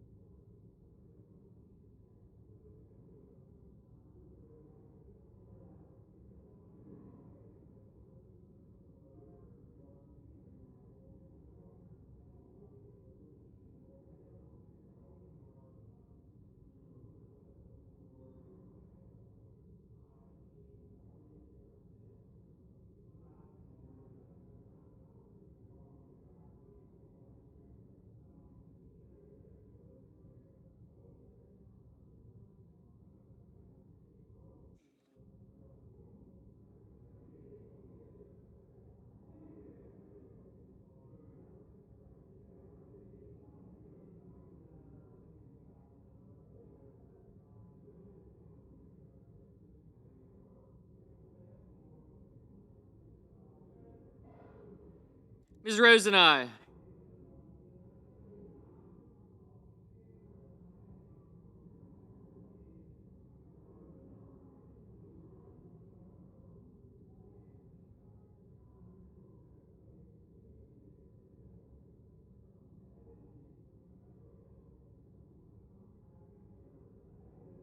Mr. Graham, no.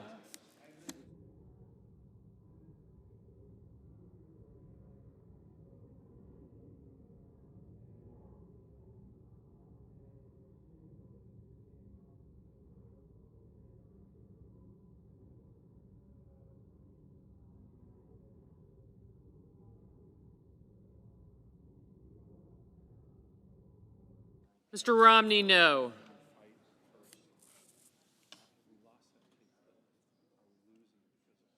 I can't.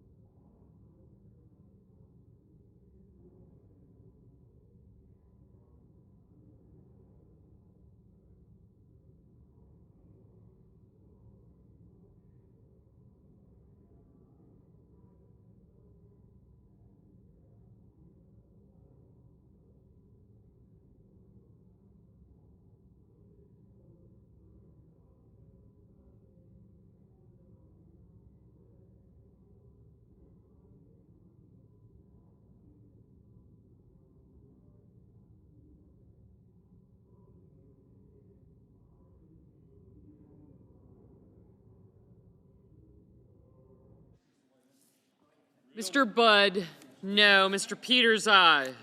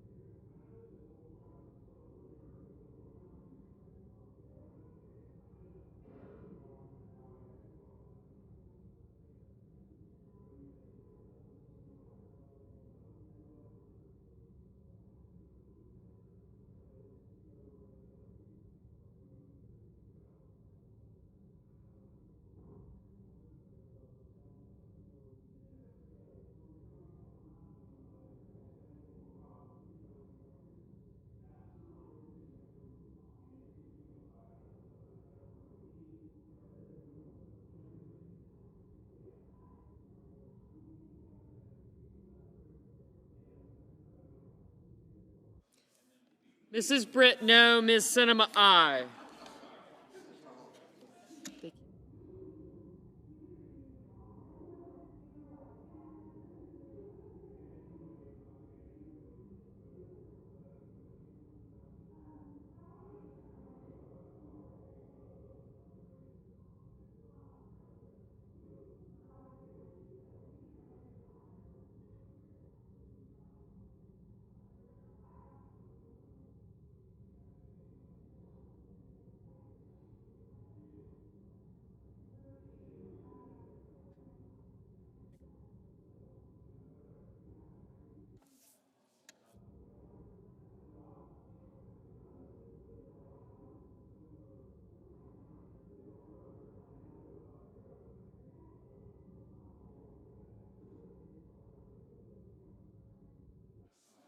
Mr. Bennett, aye.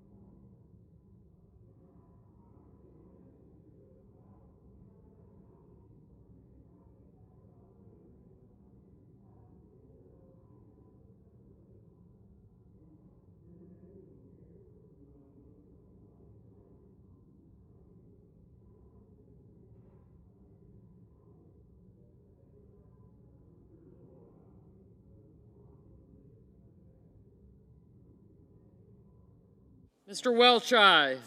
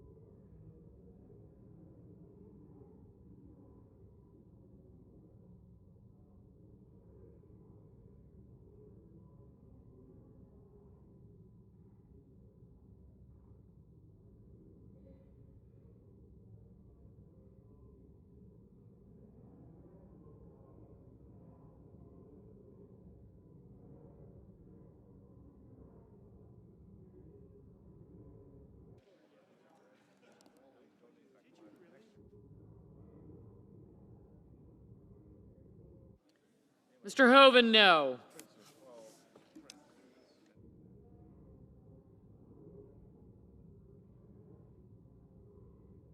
The yeas are 50, the nays are 44, and the nomination is confirmed. On this vote, the yeas are 50, the nays are 44, and the nomination is confirmed. Under the previous order, the motion to reconsider is considered made and laid upon the table, and the President will be immediately notified of the Senate's action. Mr. President. The Senator from Washington. Mr. President, I ask unanimous consent to waive the mandatory quorum call with respect to the Pinnell cloture motion. Is there objection? Without objection. The clerk will report the motion to invoke cloture. Cloture motion. We, the undersigned senators, in accordance with the provisions of Rule 22 of the Standing Rules of the Senate, do hereby move to bring to a close a debate on the nomination of Executive Calendar Number 651, Rebecca L. Pinnell of Washington, to be United States District Judge for the Eastern District of Washington. By unanimous consent, the mandatory quorum has been waived. The question is, is it the sense of the Senate that debate on the nomination of Rebecca L. Pinnell of Washington to be United States District Judge for the Eastern District of Washington shall be brought to a close? The yeas and nays are mandatory under the rule. The clerk will call the roll. Ms. Baldwin, Mr. Barrasso, Mr. Bennett, Mrs. Blackburn, Mr. Blumenthal, Mr. Booker, Mr. Bozeman, Mr. Braun, Mrs. Britt. Can you start that? Can you do the bells?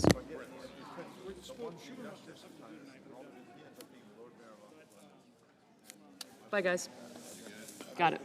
Thank you.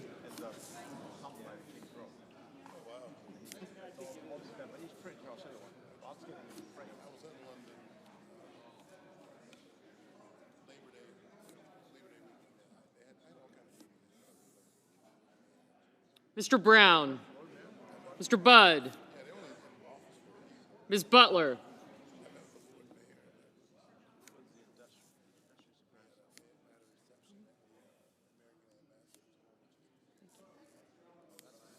Ms. Cantwell, Mrs. Capito,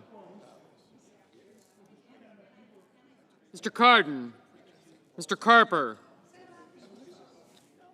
Mr. Casey,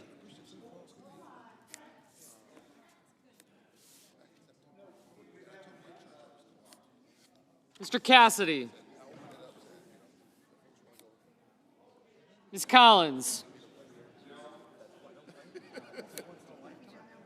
Mr. Coons, Mr. Cornyn, Ms. Cortez Masto,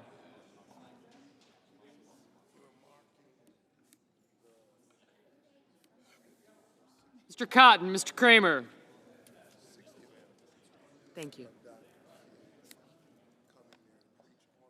Mr. Crapo, Mr. Cruz, Mr. Daines, Ms. Duckworth, Mr. Durbin, Ms. Ernst, Mr. Fetterman, Mrs. Fisher, Mrs. Gillibrand,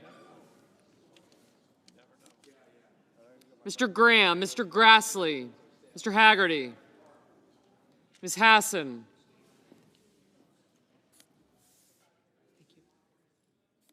Mr. Hawley, Mr. Heinrich, Mr. Helmy,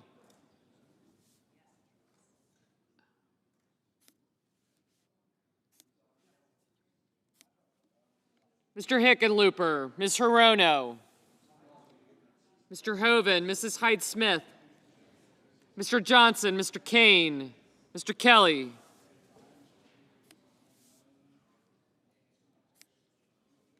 Mr. Kennedy, Mr. King, Ms. Klobuchar, Mr. Lankford, Mr. Lee, Mr. Lujan, There went my pencil. Ms. Lummis, Thank you. Mr. Manchin, Mr. Markey,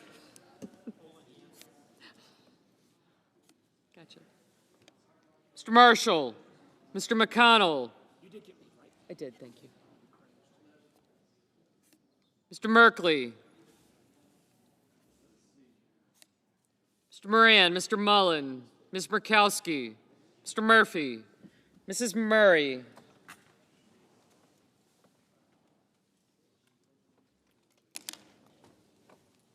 Mr. Ossoff, Mr. Padilla, Mr. Paul, Mr. Peters, Mr. Reed, Mr. Ricketts, Mr. Risch, Mr. Romney,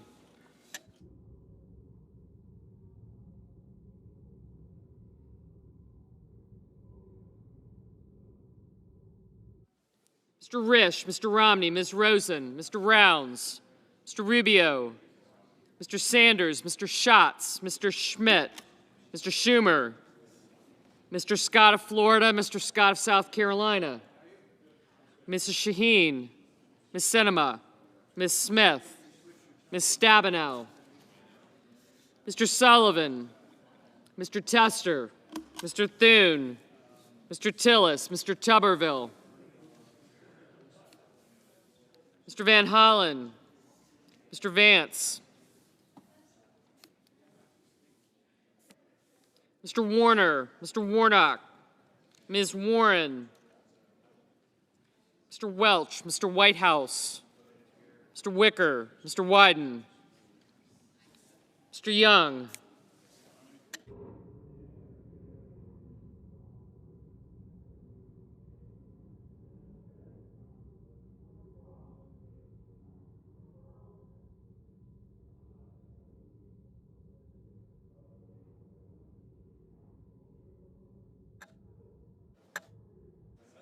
Senators voting in the affirmative: Bennett, Butler, Cantwell, Casey, Cortez Masto, Duckworth, Durbin, Fetterman, Helmy, Hickenlooper, Hirono, Kane, King, Murray, Padilla, Peters, Rosen, Shaheen, Sinema, Smith, Stabenow, Tester, Warner, Warren, Welch, and Wyden. Mr. Blumenthal. Aye.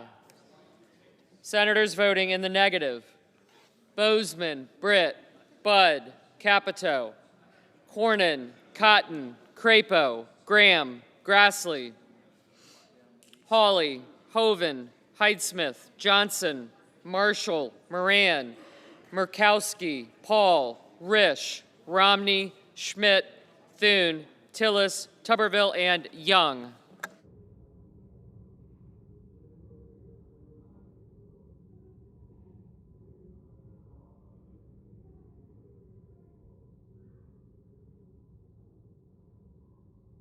Mr. Booker, aye.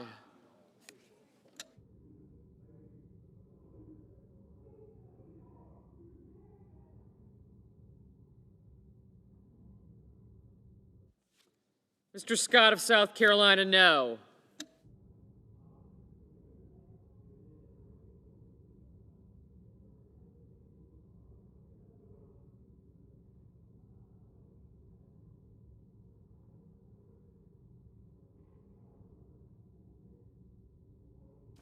Mr. Sullivan, no. Mr. Van Hollen, aye.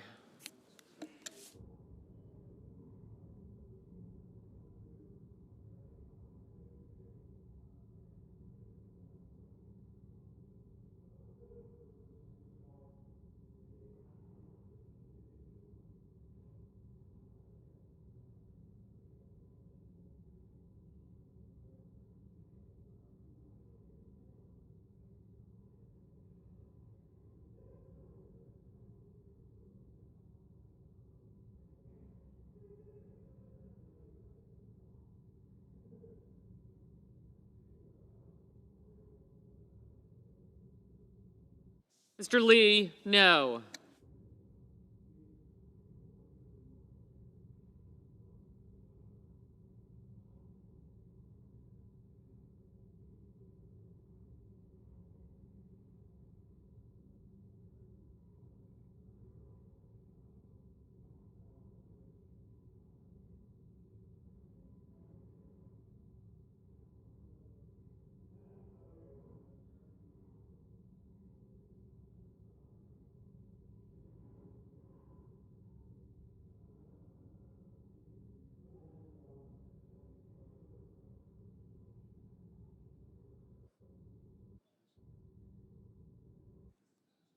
Ms. Collins, no.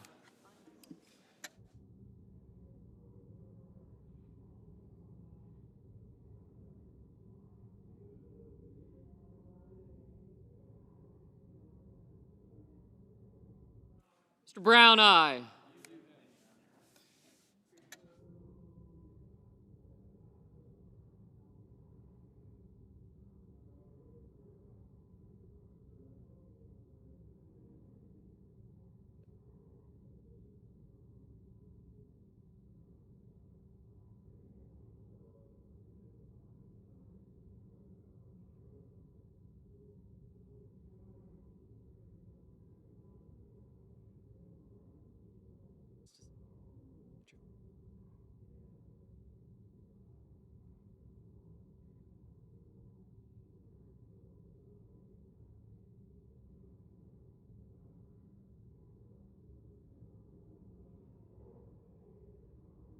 Mr. Carper, aye. Mr. Mullen, no.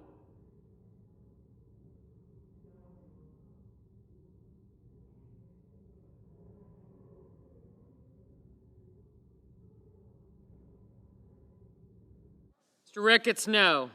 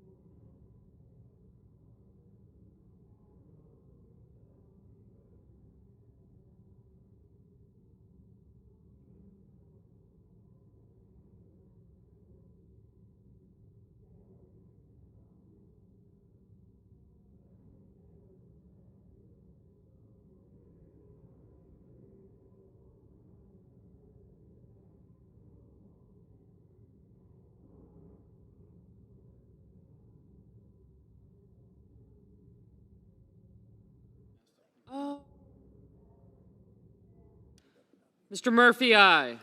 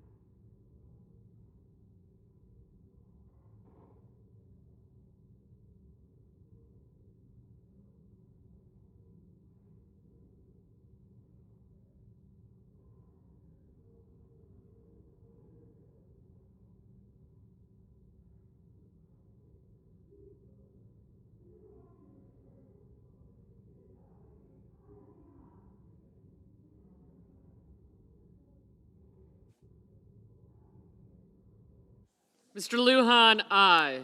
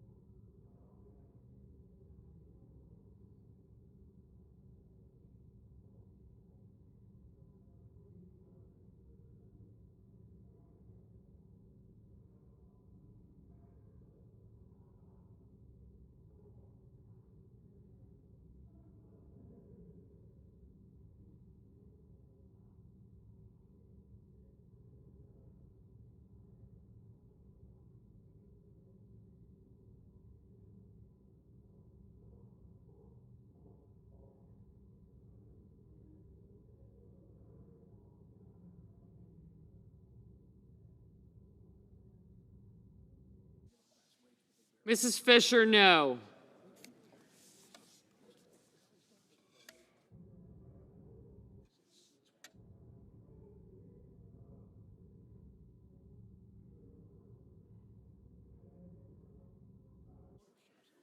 Mr. Whitehouse, aye.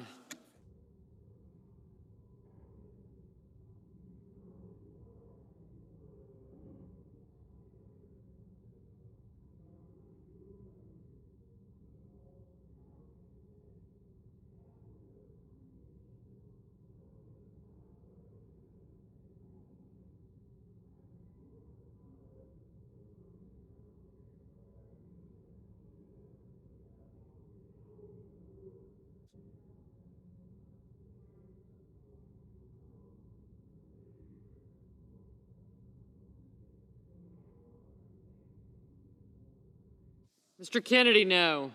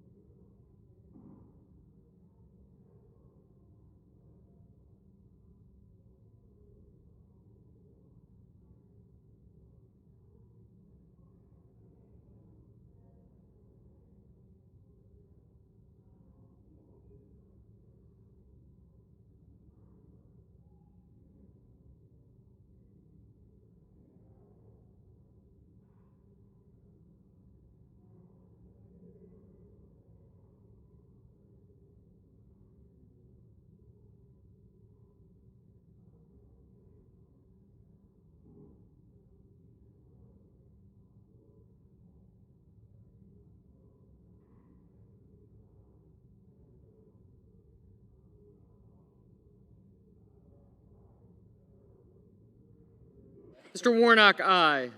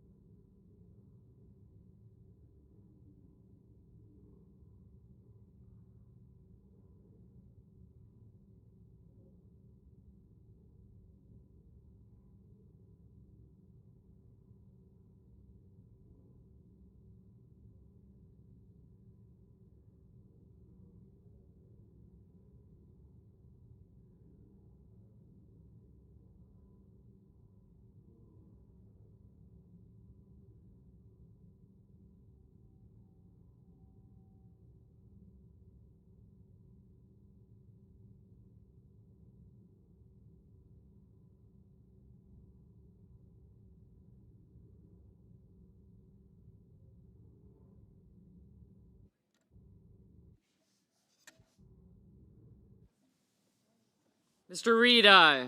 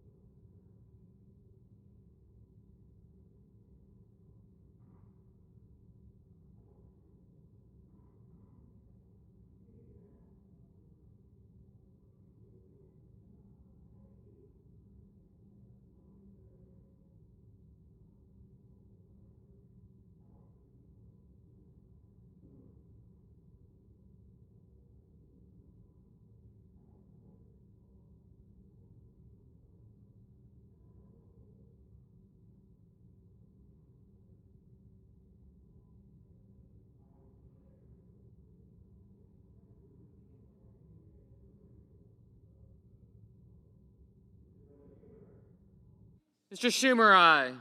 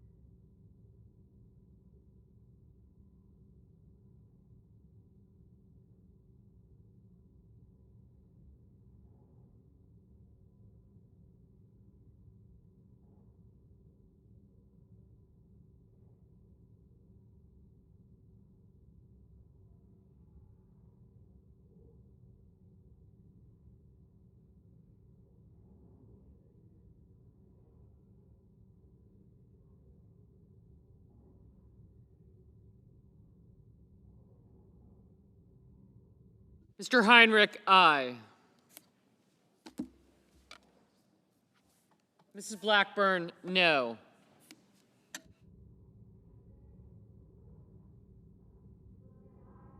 Mrs. Gillibrand, aye.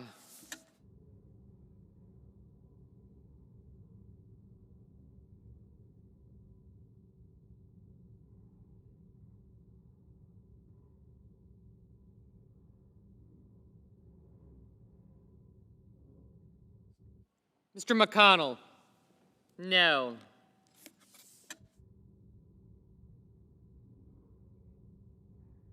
Ms. Baldwin, aye.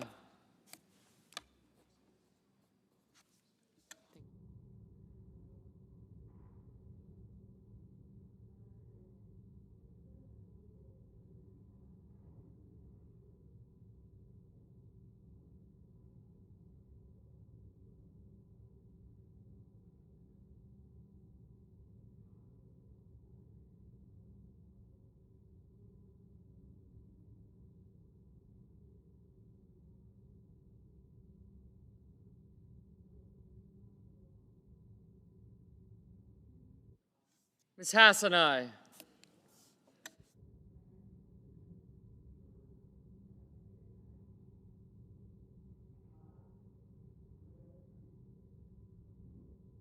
Mr. Schatz, aye.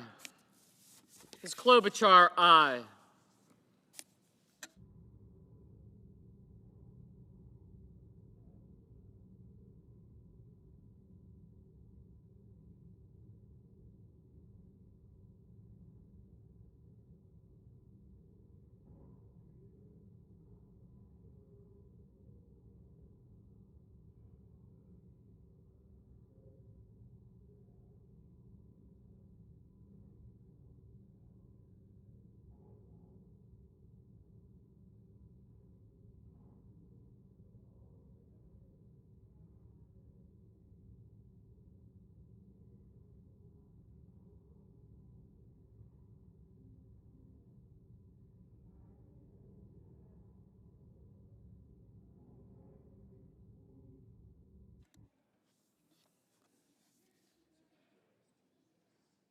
Mr. Markey, aye.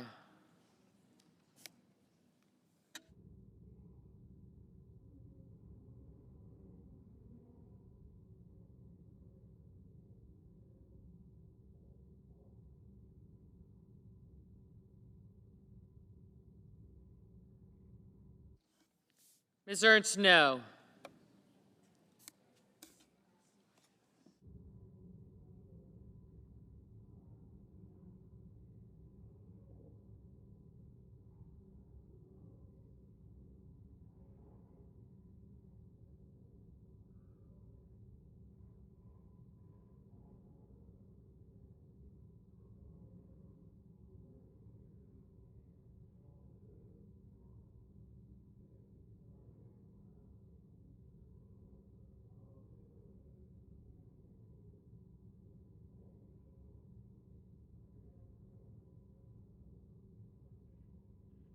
Mr. Barrasso, no.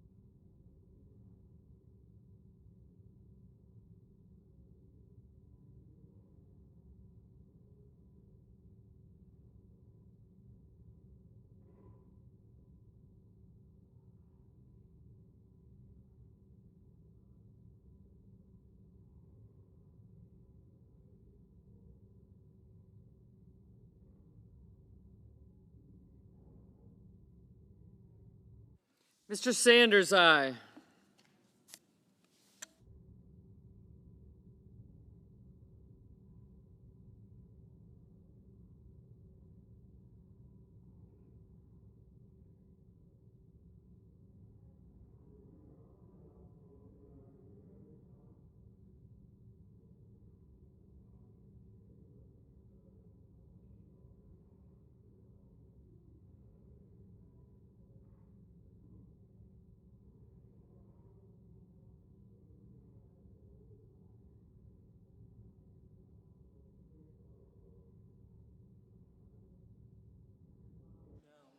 Ms. Lummis, no.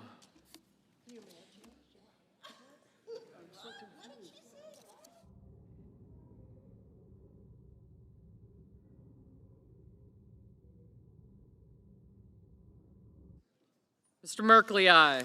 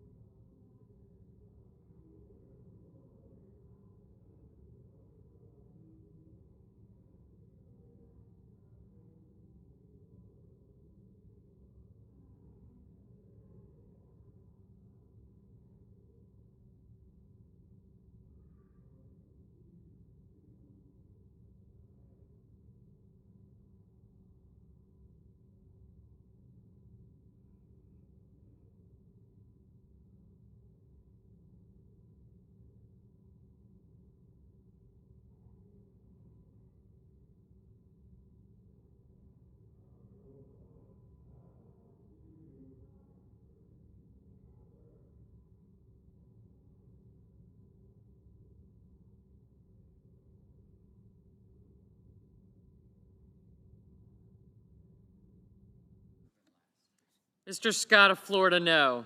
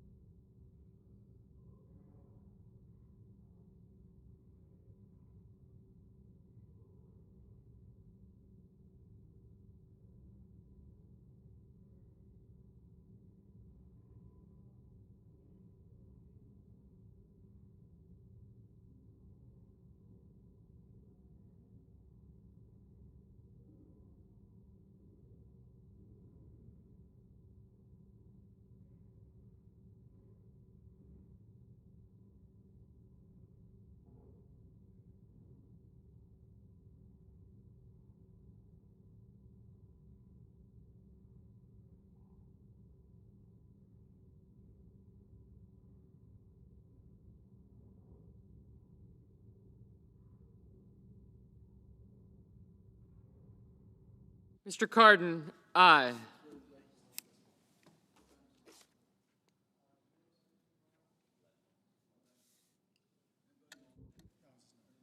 Mr. Rounds, no.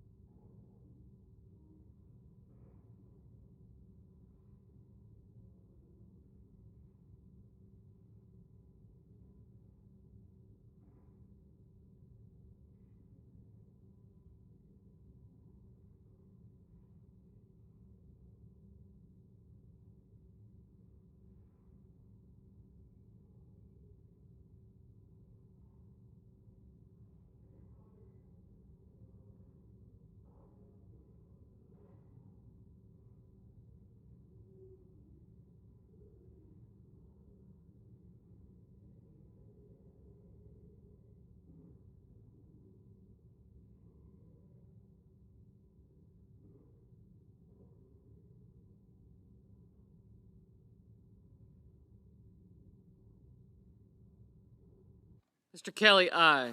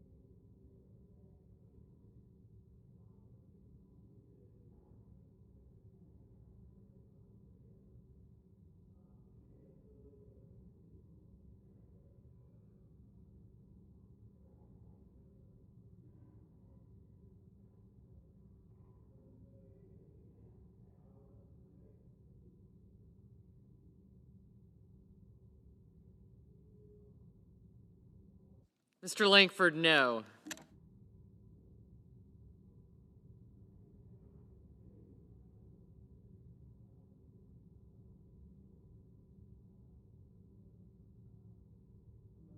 Mr. Cassidy, no.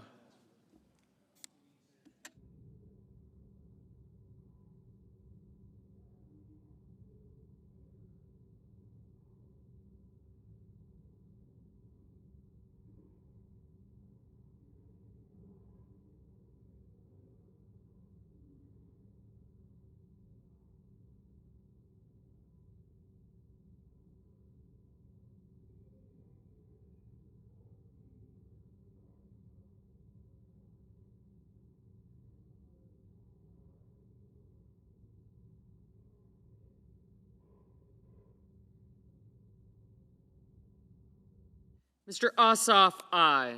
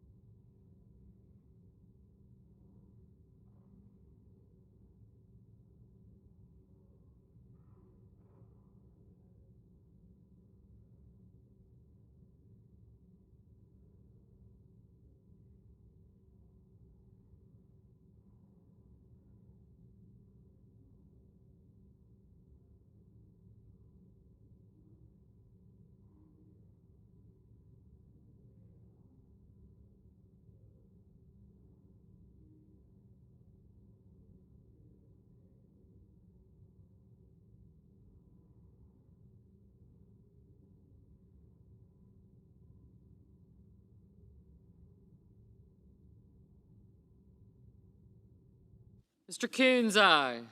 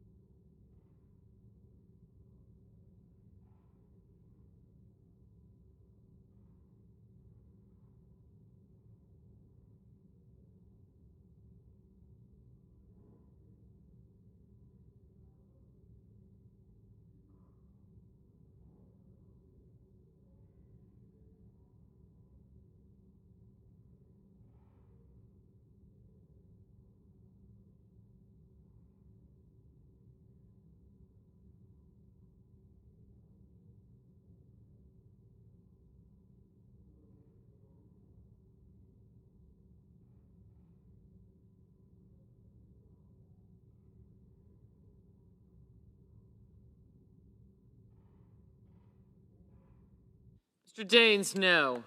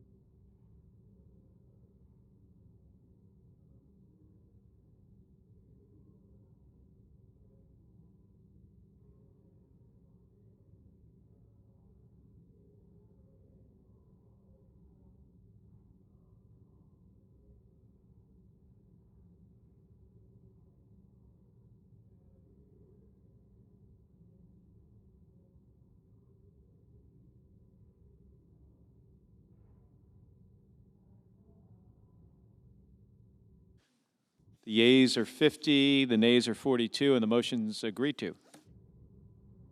The clerk will report the nomination. Nomination, the Judiciary, Rebecca L. Pennell of Washington to be United States District Judge for the Eastern District of Washington.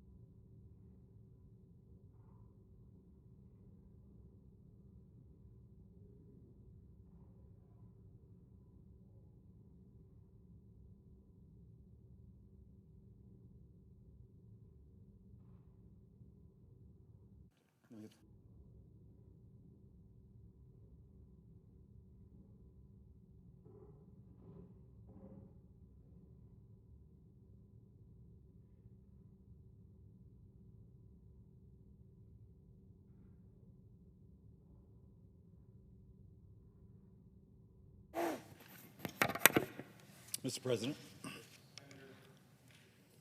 Senator from Louisiana. Mr. President, as if in legislative session and notwithstanding Rule 22, I ask unanimous consent that the Senate proceed to the immediate consideration of the following bills en bloc. Calendar number 451, S2546, calendar number 452, S3946, calendar number 453, S4077, calendar number 454, HR 599, calendar number 455, HR 1060, calendar number 456, HR 1098, calendar number 458, HR 3608, calendar number 459, HR 3728, calendar number 460, HR 5476, calendar number 461, HR 5640, calendar number 462, HR 5712, calendar number 463, HR 5985, calendar number 464, HR 6073, calendar number 465, HR 6651, calendar number 466, HR 7192, calendar number 467, HR 7199, and calendar number 468, HR 7423. Is there objection to proceeding en bloc? Without objection, the Senate will proceed en bloc. I ask unanimous consent that the bills en bloc be considered read a third time and passed, and that the motion to reconsider be considered made and laid upon the table, all en bloc. Without objection.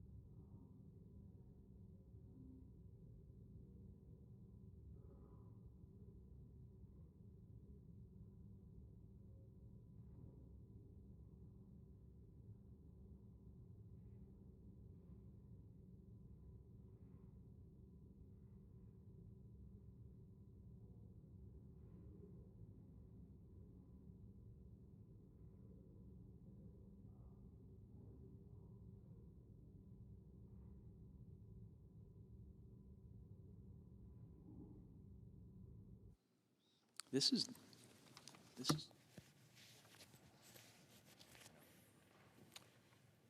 Mr. President, The Majority Leader. I ask unanimous consent the Senate proceed to the legislative session and be in a period of morning business with senators permitted to speak therein for up to 10 minutes each.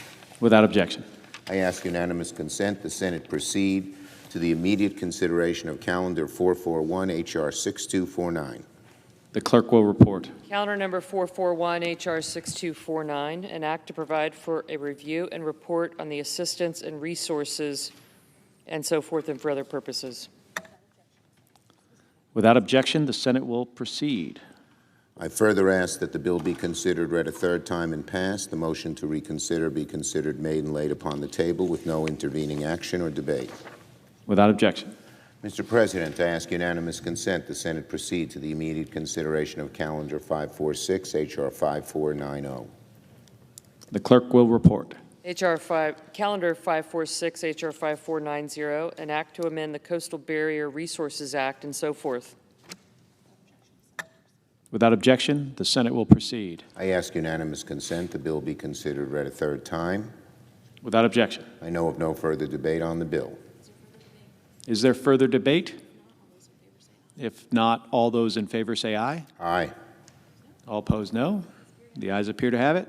The ayes do have it. The bill is passed. I ask unanimous consent the motion to reconsider be considered made and laid upon the table. Without objection. I ask unanimous consent the Committee on Banking, Housing, and Urban Affairs be discharged from further consideration of H.R. 807 and the Senate proceed to its immediate consideration.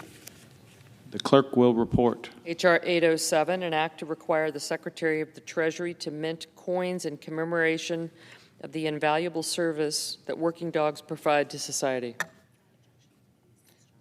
Without objection, the committee is discharged, and the Senate will proceed. I ask unanimous consent the bill be considered read a third time and passed. The motion to reconsider be considered made and laid upon the table.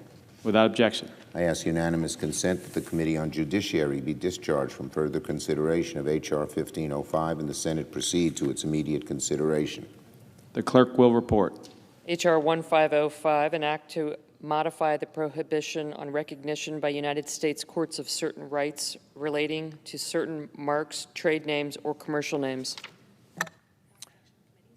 Without objection, the committee is discharged. I ask unanimous. And the Senate will proceed. I ask unanimous consent the bill be considered read a third time and passed. The motion to reconsider be considered made and laid upon the table. Without objection. I ask unanimous consent the Committee on Health, Education, Labor, and Pensions be discharged from further consideration. The Senate now proceed to S-Res 861. The clerk will report. S-Res 861, expressing support for the designation of September 2024 as Sickle Cell Disease Awareness Month and so forth. Without objection, the committee is discharged, and the Senate will proceed.